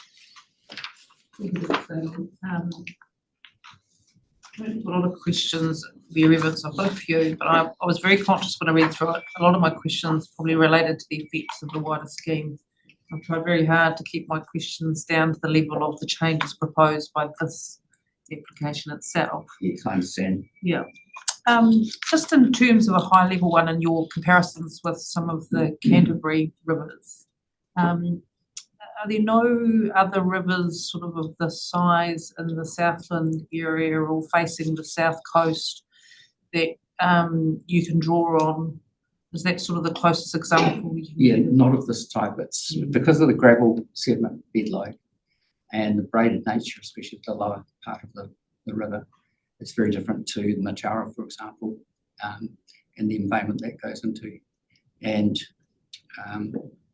other rivers in Southland that face this. The energy levels are more similar along South Canterbury coast than it appears, mainly because the deep water waves of 12 metres height in deep water shoal and break as they're coming across the continental shelf going into Canterbury coast. So the breaking waves of 2.5 metres are considered to be very high energy, and you get sort of 2.5 to 4 metre high waves coming closer inshore on Taiwan Bay.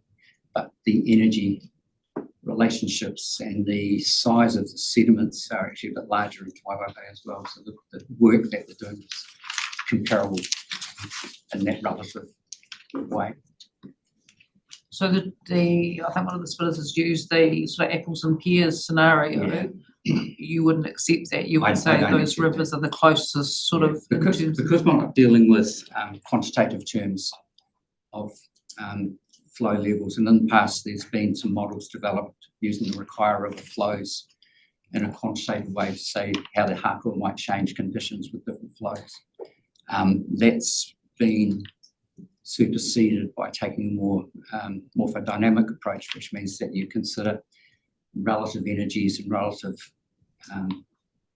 fluvial versus coastal processes to determine changes in the mouth position and movement of the mouth along the barrier beach and flows within the Hākua itself, which is the main cause of the erosion of the backshore. And in terms of if you went, say, further along the south coast to Roe Island or somewhere like that, then you're getting into rivers that are completely different to the graded river system. Quite different in size and also sheltered mouths. They're not going straight into the full force of the wave environment. And the offshore is shallow as well, so that the waves have lost a lot more energy by the time they reach the shore.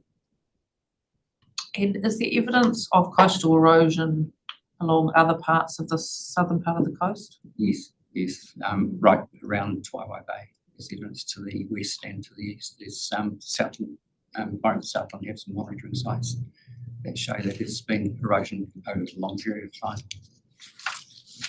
And is that likely to be partly driven by climate change, by sea level rise? Sea level rise is added to those processes. It is an erosional case. The cliffs are evidence of historical erosion for the last 6,000 years with sea level at about where it is now. And so you get periods of erosion. It's episodic. You get a lot of erosion of material off the land. It provides dissipation environment for the wave energy, so it becomes stable for a while. And then you get another period where that's material is either removed or abraded down to fine, and so you get bigger waves hitting the coast. So you get more erosion from episode of erosion. I think the biggest change related to wide-scale climate change would be perhaps the change in direction of the wave approach. And that's something that we've seen in other parts of the country where you've got paleo beach ridges that are sitting at an angle landward of the beach that is at quite a different angle to what the waves are coming nowadays. And so it's likely that there have been periods in Taiwan Bay where waves have caused transport of sediment more towards the southeast, and periods when it's caused more towards the northwest. And so you've had periods when the Hākua development is on that southeast side of the river mouth, and periods when it's to the northwest over the long period of time. What you can say though is that it's an active environment. It's not stable and static. Mm. And is there a danger that some of those other Canterbury rivers too have very controlled flows these days in terms of not only run of river takes but also storage ponds and those kind of takes? That obviously we've got some pretty unnatural systems in probably all of those rivers. Does that mean you're comparing a modified environment to another modified environment that's being changed by flow? We're comparing the environments as they are now. So it's that combination of their natural flows and natural variabilities that have been suppressed in some ways by the modifications that have changed them. And so in some ways they've actually made them more robust, if you like, but also other aspects of those changes that have resulted in a different nature of the environmental change to how people are using the resource. So yes, you can have an eroding coast or an eroding hapua, river mouth that moves backwards and forwards, doing its thing, but if there's no one there to see it or be affected by it, it doesn't really matter. But when people are there, then it becomes a hazard if it's having an adverse effect on them. And so what we do is we look at all those aspects of the energy environments and how people are using it and consider it as resource use. So yes, there are differences, but we're not comparing apples and oranges and pears. We're comparing this whole broad sheet of processes and their interactions and process response. Thank you. In paragraph 29, this term small river, would it be defined as a small river naturally, or is that as it is with the scheme operating? It's a subjective term for just saying small river. So how we're using it here is, and I've expressed it as small river with regard to that coastal geomorphology and the geomorphological work that the river does. Discharge is a very big river at times. Okay, and it's also a very bimodal river. So flood flows are huge and low flows, natural and after the MPS, are very small. So when people are talking about the mean discharge, it's not necessarily a discharge that's often measured in that river. So even if the flow wasn't modified, it would still be a small river in terms of a naturally low bed load coming down? Yes, yes. The natural condition is small river. And there have been times in described history, including through the 1940s and 50s, where there's been a lot more sediment load into the river. But it hasn't been investigated as to the cause of that, but it's likely to be things like land clearing in the 19th century even. It takes a long time for those effects to come down the river. But there's no additional sediment from the lakes. Above the MLC, the only sediment input is from the Marora. And in terms of the bed load sediment supply that you've said there is small, about 50,000 cubic metres a year, would that have been greatly reduced from the operation of the scheme? No, it was temporarily, but I think it was possibly up to about 5,000 cubic metres per year before they put in the Marora cut. So now any sediment that comes from the Marora is going into the lower Waia. And that's the other part of it. So the sediment supply that could be potentially trapped above the structure at the moment, is zero because of the new cut. Yeah. I think there's little bits that are winnowed off the banks and things like that, but there's been some maintenance, but less than 2,000 cubic metres since 1987, I think.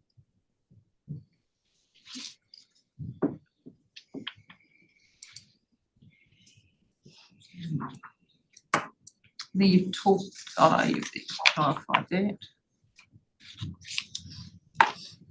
Then you talk about that there's no evidence of a reduced sediment supply to the coast, and I guess I was just trying to get my head around what the evidence would look like.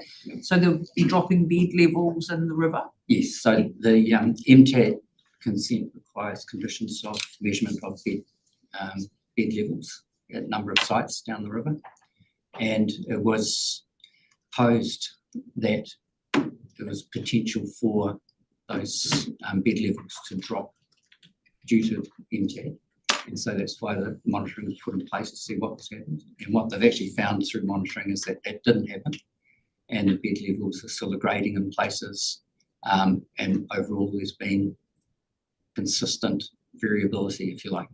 So there's ups and downs. So it's neither degrading or aggrading.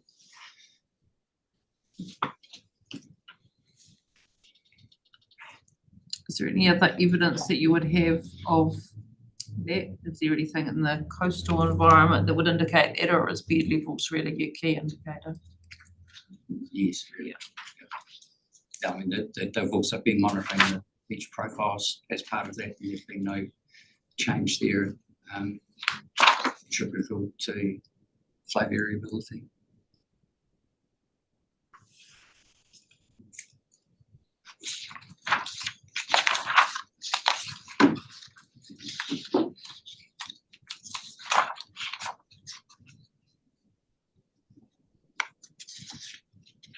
In paragraph 81, you said you do not consider that the project will result in a significant alteration to the flow regime. And in fact, I think the evidence would suggest that there's potential for an increase from 1.5 to 2.5 or 3 events. Would you say that's actually very minor? Yes, because the event number is there's still only moderate flows for a short period of time, and a lot of that flow attenuates because it's going downstream as well. So if I put too many words in there, very minor alteration? No. Yeah, rather than just minor, it is very minor. Yeah. It's one of those ones where if you measured it hard enough, you'd be able to measure it, but you would have to go to some great lengths to measure it. Yeah. Your paragraph 82, you're talking there about something that was written from a report in 1994. Yeah. And that said that the adjustments to the processes may take in the order of 50 years. I guess when I read that, I thought, well, that's 30 years ago. I was taking that from the submission. Yes, I know. So my question really to you is, it's been 30 years since that sentence was written. You would have expected to see any long-term adjustments by now, wouldn't you, from the scheme? Yeah, and we're not really. It's similar to the Rakaia River. We have a sort of 40-odd year transport rate of sediment from the Rakaia mouth to Timaru port, and we don't see evidence of the nearly 60 years worth of damming, or more than that now, 1935, so 90 years of damming of the Rakaia. So similar type of approach here. You might expect to see evidence of change, but it really is not anything that stands out from the natural variability. And I think what comes from that is this system here is very much controlled by the high wave energy in relation to that bimodal distribution of flows. So when there's a big flood down the river, then the river takes control. But generally it's the wave energy that's doing all the work. So you're really just saying there's two key drivers, and it's either one or the other operating, and these other things are small. Yes. In relation to those. Yeah.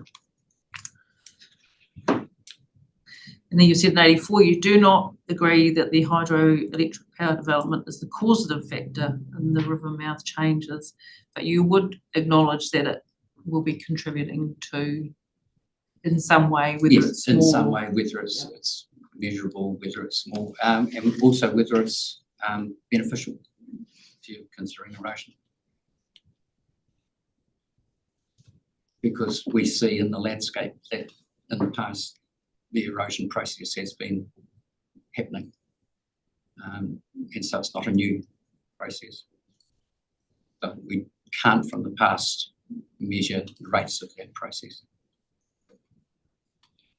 In terms of your level of information, looks like you've got some pretty good aerial photography going back a reasonable distance. Yeah. Again, I don't want to put words in your mouth, but what kind of level of confidence have you got in the information for you? It's what is available, and I think with the anecdotal descriptive evidence as well from the day work, it gives us that snapshot pictures of the variable nature of that environment. And nowadays, going forward, there's potential to have a lot more data points, and so you get more continuous picture of change.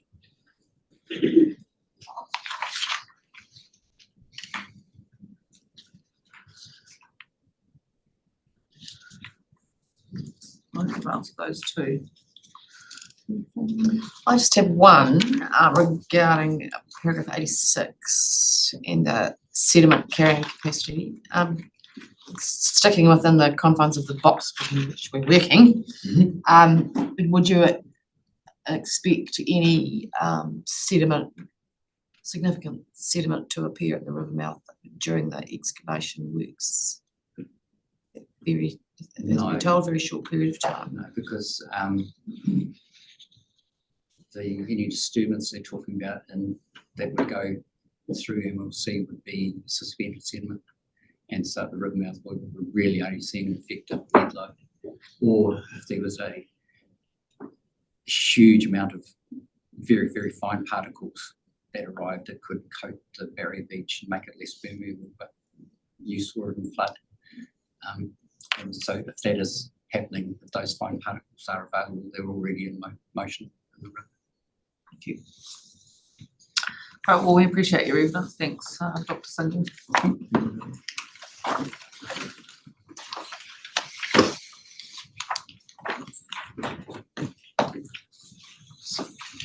So we're on to Mr. Murray, his planning evidence.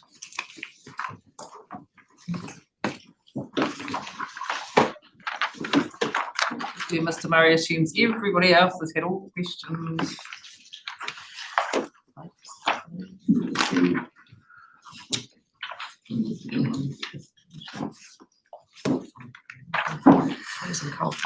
So it might be handy if you have the what I handed out first thing this morning was the amended set of proposed conditions, and if you've got them at hand, that would be useful. And I'll ask Mr. Murray to confirm that he is who his evidence says he is. And if you take your summary of evidence from paragraph 15 and read that to the commissioners, please. The overall purpose of the project is to establish a new channel to improve flow conveyance and reliability through the MLC for the benefit of freshwater values in the Lower Waia River. To achieve these benefits, the construction works will generate some short-term adverse effects, which will need to be appropriately managed. A comprehensive set of proposed consent conditions have been developed with input from recognised specialists to ensure these adverse effects are no more than minor. The conditions have been refined as a result of feedback received in submissions and through the pre-hearing process and through the assessments made in the Section 42A report. The conditions will ensure that any adverse effects of implementing the project are no more than minor. 2 resource consents have been sought by Meridian, a water permit and a discharge permit, respectively under sections 14 and 15 of the RMA. The overall activity status is non-compliant. I have concluded the proposed activities are capable of meeting both gateway tests for non-complying activities under section 104D of the RMA. Land use consents have not been sought as those activities are authorised under section 4 of MTADA. Notwithstanding this, any adverse effects arising from land use activities have been comprehensively assessed and where considered appropriate, conditions have been volunteered to manage those effects. With respect to the discharge permit, in my view, there are no matters under section 107 of the RMA that would restrict this consent authority from granting the permit. Although construction and maintenance works may at times result in a conspicuous change in the colour or visual clarity of receiving waters beyond the reasonable mixing zone, exemptions contained in section 107 are available, including that the discharge is of a temporary nature. A 35-year duration under section 123 has been sought for both consents. I consider this term appropriate on the basis the proposed diversion under the water permit is intended to be permanent and will have ongoing and long-term positive effects, and that the discharge of suspended sediment from future maintenance activities, the discharge permit, are essential, infrequent, and will have limited adverse effects.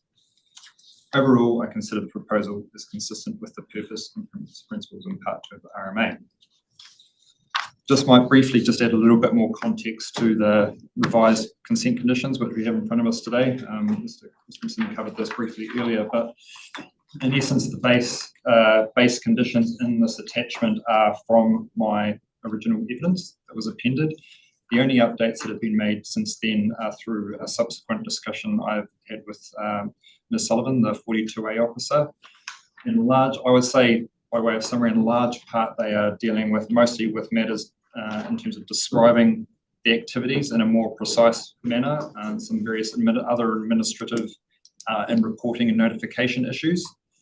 But in essence, they haven't changed anything with respect to the conditions which deal with the substantive effects related issues.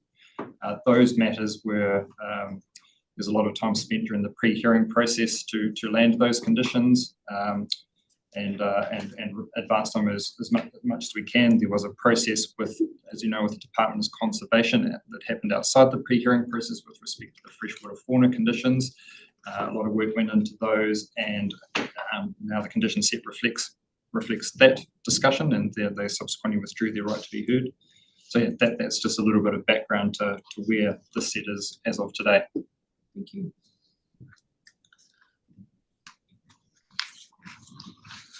Okay.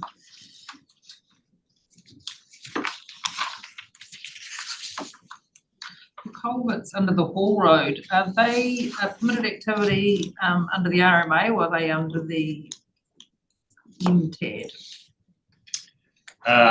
This is one of those where it gets into an interesting grey area that's partway between. So with respect to section 13, disturbance of the bed to put the culverts in, they are covered by MTAD. Potentially the diversion of water through the culvert would be covered by section 14. So yeah, sort of straddles both worlds.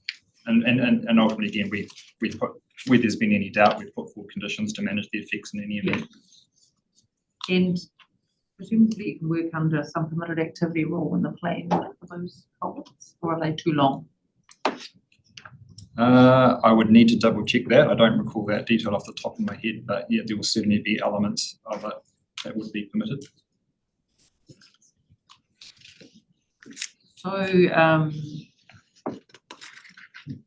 the sides of our box, in your view, are any discharge or divert associated with culverts?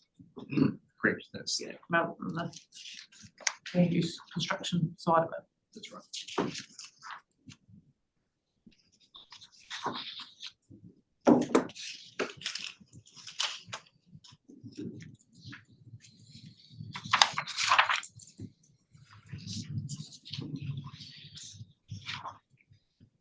And any consent for the excavation or the stockpiling the material and the future use of that, that's all under MTAP. Correct.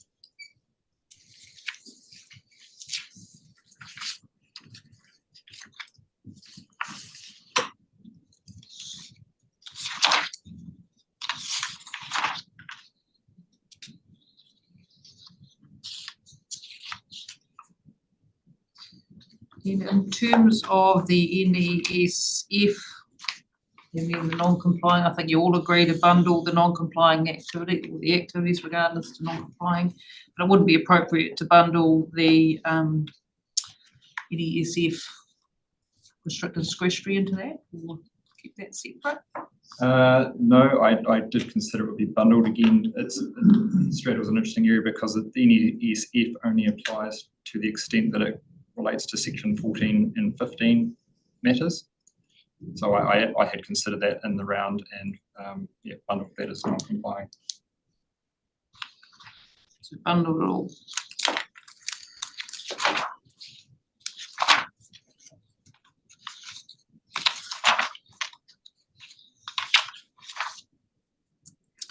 If you've got questions this morning about trying to align this consent, make sure it's not out of step with the wider consents when they go through their process.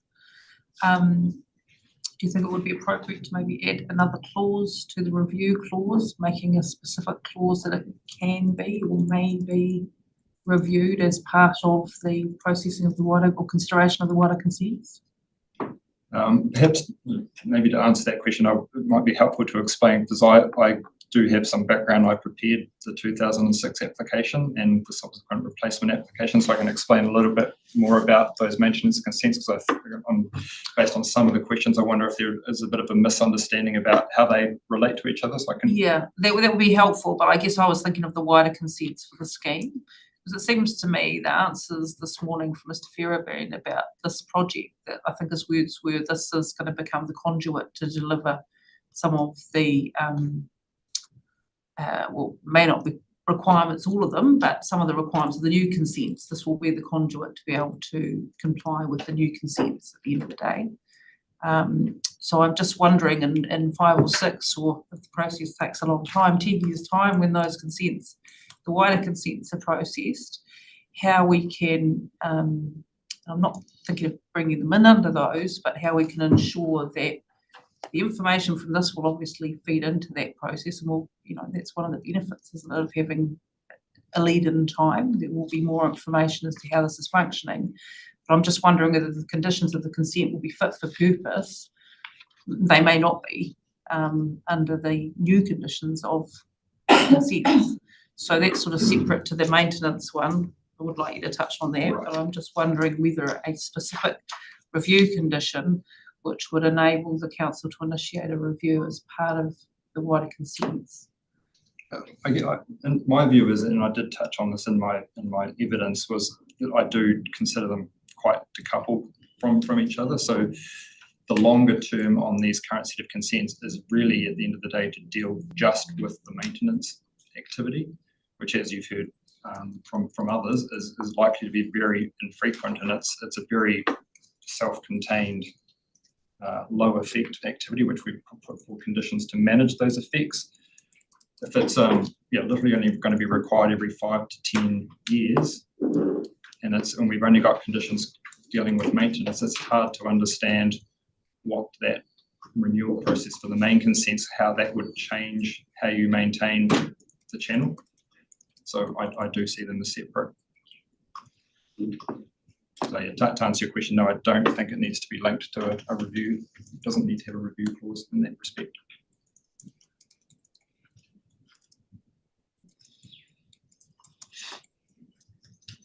Okay, in the other side of it, you were going to explain a bit more about the maintenance consent, because I must say over lunch we're still a little confused how something that seems, I don't want to use the words, but relatively minor, but something that seems to be stuck in the system, so it would be helpful maybe understand a bit more. So yeah, I probably can't speak to why it's stuck in the system, because I haven't been intimately involved with the process post lodgement, but I can explain what the relative scopes of those the applications are. So they're quite, in terms of the scope and the footprint, the scope into the authorised activities and the footprint of the current maintenance consent is quite different from the scope and footprint of the consents being sought for this project. The 2006 consent primarily relates to maintenance of the existing MLC structure, as in the gates, the sill, the weir, and to some other existing structures in the Mararoa cut. The only overlap between that and the current consents is first explain under the current consents, the footprint is for the parallel channel and the channels adjacent to the parallel channel, ability to maintain them. So the reason we've had to do that is because the current maintenance consent doesn't have that scope over that footprint. The only little bit of overlap potentially between the two consents is with respect to gravel clearance in front of the MLC. So a little bit of overlap there, but otherwise, quite discrete packages of consents. The other thing to say about the 2006 consent was that it was done clearly at a different time and era than we're in currently. So a lot of the conditions in that are probably not what you would put forward on an application these days. I think it's already been pointed out in your questions to Dr. Hoyle around the water quality condition. It's not something we'd be putting forward now anyway. The other element to explain is back in 2006, even though Entata was around, the extent to which that applied was quite limited, and in fact didn't really apply to that process at all. So that 2006 has a whole lot of Section 9 and 13 related conditions on it, which would not be put forward these days. So yeah, I guess the short summary is 2 different consents, 2 different scopes and footprints, and there is a need to have both. And I would not support an integration exercise on that basis.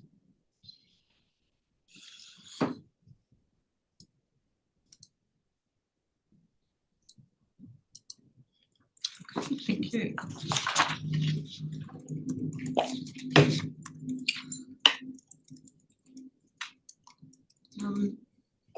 Probably, when I should have asked you this morning, maybe Mr. Furibrand, sorry, putting an R in your name.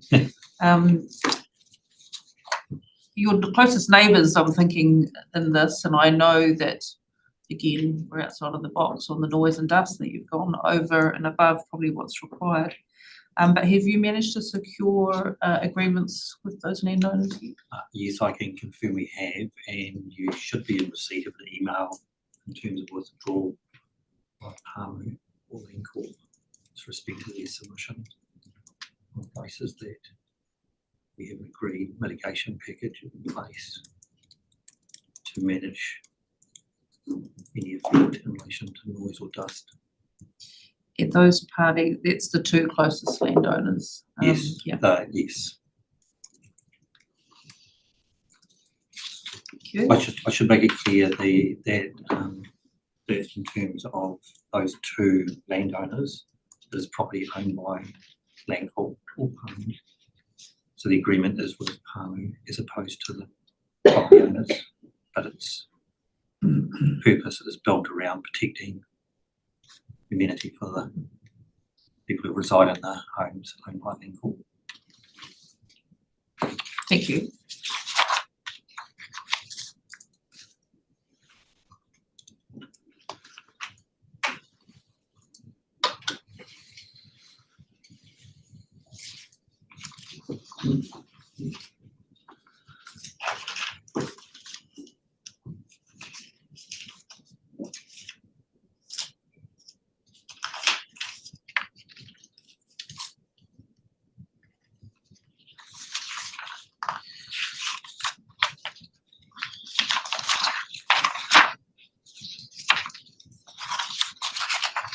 Right, all 5 of the last ones are all silly now. Got any silly ones here? Yeah, I've got heaps of silly ones, so I'm not going to ask them. No. Well, we might recall you tomorrow. I just want to have the chance to have another review of the conditions overnight and the sharpening up that you've done there. And yes, we may need to. If I have some questions, we'll call Mr. Murray again. Mr. Murray will be here tomorrow, so if we need to be there, that's And I often like to come back to Mr. Murray anyway after we've heard from the submitters, just in terms of if there's any change in the conditions that we might think need anything. So thank you for your evidence. Thank you. I told Mr. Murray to expect a couple of hours of questioning, so. I'll make some stuff up. So that concludes the applicant's case. So I think we're on to submitters. Great. Well, thanks, Mr. Christensen. We will start to 2, just looking. Okay, so we'll start with Real Genies, New Zealand. Ms. Black's online, is she?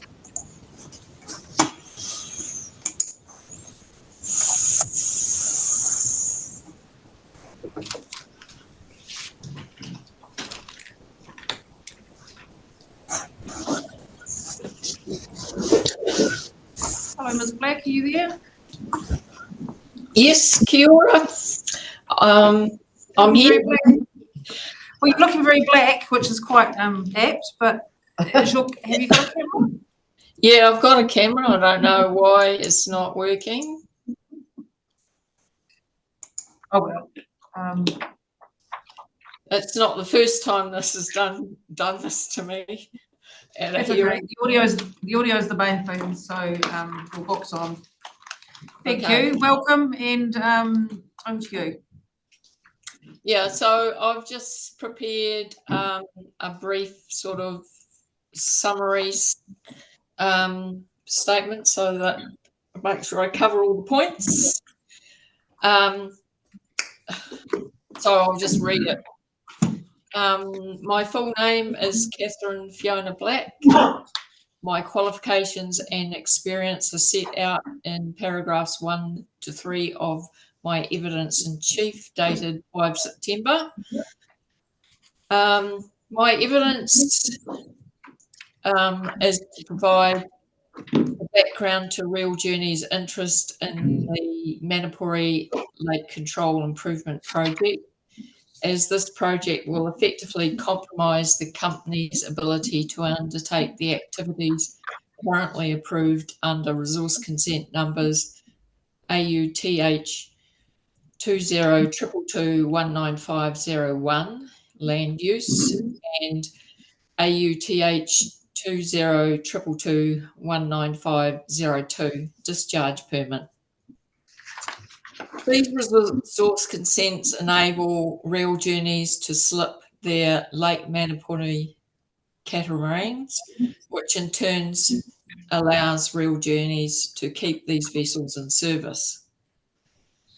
That is, the activities approved under these resource consents provides for the marine survey and maintenance of Real Journeys Lake Manapori vessels, which is critical to Real Journeys Lake Manapori operation, which provides for the transfer of passengers to and from Real Journeys Doubtful Sound, Patea and Southern Fjord tourist excursions. Pre-COVID-19, this was approximately 60,000 passengers per annum. Through consultation with Meridian Energy, they have provided for an alternative slipway ramp location in the development of the Manapori Lake Control Improvement Project, and Real Journeys is cognizant that the earthworks required to create this alternative slipway ramp falls outside the scope of this resource application process. Nevertheless, Real Journeys wishes to ensure that the hearing commissioners are aware of the company's requirements, including the time restriction around slipping the Titiroa in 2025, and wishes to ensure that no resource consent conditions are imposed that would compromise the installation of the proposed new slipway ramp, nor the ability of Real Journeys to vary the resource consents AUTH 2022219501 and 02 to enable the activities approved under these resource consents to be undertaken at the proposed new slipway ramp location. So that's basically all we've got to say. Right. Thanks, Ms. Black. I'm not sure you're asking us to do anything. You're just really asking us to be aware of the consent that's there. Yeah, that's it. And when we started down this process, it wasn't entirely clear how the council was going to treat these applications, and we've just decided to stay involved in the process so that we know what the outcome is and how it's going to affect us, in particular because we're going to have to vary those two resource consents to change the location. Yeah, and in terms of exercising the consents that you've got, those consents are subject to landowner approval for access each time, are they?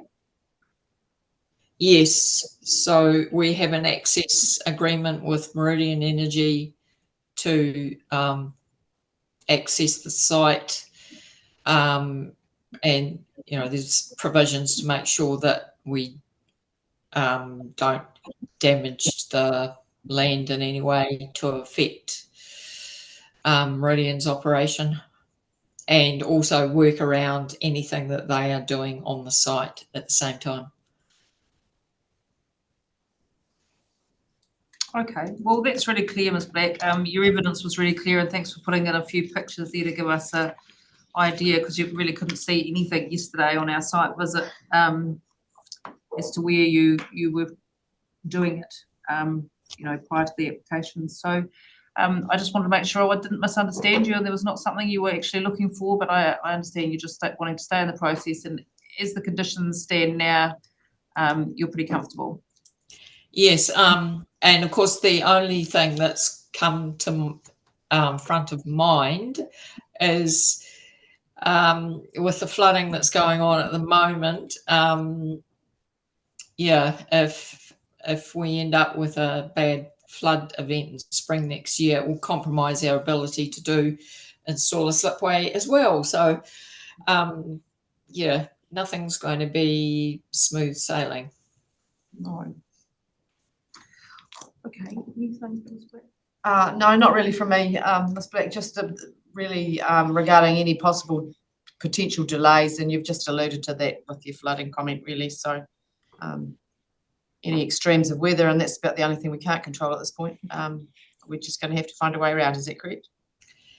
Yeah, if this work collides with trying to slip the Tiraroa next year, we will probably have to apply for a resource consent and a DOC one-off permit to undertake this activity at West Arm.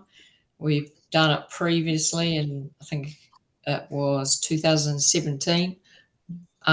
It's not ideal because everything has to be shipped across the lake, but the department isn't keen on us getting resource consent or a concession to do it at Fraser's Beach, so that's the only other alternative location. Thank you. Right. Well, thanks for your time and attending today, Ms. Black. We appreciate it. Okay, thank you. Okay, brings us to the YR Working Party group. Mr. Rodway, Dr. Bennett and Ms. Gordon down on the list. I'm not sure if you want to go on that order. Right, yes, thank you, Madam Chair. No, we will, we do request to alter that order slightly and clear Jordan first. When it comes to questions, if you ask a question, then one of us might be the most suited to answer that, depending on obviously what the question is. And I'd just like to introduce Roger Hodson here, who is a freshwater ecologist, and he will be here to answer questions, particularly about sediment and things to do with freshwater ecology generally. Hodgson? Hodson. Hodgson. S-E-N. S-O-N. S-O-N. Thank you. Sure, that sounds fine. Welcome, Ms. Jordan. Thank you. Now there should be a copy of the oral submission of the Wire Fisheries and Wildlife Habitat Enhancement Trust in front of you that was handed around at lunchtime.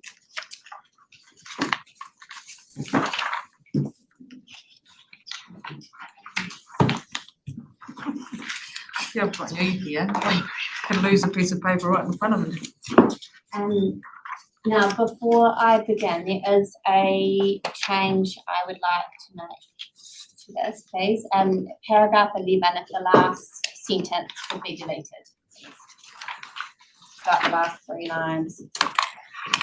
Starting here, River? Starting, the paragraph begins condition 7. What's that one? Oh, I was about to do Ms. Bennett's. That's not good. I don't delete her one. No. So the sentence starting based on previous conversations? Yes, thank you.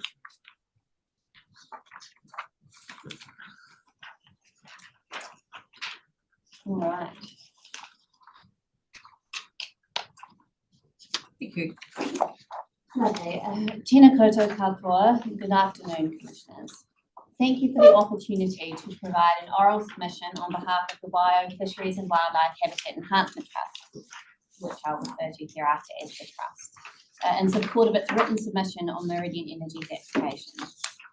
The Trust's understanding is that the purpose of this application is to enable construction and subsequent use of an additional channel upstream of the Manapōuri Lake Control Structure, or MLC, to facilitate more reliable provision of flushing flows. Meridian has advised that this will enable it to provide flushing flows around 70% of the time flows are required, compared to less than 30% currently.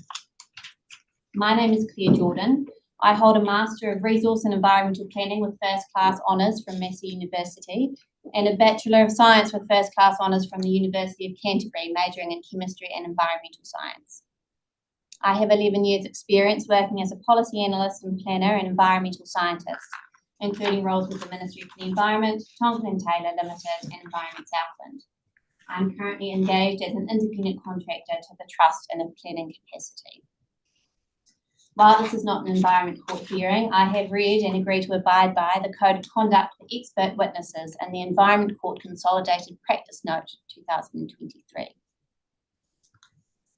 The Trust submitted in support of the application on the condition that concerns raised were adequately addressed through conditions. Meridian has made some progress in addressing the concerns raised by the Trust, and Meridian's efforts through the consultation process for this application are acknowledged. My presentation will focus on issues raised by the Trust which are not yet satisfactorily resolved. I will clarify the Trust's position on these issues and the consent conditions it supports.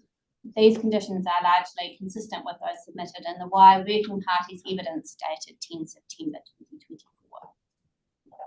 I do not intend to embark on a full planning assessment, as that has been undertaken by others, and I am comfortable with their assessment of activity status and the relevant provisions.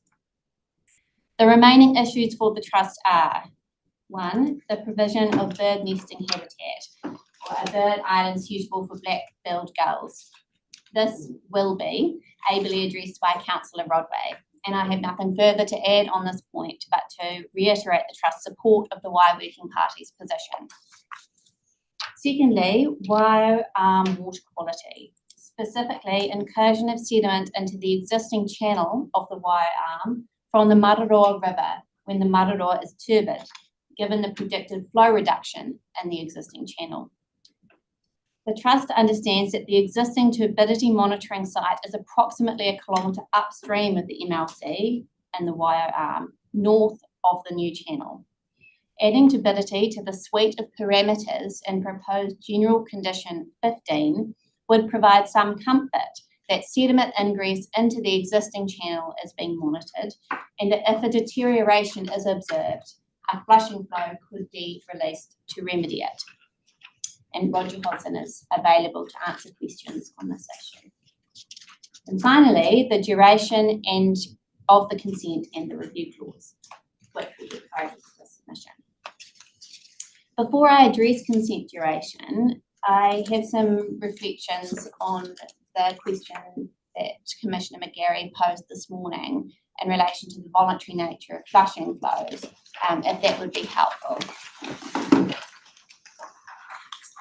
Condition 7 of consent 206156 version 4, which forms part of the suite of operational consents for the power scheme, requires a protocol for flushing flows.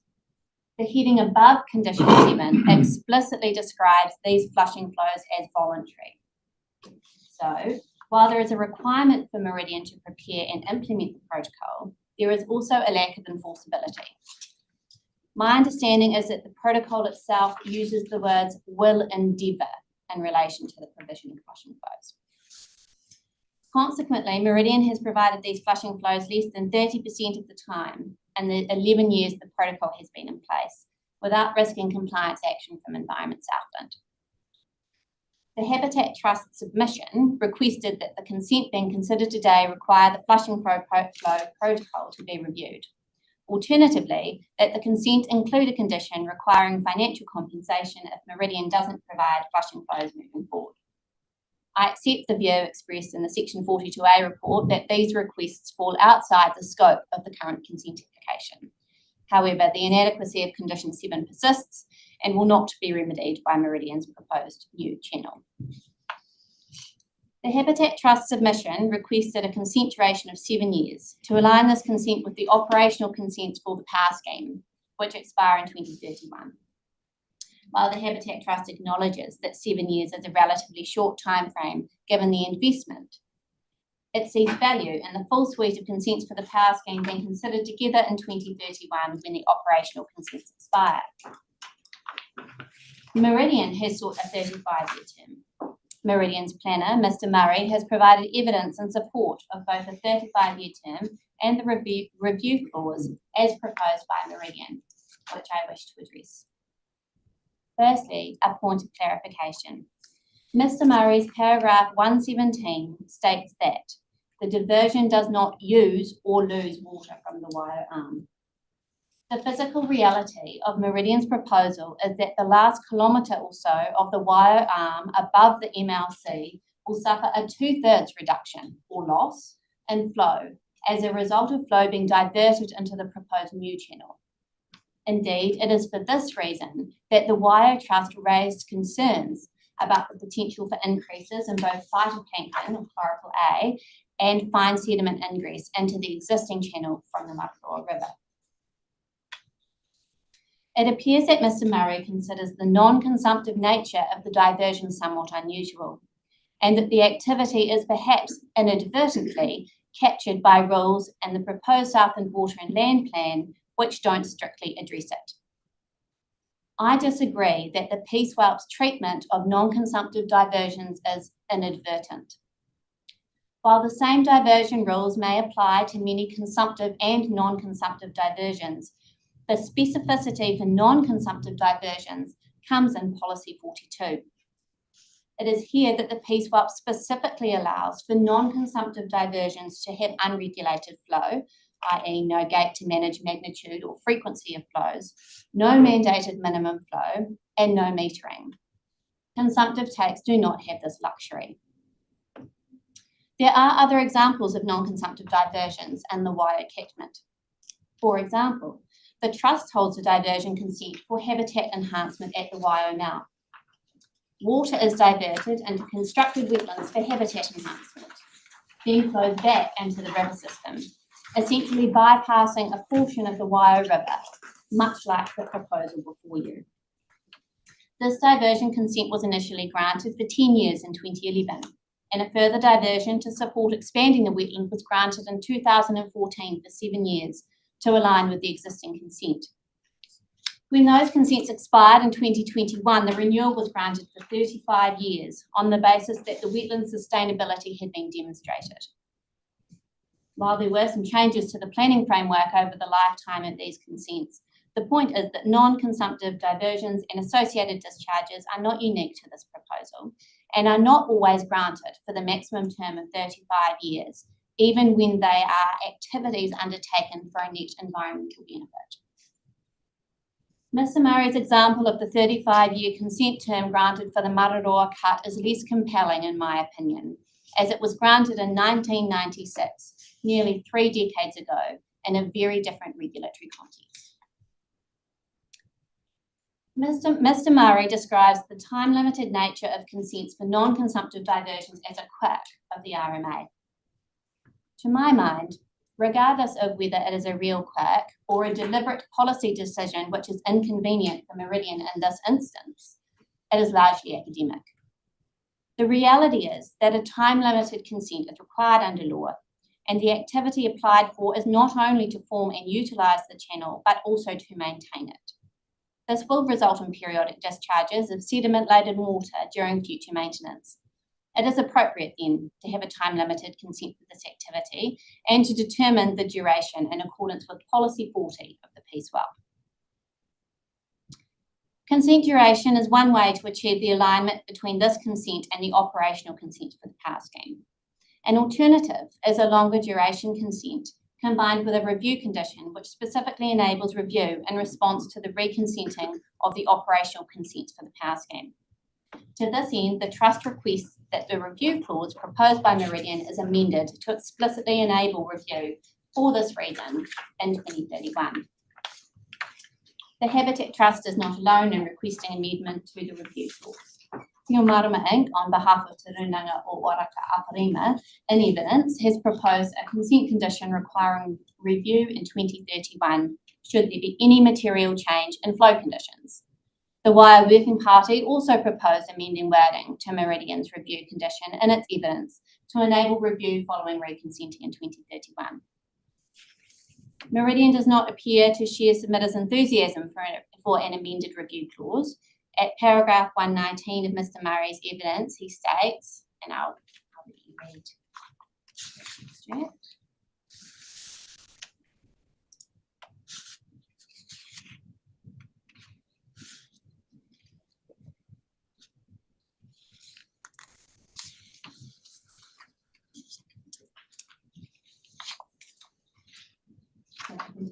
Yeah, thank you. I note that Meridian's proffered review condition would enable review in 2029, 2 years before the Trust's proposed amendment.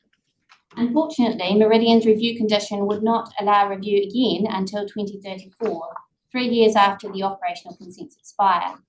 More importantly, Meridian's proposed review condition would not allow the consent to be reviewed for the purpose of ensuring alignment with the operational consents, or to give effect to changes to the Lower Waia River flow regime. Consequently, the Trust considers Meridian's proposed review condition as inadequate.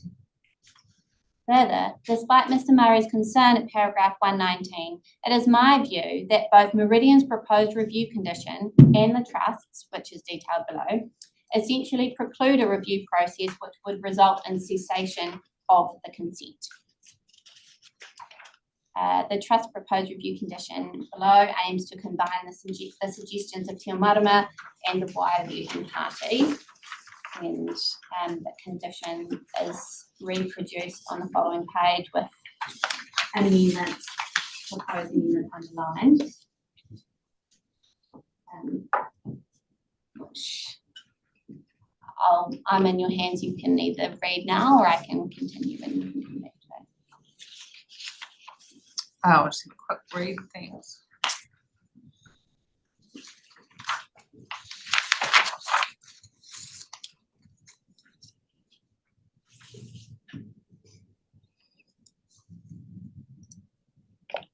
Thank you. To conclude, the Trust endorses the Waia Working Party's position in relation to the provision of a bird island, the addition of turbidity to the list of parameters to be measured, and proposed general condition 15 would provide the Trust with comfort regarding sediment ingress into the Waia Arm from the Mararoa River.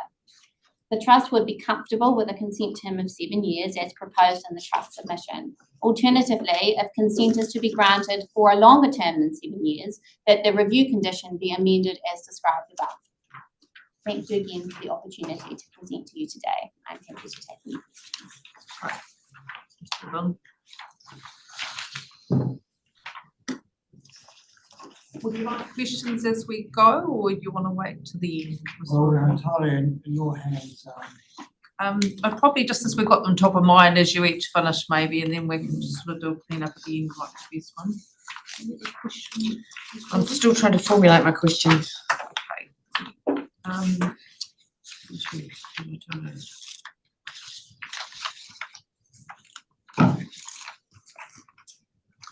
Just want to understand, I was trying to flip to condition 15 while you were talking to understand exactly where that monitoring point is. Because I understand at the moment, so there's a turbidity monitor up Waia Arm.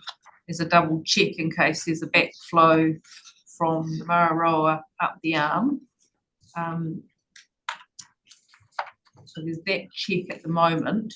You're looking to add turbidity at a point in relation to 15, so that will be separate to that existing turbidity monitor, is that right? Yes, and so that's on the basis that our understanding is that turbidity monitoring check that exists currently is upstream, well, closer to the lake than this new channel. So the chain, what the concern is that there's going to be a significant reduction in flow in the existing channel as a result of this new channel going in, and that makes it more susceptible to increases in turbidity from the Mararoa.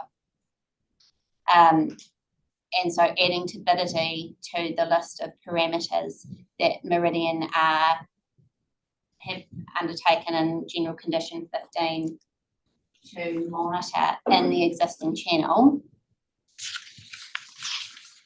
would provide comfort that the turbidity isn't becoming an issue in that existing channel that's experiencing that reduction in flow. So I think there was agreement this morning. Now I'm going to start getting my doctors all mixed up. There's too many H's in the room, actually. Too many Dr. Kirstens, Hodgson. It was really in relation to agreeing that doing the chlorophll monitoring in both the new channel and the existing was supported, and not in the third channel. So you would agree with that, the 2 points in terms of monitoring the chlorophll A. So that's probably a question for Dr. Bennett. Yeah. Oh, well, perhaps I could say about the sediment. The sediment that we don't want to get into the Waialae is stuff that comes down the Mararoa River. Yeah. So currently, in the Mararoa River, there's a continuous turbidity monitor that figures the time when the water has to be released down the Waialae River. So this device would have to be similar or the same as that.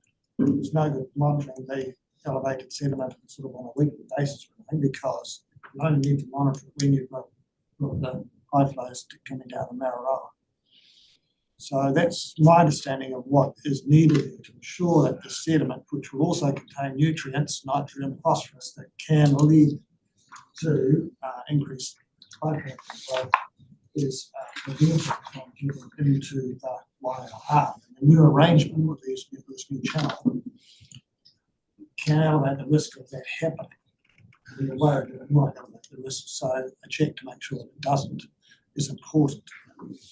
So you're worried that that low positive flow that currently holds that turbid water out of the lake may not be sufficient, or may act differently with the two channels, the two main channels with the new channel. Yeah. I'm just not convinced condition 15 is the case, because I think that isn't a real time continuous monitoring. My reading of that is some discrete chlorophll A sampling. But it sounds like what you're looking for is a real time turbidity meter, the same with the upstream and the downstream, somewhere closer to the control structure, because you believe the one at the lake is too far away to give you that comfort. Is that correct? Absolutely. Yeah, and whether that's done, wherever that's done, is fine as far as we're concerned. It's just the matter of having it. And I think the reason that we put it in those general conditions was to have it go beyond the construction monitoring phase, because it's not really an effect associated with the construction. Although once a certain period of time has gone through, surely it'll be showed that the positive flow and how it's behaving in those two channels will or won't be sufficient to keep the dirty water out. So is there a need long term to maintain that kind of level of monitoring?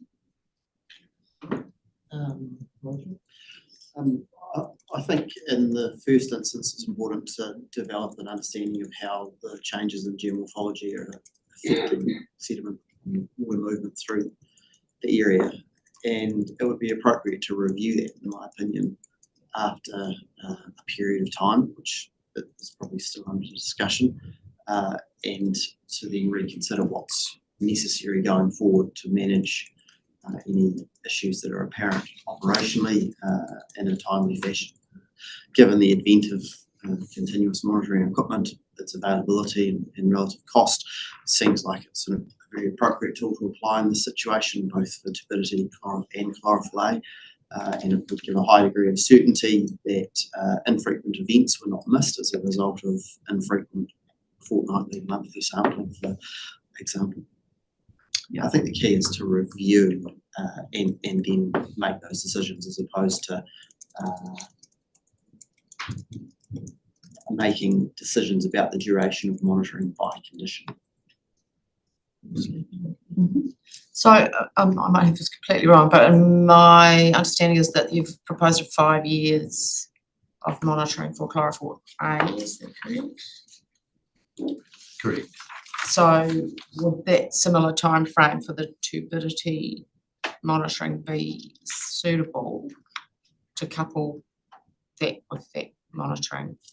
Given that you've just said it would need review and future planning. I think Dr. Bennett's going to talk about this in a bit more detail in terms of the duration and potential for sort of infrequent events to occur, you know, during a given period of time. 5 years, say, pick a number, 5 years, a baseline timeframes as possible. It's an appropriate period to review, and I guess what I'm suggesting is that it should be dealt with through review rather than through an explicit duration.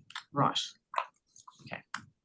To make it clear, we are advocating for a monitoring condition for this, and also for the phytoplankton to go for the length of the term of the consent. Dr. Bennett will elaborate on the reasons for that, but we don't think the current idea proposal is sufficient. I see. Thank you. Perhaps I might just speak up here as well, because to my mind, and I hope it might help you as well, to think of the water quality monitoring, the phytoplankton, the dissolved oxygen, the chlorophyll A as water quality, as a water quality monitoring program, with the turbidity that is measured in terms of NTU, net flow to metric units, although more recently as FNU, as most of the evidence refers to FNU, but we've heard NTU today as well. And we've also heard today that there is an existing turbidity measure in the Mararoa at Weir Road, and then there is this backup closer to the lake in case there's a failure or anything and dirty water does start to move up towards the lake. Ms. Jordan is asking that that be potentially left there in an additional one. I would suggest an additional one brought closer to the MLC just to pick up what is happening in terms of turbidity. And I would like to see that as a long-term precautionary approach. I don't believe it fits in condition 15 because condition 15 is mostly about the chlorophyll levels, the water quality. This is the turbidity monitoring with the measure of NTU, whereas the water quality is the chlorophyll and the other aspects of water quality and water clarity in there. I hope that hasn't confused everybody, but personally I see them as two separate measures of water quality, suspended sediment and turbidity being one thing, and then potential phytoplankton blooms, dissolved oxygen, pH conductivity as the water quality, which I will be addressing in my evidence. Because one of the consequences of ring fencing this and dealing with the packages is that we can't rely on the monitoring on another consent to be the backup for this consent, which means that other turbidity point further up the arm might suit Meridian's purposes for those consents, but I don't think for this consent we can rely on a condition in another consent to satisfy this consent. So I just raised that for this side of the table, and I'm also not sure that that other point would be sufficiently close to this site to be able to know that we're looking at the effects of this application. And this is the downside of disconnecting things. But I think at the moment that's probably a gap that you're highlighting in terms of giving you the confidence that this cut isn't going to exacerbate the flows back into the arm. Okay, we understand that point. I'm just wondering in terms of a straw man, on a condition that you're thinking and the location and things, and I think leave that with you, Dr. Bennett, in your team there, to maybe put something forward to us in terms of the wording as to what you're looking at, that at least the reporting officer and the her advisors and the applicant can then respond to, because I agree with you, it does not sit within condition 15. Okay, we've been all over the place, so let's go for the other approach. Let's hear from you all first, and then maybe we'll hold off on our questions, or we might drag this out a bit. Although saying that, it's 4:45. How about we just have a there's still a cup of tea available this time?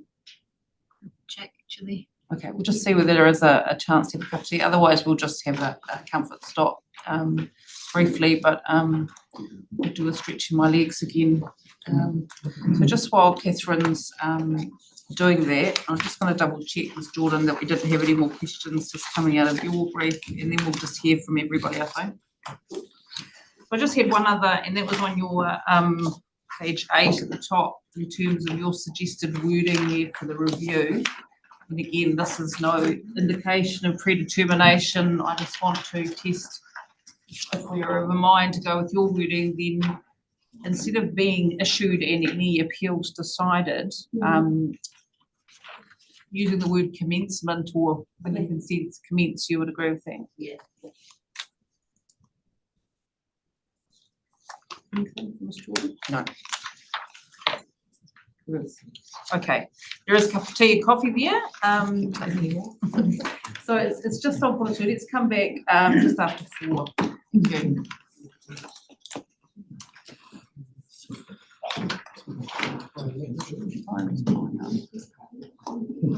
And now it's really hot.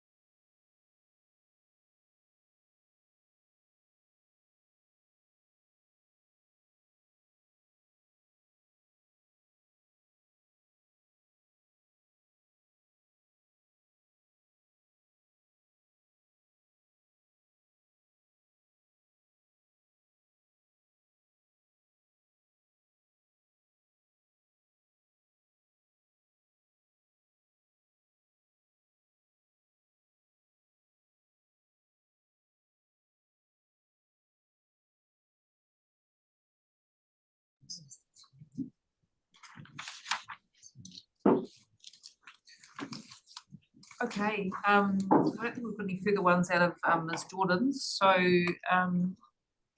Rockaway, were you next or Dr. Bennett? Right, thank you. Right, so I handed out this morning an 8-page explanation of the evidence and to draw your attention to. So I'll read through that if that's okay. I might need to make a couple of adjustments on the way, and hopefully that won't cause any confusion. So my name is Morris Rodway. I'm the current chair of the YR Working Party.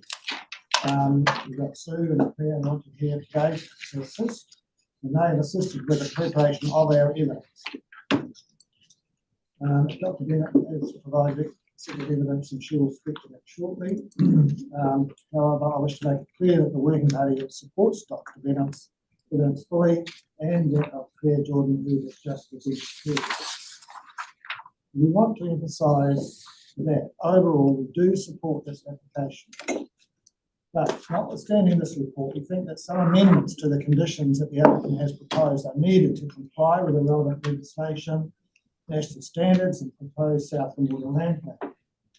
These amendments are relatively small changes that should be no great inconvenience to the applicant, but will considerably enhance the YR River environment and ensure that it is not further degraded in the longer term.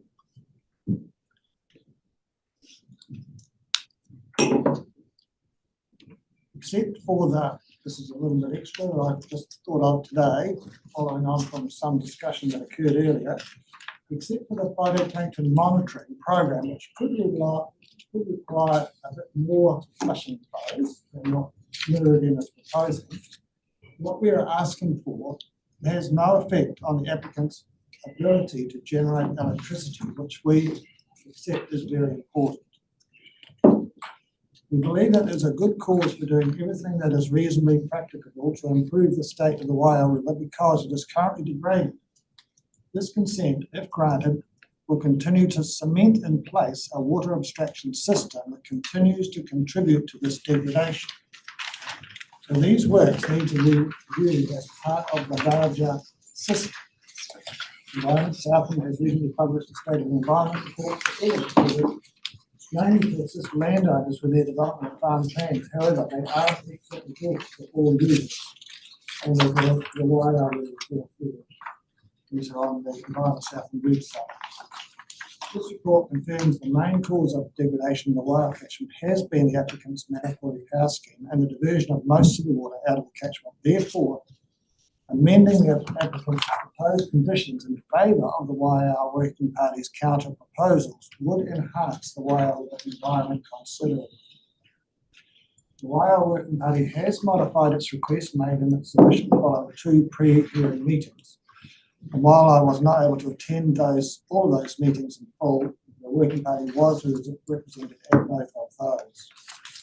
Then after that, between the 8th and 20th of August, I exchanged emails with Meridian staff in an attempt to work through the issues to see if we could come to agreement on the points that were in contention. However, these attempts were unsuccessful, although a bit later on, I mentioned something that's a little more promising. So now there are 6 issues outstanding, and these are listed in paragraph 20 of these notes. Now it might sound a little bit whingy, but I do need to record that our view is that the record of the second meeting did not include all the matters that we mentioned at that meeting, despite us asking that they be recorded.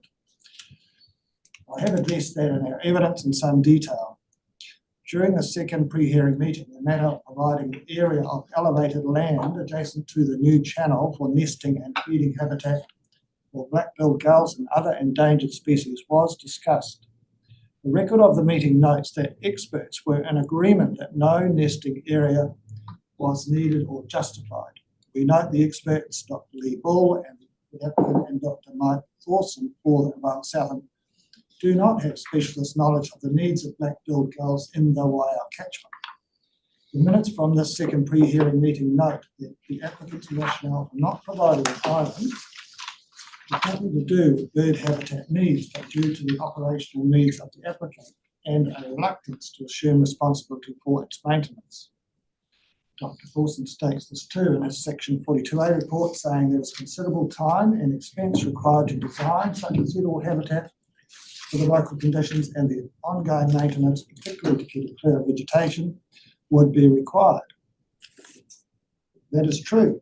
We have set out ways an island could be provided and maintained in our evidence. This would be straightforward and no great inconvenience given the scale of the works to create a new channel. In fact, there is already an area of land of about 1,600 square metres in area, higher than 180 metres above sea level, and exactly where the island could be located. So the works required would be minimal in the overall scheme of things, simply to enlarge that slightly, maybe smooth it off so that it fitted in with the landscape that will be left after the works. So the works required would be minimal in the overall scheme of the project.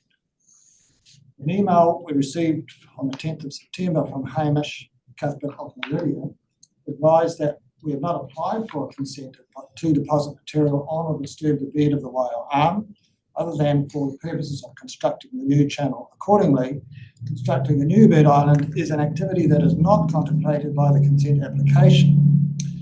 It is probably worth noting that the berm between the current main channel and the new channel will remain in situ following project delivery, and with contouring it may prove suitable bird habitat. So we appreciate that opportunity, in my interpretation anyway, that Hamish provides, and we note that paragraph 5.1 of the AEE from the applicant says that the final design and works will be in general accordance with variations to the information provided in the appended Dam Watch report. However, minor variations to the methodology and design can be anticipated, as my underlines. So this appears to give scope to consent to provide an area of land that would be suitable for bird nesting and habitats in the way we have requested. Because the reasons given for not providing an island are rather subjective and not related to our main matters, especially the protection of Indigenous biodiversity, which must be provided for when applying for a non-compliant consent. We ask that you seek further expert advice on this if Meridian is still unwilling to provide the land use that is to make nesting and nesting habitat for these endangered native birds. Dr. Rachel McClellan is a person who could assist with this, and she completed her PhD studying these gulls in the Waiau and the other Southland rivers. I haven't talked to her about this, and she's happy if you want to contact her. Yesterday, when I was having a look at the site, soon after you left, actually, you will have noted that there are a lot of black-billed gulls nesting on the existing island and also on the weir that was spilling water at the time but was still relatively dry. And my interpretation of this is that when there is a big flood like we've got at the moment, there are no islands. There are very few safe places for these birds to roost. They're not nesting there now, but they're possibly gathering there thinking about nesting.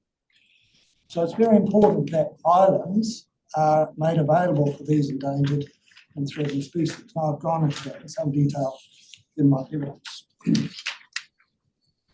So over the page we note that in the memo provided by Newline, these letters refers to two series of birds in this area, but what the terms were was not included. But unfortunately, we're not able to call Dr. McClellan as an expert witness because we're a small voluntary group with limited financial means. But what we do have, perhaps is a little bit subjective as well, but important, is a deep and long-standing knowledge of the area where we live and where we know and have been working in for many years. We have a deep emotional and spiritual connection to the Waiau River and Lake Manapuri, but it is backed by conventional science. We acknowledge that this application has a large amount of complex information in it, but our members have a considerable range of depth of expertise, and we are familiar with the technical details of these issues, as well as having this knowledge that's been built up for at least 40 years. Now, I apologise for being a little bit critical of the consultants here. I don't mean this to be you to take it personally, but I am a little concerned about this. So Meridian has employed consultants to help with this application.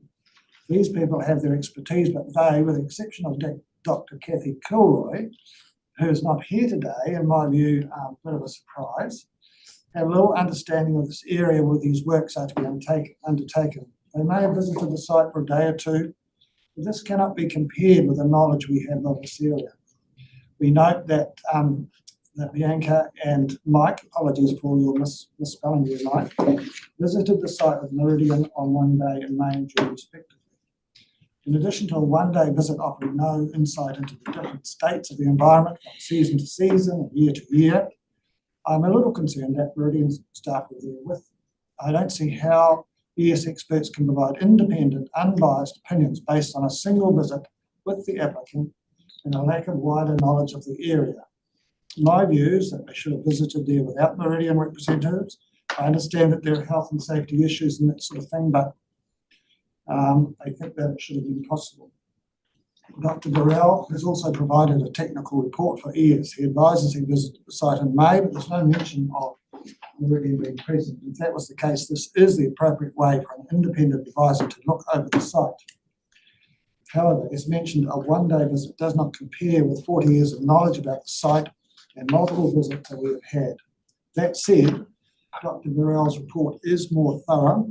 We agree with several of the comments he makes, such as at Paris 22 and 33. We agree that measuring the effectiveness of the new channel in maintaining a low level of purified with fine sediment accumulation in the lower Waihao should be undertaken. As already mentioned, we are particularly concerned with the proposals that Meridian have offered to monitor phytoplankton in the Waihao Arm. These are completely unsatisfactory in this context, and our rationale for an improved program is explained fully in our evidence, and Dr. Bennett addresses this matter shortly. The Waihao Arm is directly connected to and considered part of the iconic Lake Manapuri. Lake Manapuri is in a pristine state, representing a high-quality glacier lake. The potential for ingress of dirty water from the Mararoa carrying nutrients such as phosphate and nitrate, as well as fine sediment, that has the potential to contribute to phytoplankton blooms must be prevented. Now the question of these lacustrine channels. We believe they are wetlands, and this matter is of concern to us. These will be significantly modified, reduced in size, and some are proposed to be partly cut off from the main channels after the works are completed. The applicant and his consultants have referred to these as channels and wetlands at various points in the application documents and appendices, perhaps reflecting some confusion. To be fair, it depends when one visits these wetlands as to whether they appear as wetlands or not. At times they are dry or nearly so, and at others they are flooded, as at present. At lake levels above 177 metres above sea level, there is water in them, and they do support wetland plants and animals. The community is ephemeral, but ephemeral wetlands are still considered wetlands, unless it's a puddle in a paddock that occurs after heavy rain that you will have seen. A recent Environment Southland report explores this matter in some detail. We are sure they are wetlands and must be protected in the manner set out in our evidence. I made a couple of notes there.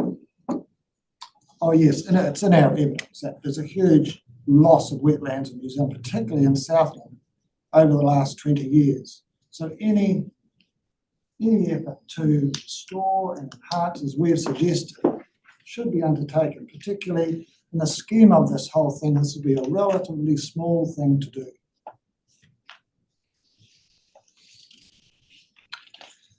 Paragraph 15, the term of consent is an important point. Other submitters have asked for a specific time. We'll leave it up to the panel to decide the merits of that. So, Claire has addressed this issue as well. What we are particularly keen on is conditions relating to a regular review over the term of the consent and the specific ability to review this consent following reconsenting of the broader power scheme in 2031. It is important to enable this consent to be brought in line with the consents issued then, if that's necessary.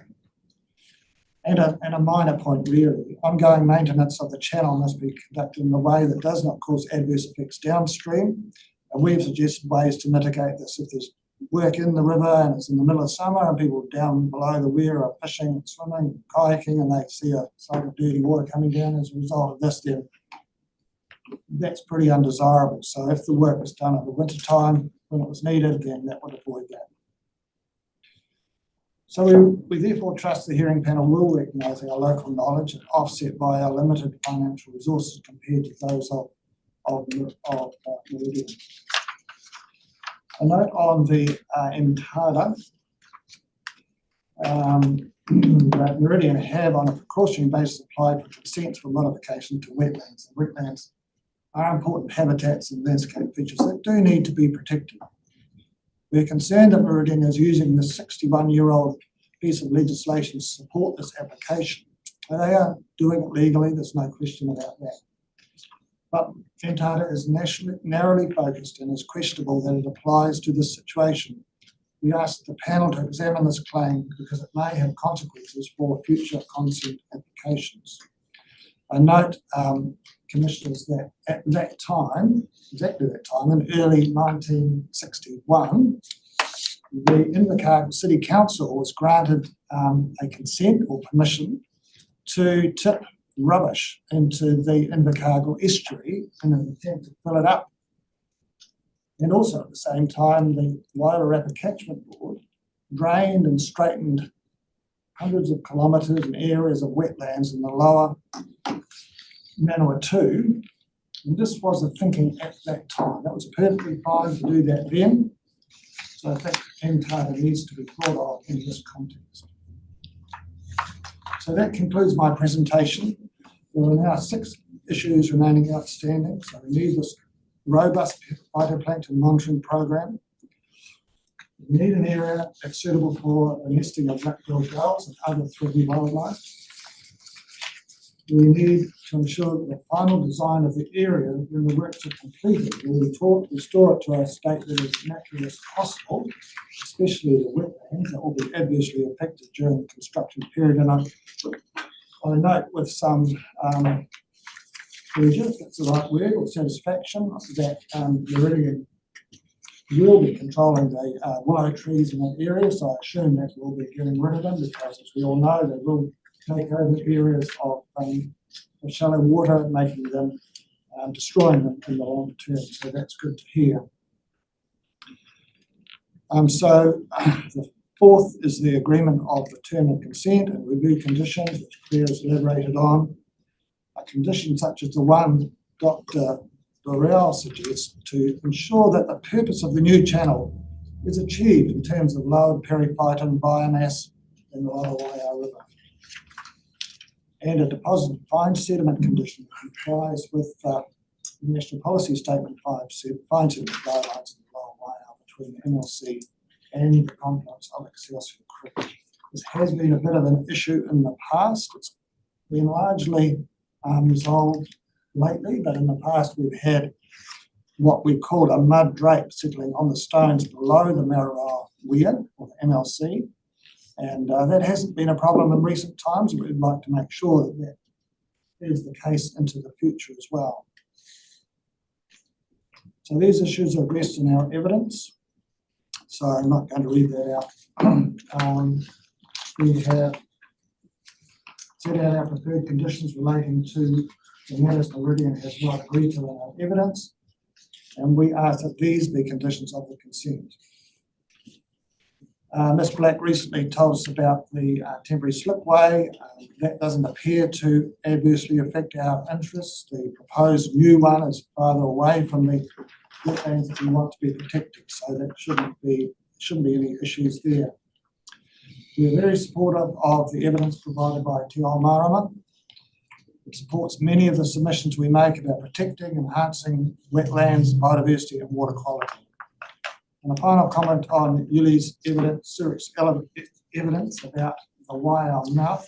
We didn't submit on that, so we do not want to comment on that specifically, but we do support her plea to listen to local people who live by the river and see it every day in all its moods. I note the recent review of the floods at Wairoa, further away than this but are relevant, recommended reviews of local people. Local people should be considered. page 14 of the MFE Bush report, there's local and indigenous knowledge must be harnessed in the development of plans, practical delegations and standard operating procedures. So we support the use of this knowledge as well as conventional science, of course, in a carefully planned way. However, we don't agree that she asked the consent not be granted. We do, as I mentioned at the beginning, overall support granting of this consent.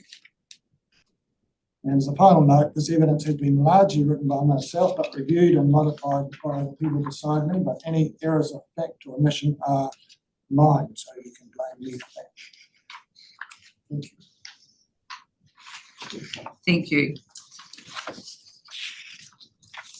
Well, do you think we should hear from Dr. Bennett first, and then maybe we'll just ask both of you questions? That might be the better way. Excellent, thank you.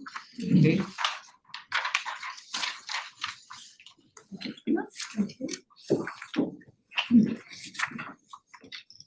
The evidence presented on behalf of the applicant has helpfully outlined the extent to which water quality in the Mararoa Delta channels will be compromised by this project, with, and I quote, a substantially increased risk of phytoplankton exceeding 2 milligrams per cubic metre in the new and existing channels compared to the existing channels. Specifically, there is a predicted increase of 3 to 5 times the number of days under high-risk conditions in the channels following excavation. This comes from Dr. Hodgson's evidence paragraph 100. Additionally, quote, the shallow depths in the new and existing channels may further increase the risk of blooms because of the risk of warmer temperatures at times when water velocities are low. This is from Dr. Hodgson's paragraph 101. And we note that the exacerbating effects of such warmer temperatures are not considered in the 3 to 5-fold effects just outlined above. I would also like to just add here in relation to Dr. Hodgson's Table 1 and paragraph 100. This presents the risk of developing chlorophyll A at greater than 2 milligrams per metre cubed.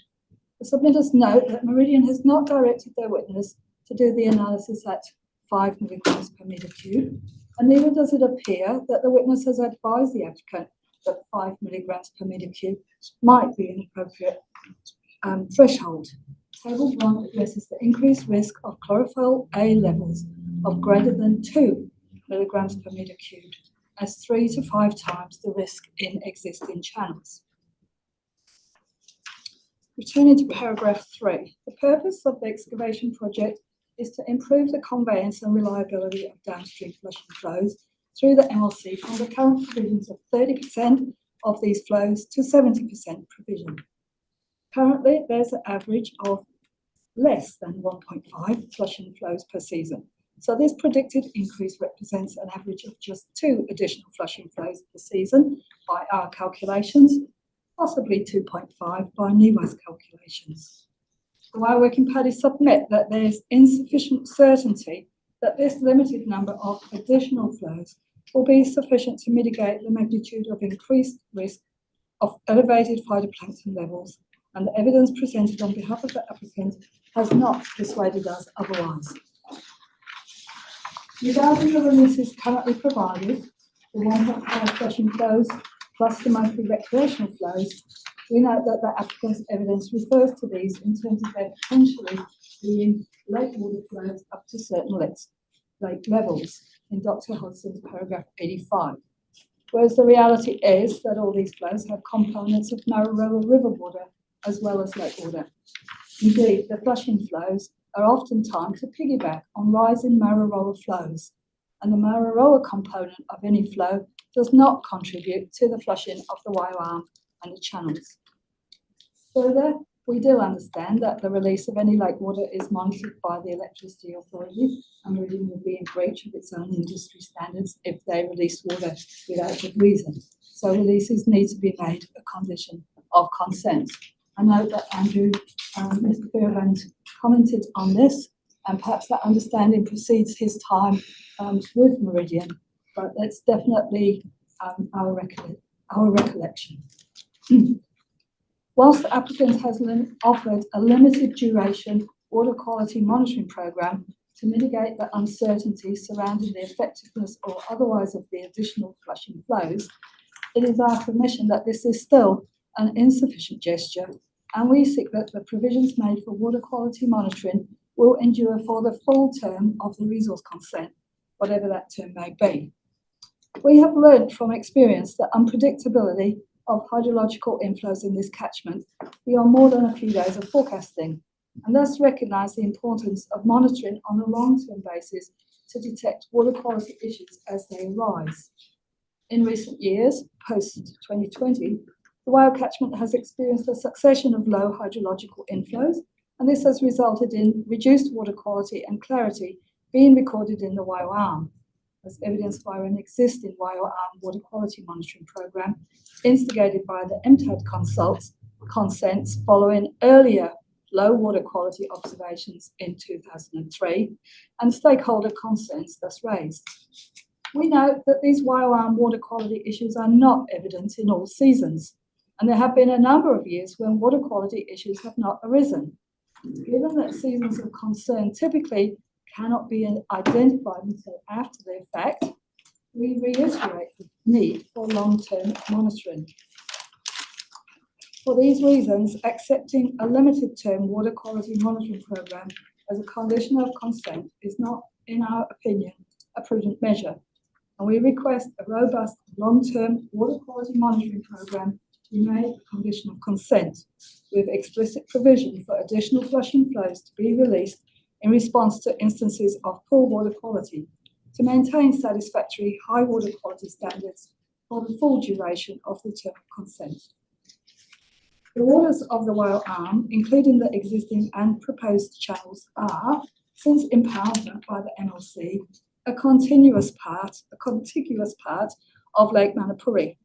Lake Manapuri itself is a high-quality, pristine lake environment in a microtrophic to oligotrophic state, quoting ES State of Environment data, i.e. with water quality corresponding to a chlorophyll A level of less than 2 milligrams per cubic metre.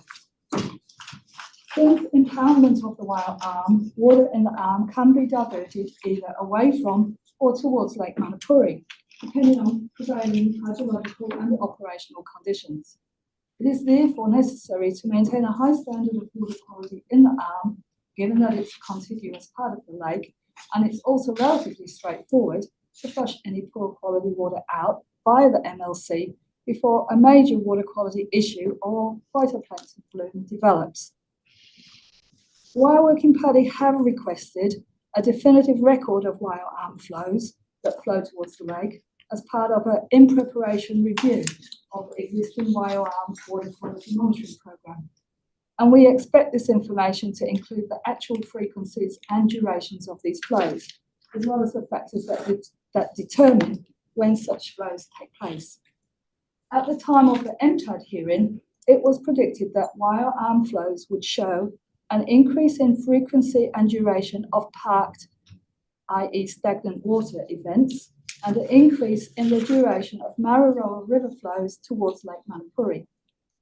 Unfortunately, however, the information to corroborate this prediction is not available to us at this time, so it cannot inform our present submission.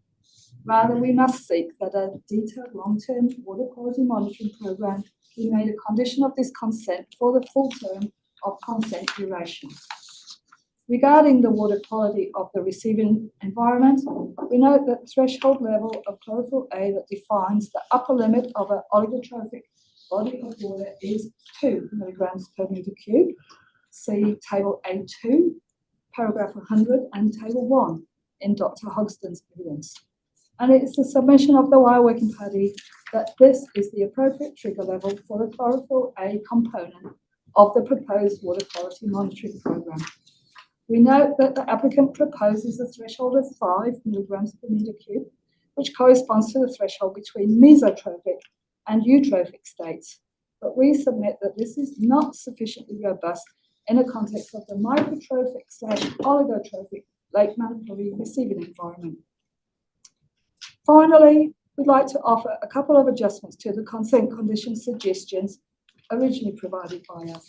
We can now confirm that we are happy with 2 additional monitoring sites to be set up in the new and existing main channels as per the applicant's request. Condition 15D in attachment B to the statement of evidence of Daniel Murray, rather than the 3 sites we originally requested. This adjustment replaces reference to 3 representative sites in condition 11B of our earlier evidence, and also the reference to 2 sites in the existing channels in condition 11C of our earlier evidence should be replaced by 1 site in the existing main channel. For the avoidance of doubt, we do not agree that the chlorophyll A trigger level should be set at 5 milligrams per cubic metre in condition 15 clauses E and F of the applicant's revised proposed conditions. Our requested rationale for imposing 2 milligram per metre cubed trigger level remain. Neither do we agree that the condition relating to the proposed water quality monitoring program should be limited to any period shorter than the full term of the consent, i.e. condition 15C of the applicant's proposed conditions. Again, our request and rationale remain. To conclude, we accept the applicant's assessment of the magnitude of effects of the proposal on water quality and phytoplankton levels as outlined in Dr. Hogston's paragraphs 100 and 101. However, we do not share the applicant's confidence that the limited number of additional flows is sufficient to mitigate the increased risk of adverse effects posed by the construction and operation of a parallel channel. We recognise that the waters of the Waiau Arm, including the existing and proposed channels, are a contiguous part of Lake Manapuri, a high-quality, pristine lake environment existing in a microtrophic to oligotrophic state. Further, we note that the waters of the Waiau Arm may flow either towards or away from Lake Manapuri, so the highest standards of water quality should be maintained. Consequently, it's our submission that the chlorophyll A trigger level of 2 milligrams per cubic metre is the appropriate trigger level for the proposed water quality monitoring program. We further recognise that inflows to the Waiau catchment are highly variable and difficult to predict, and that in seasons of low inflows, Waiau Arm water quality can be compromised to the extent that additional flushing flows may be required. Thus, given the unpredictability of inflows, the potential magnitude of adverse effects, particularly in low inflow seasons, we are seeking a robust and long-term water quality monitoring program and management response plan be attached to this consent to ensure that Waiau Arm water quality is consistently and appropriately addressed for the duration of consent. We do agree to there being 2 representative monitoring sites for the purpose of water quality monitoring, one in the existing main channel and one in the parallel channel as requested by the applicants. Right, thanks, Dr. Now, I've got questions scattered on your original statement and your new statement, so bear with me.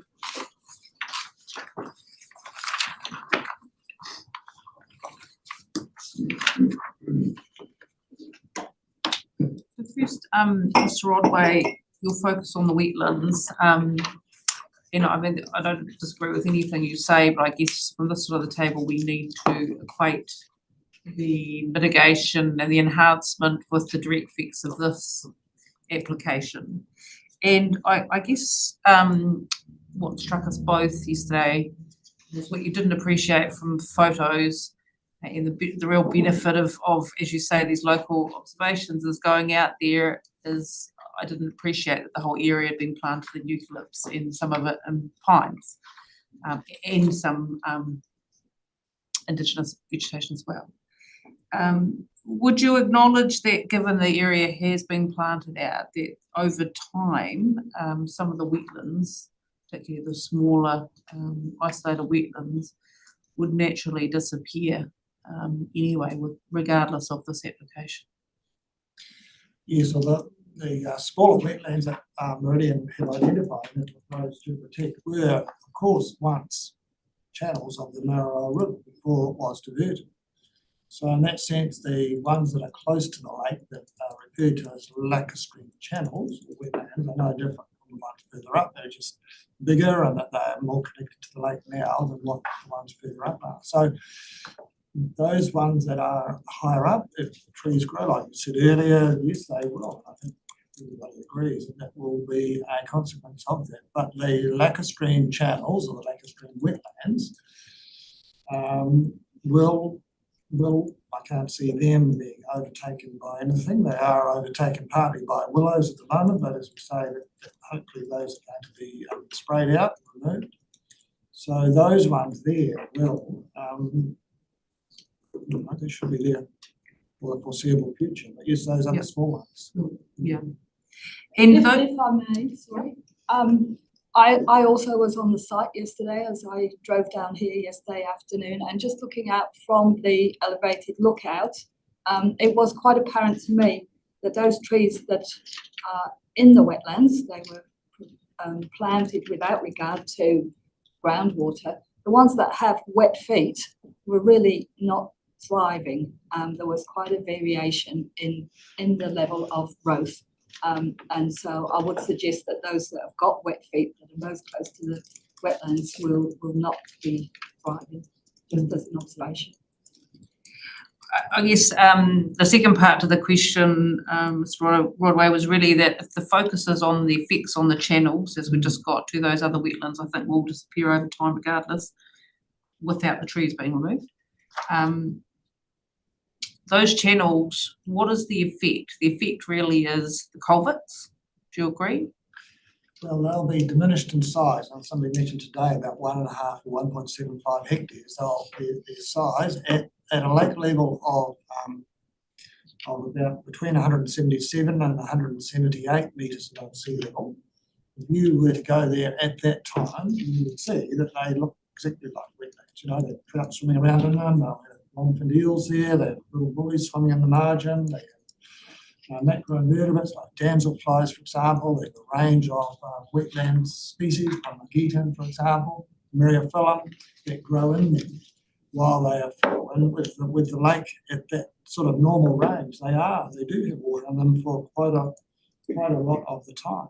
At the moment, they are really flooded. You know, you probably don't appreciate it so much. When they are dry, of course, or nearly dry, they look different again. So what's going to cause them to diminish in size, those channels? The new channel cuts through the bottom of at least two of them. Right. So you mean it's the loss, it's the direct loss where the excavation is? Yeah. And the new haul road is going to cover them up as well. I mean, the regional water plan doesn't anticipate this happening at all. Wetlands really, right on it now. And in terms of the culverts themselves, would you agree as long as there is fish passage in and out, then the effect actually could be positive because it could throttle the water and have a wetted area for longer?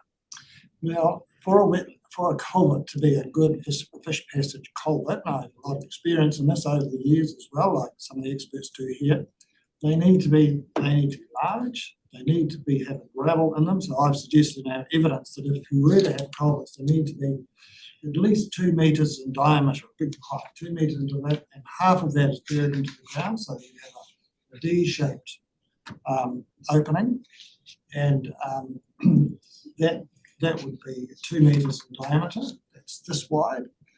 You know, compared to the whole width of the channel, then that's not that much actually. You're probably right when you say that could slow the water coming out of them as they dry, but I don't know about that. You need to do some mathematics and flow dynamics and stuff like that. It might slow it down a bit, but I don't think it would be that significant. That the applicants have said that the culvert is better than a ford. Now, if you just lower the haul road so that it's down to 177 metres, and that water can flow in and out of those as it does now, sure, it will be flowing over this haul road, but the haul road, you'd have to ask Meridian how often that would be used. It's not like a forestry track or a road or anything that's used all the time. I imagine it would be used very rarely, only for maintenance purposes. And so it would just look like it is now, and it's certainly hard surface. You can drive a vehicle across that surface now when the lake is low, because it's quite a hard surface. So wouldn't look any different. It shouldn't look any different to what it does now. And one of the things that I think Meridian has agreed to is that when it's finished, this whole area should have a natural appearance, and the channel should have low slopes and not look as though it's a artificial environment. Meridian has said that this area has relatively low natural values, but I don't agree with that at all. Look at all the birds that live there. Look at all the fish that live there. If you're standing up on that lookout that Dr. Bennett's just referred to, and you look up there and you see that in front, and you look at the mountains, like Cathedral Peaks in the distance over Lake Manapuli, it's quite a beautiful scene. A bit different with a whole lot of eucalypts there, but that's what I imagine. We'll have a new channel that goes around the side. It's sloped. There'll be sloped. There'll be a low-looking bird island. It'll be a little bit bigger than the existing one there. But the whole thing will have a landscape integrity that's quite good. But if you have a haul road that sticks up and snakes its way into the bottom of these wetlands, then that'll be a visual feature that sticks up and is not consistent with the need to try and restore this area to a natural state as much as possible. So that's why, that's one reason I think the culvert idea is not the best one. The culvert, it's said that, will turn itself into a ford, but really, if that occurs, I don't think that will be significant. So you've got no concerns with the vehicles going through a ford and the disturbance that would cause during the construction? Well, yeah, that is a concern, but if work, I would probably need to ask Meridian about how often this will be used and when it would be used. But in my imagination, it would be used for maintenance on the new channel. But the only place where the new channel is likely to need maintenance is much closer to the weir, where there could be a deposition of sediment from the Mararoa, or where it curves fairly sharply down towards the bottom. If you have very high flows like we've got now, and we've got this under their evidence, but Meridian assures that it won't be a problem, that erosion could occur on the outside bend of that new channel as it goes down and then turns fairly sharply to go towards there. That's an area where the maintenance might be needed. And so there's no need to drive up and down in that area in front of those Lacustream wetlands. But check that with them.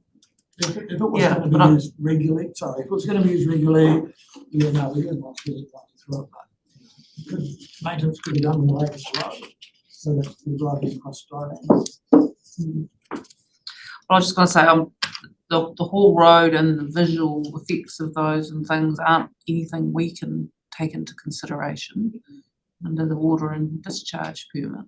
So that's why I'm really scratching away at the culverts and trying to figure out what the effect of what we can look at is. And you've acknowledged that if the culverts were sufficiently sized so that the fish passage was maintained, that really the adverse effect on those channels that you've identified is the loss of the excavation itself. Is that correct? Yeah, the loss of the area of them at normal levels. Yes.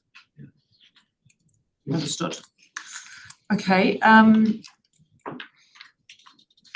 Dr. Bennett, you read out an additional paragraph in your copy that wasn't here, and I know that that's fine, but it'd be good if you could just provide us a copy that had your additional, just for the records, that would be helpful. And as I say, no problem, because you're under no obligation to put things in writing anyway. So,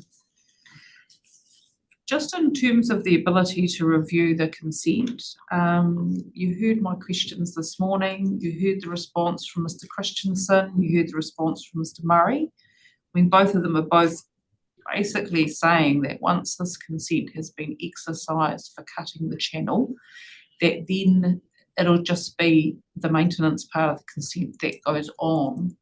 So what is it that you think could require to be reviewed in terms of the maintenance component of that would link to the wider consents? Because these guys are saying they just don't see the link. If I might jump in there, I think the Waikiwi Working Party and the Habitat Trust have proposed enduring monitoring conditions that would persist for the life of the consent. So that would be a relevant condition that might well be reviewed. I don't think it's inconceivable that the way that the maintenance of the channel is undertaken and the levels of sediment, for example, that can be discharged as a result of that might be considered differently in 2031 either. So those are probably the two main things in terms of the conditions of consent. And I think, I mean, the reality is too that there's an element of not knowing what we don't know, and that it might be, none of us have a crystal ball, and it might be that we get to 2031 and say, actually, we don't need to use that review condition. But it might also be that when the application is made for the operational to reconsent the operational consents for the power scheme, that there is some value, there's something that this consent can provide that means that it doesn't have to be duplicated elsewhere. And I think that I don't see a great deal of harm in leaving that door open for a future decision maker to utilise. I think the applicant would say the harm is the uncertainty passes to them then as to whether that does or doesn't happen. I'm not convinced on the three answers that you've given. We're sitting on the fence over here, and I'm not saying these guys are convinced us either, but in terms of those what could change, if this consent tidied itself up in terms of the monitoring that you're looking for turbidity, and it looks like you're pretty close on the chlorophyll A with the 2 channels. If the monitoring is there to monitor the effects of the maintenance activity going forward, then what could be reviewed? Because I don't think the standards in terms of a change and what that means ecologically in the water quality is likely to change. Is it? You know, what's unacceptable to a critter in 5 years' time is going to be unacceptable today in terms of even what we know, what those levels are.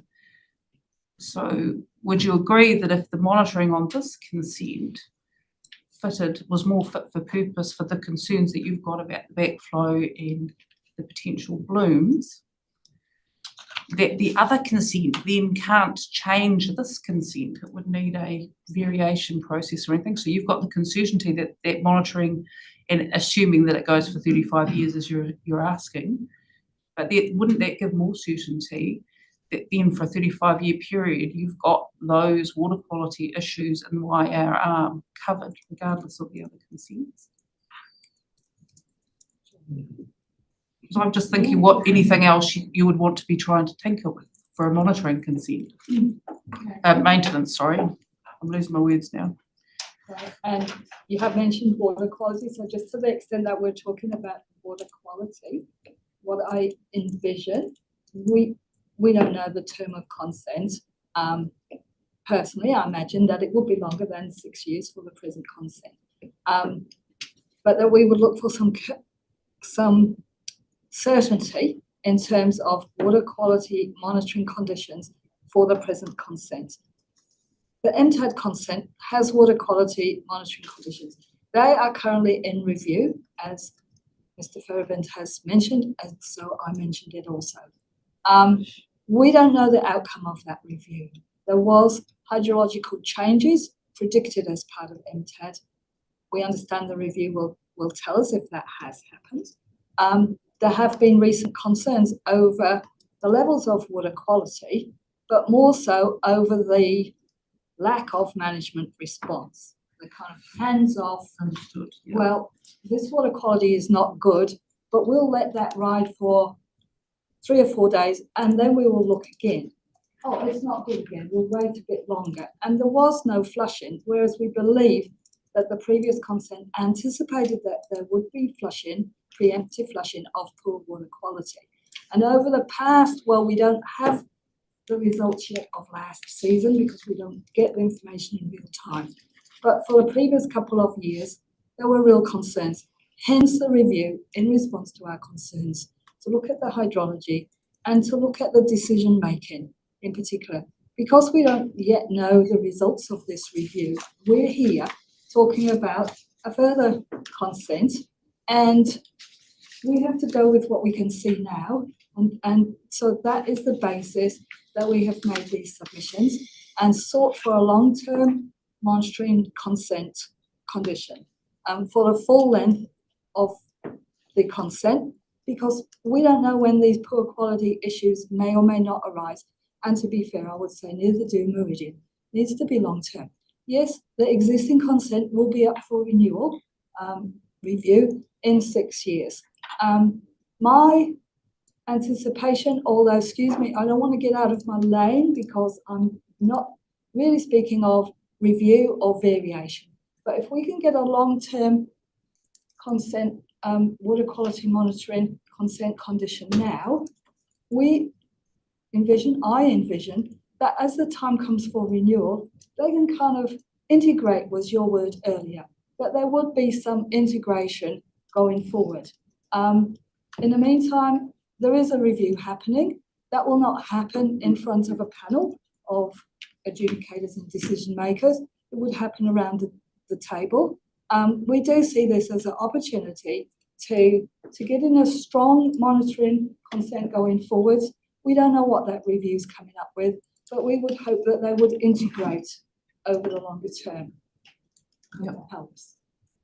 It does. Well, it gives more reason really to the argument to get the water quality that you want long term on this consent. Yes. And I understand that completely. I'm not sure if you've helped me with the reason for the review, because I'm just trying to imagine what you'd change on this. I think we'll just leave it there.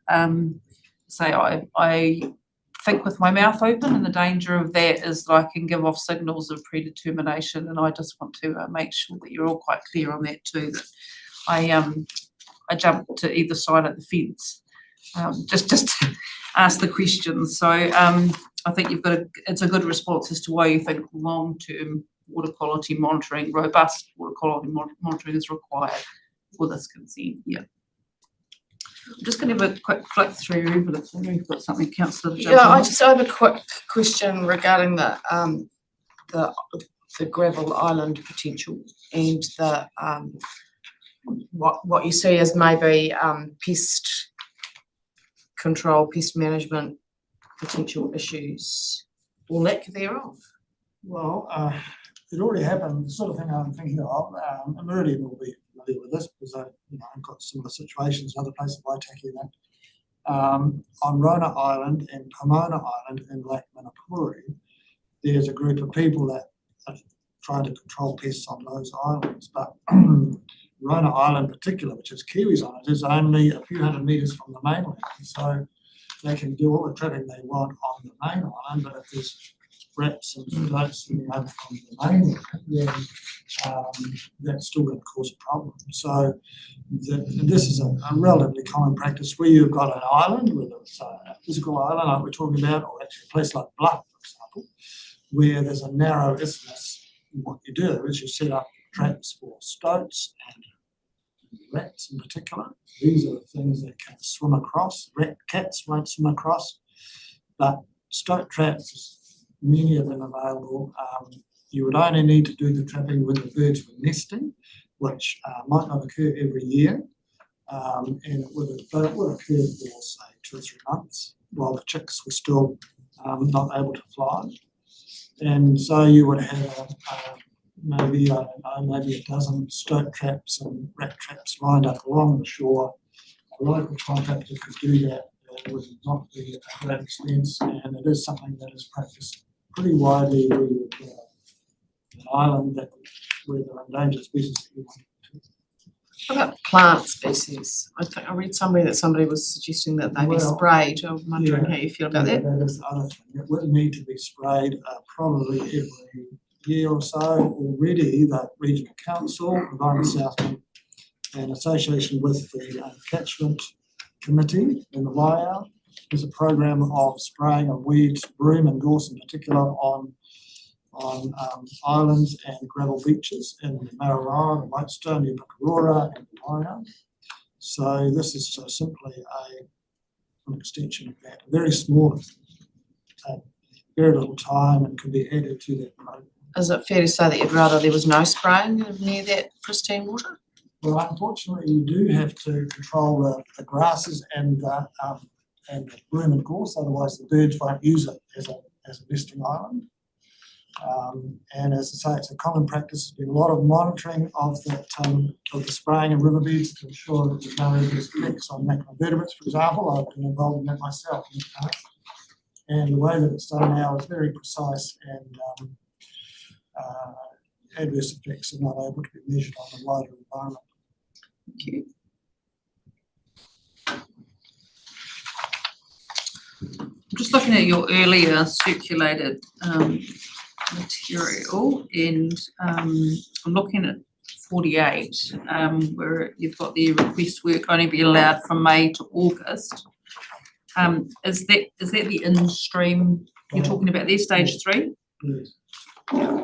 Yes, well, I imagine some maintenance would be if there was some erosion on the bank, or as I said earlier, some sediment from the narrow boulders or gravel got into the lower channel and into the new channel and reduced its ability to discharge water as required, then that would need to be cleaned out, and so you need to do that bigger, and you'd have to, that would result in dirty water being discharged down the river. Now, there are conditions on that, which are the same as what's proposed for the main operation, but they will still create turbidity that would be undesirable for people using the river further downstream. I'm not saying that it would be adverse effects on ecosystems. It's more an adverse effect on people using the river. So doing it in the winter time avoids that. And it's not a biggie, but because we do say that the maintenance work will only be needed, say, once every 5 years, but we don't really know that. And it could be that you've got a 2-week period of gravel out of the channel. That would create a bit of consternation for people who want to use the river. So you're kind of looking for a sub-condition there, that you'd have a condition saying that the construction period would be from January to January to October, and then you'd be looking for stage 3 to only occur between May and August. That's for the maintenance. That's the ongoing. Oh, that's for the maintenance, not stage 3. No, just for the ongoing maintenance of the channel, whenever it was needed. Sorry, I wasn't clear on that. Sorry.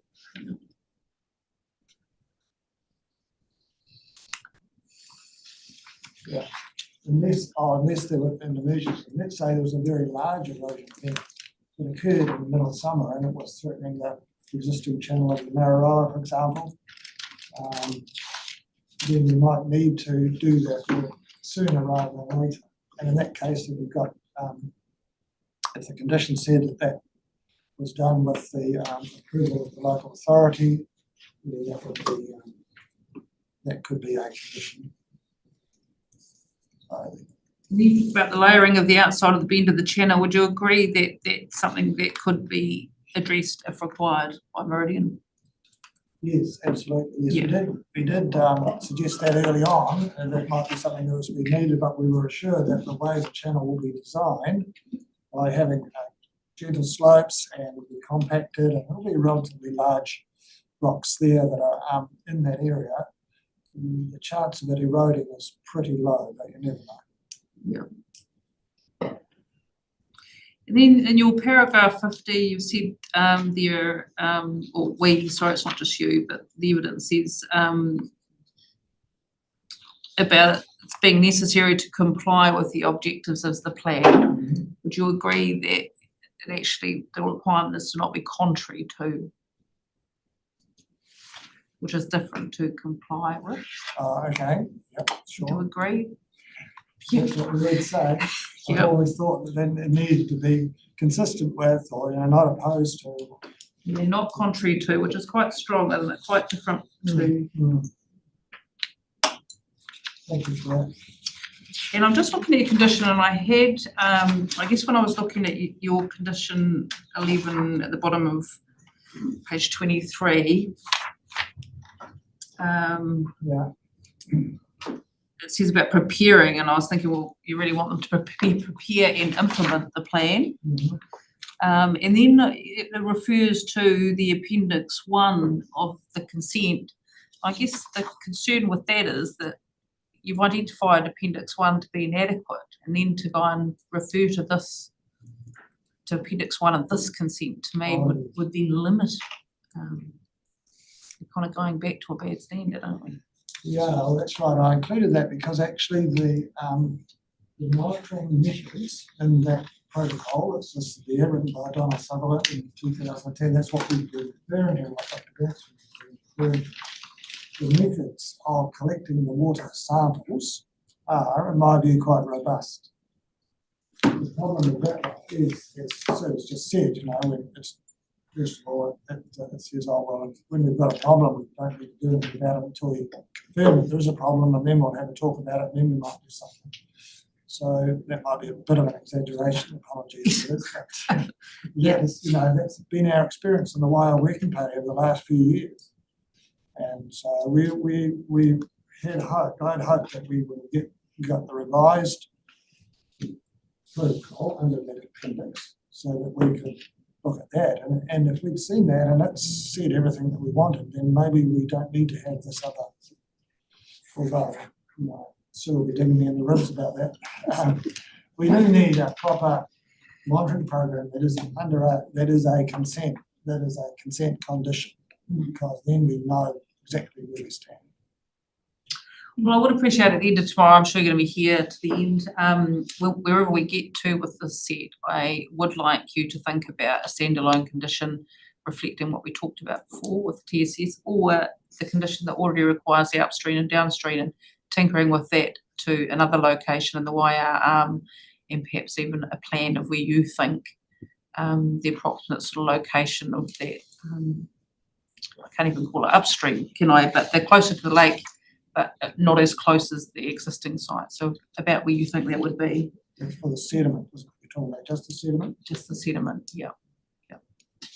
And yeah, I'll have a think overnight, but no pressure on you to bring this back today, because I suspect that depending on what we hear from the other side of the table, I just would like you to put up the straw man of what you think that condition would look like, so that these guys have got something to review and that the applicant's got something to respond to.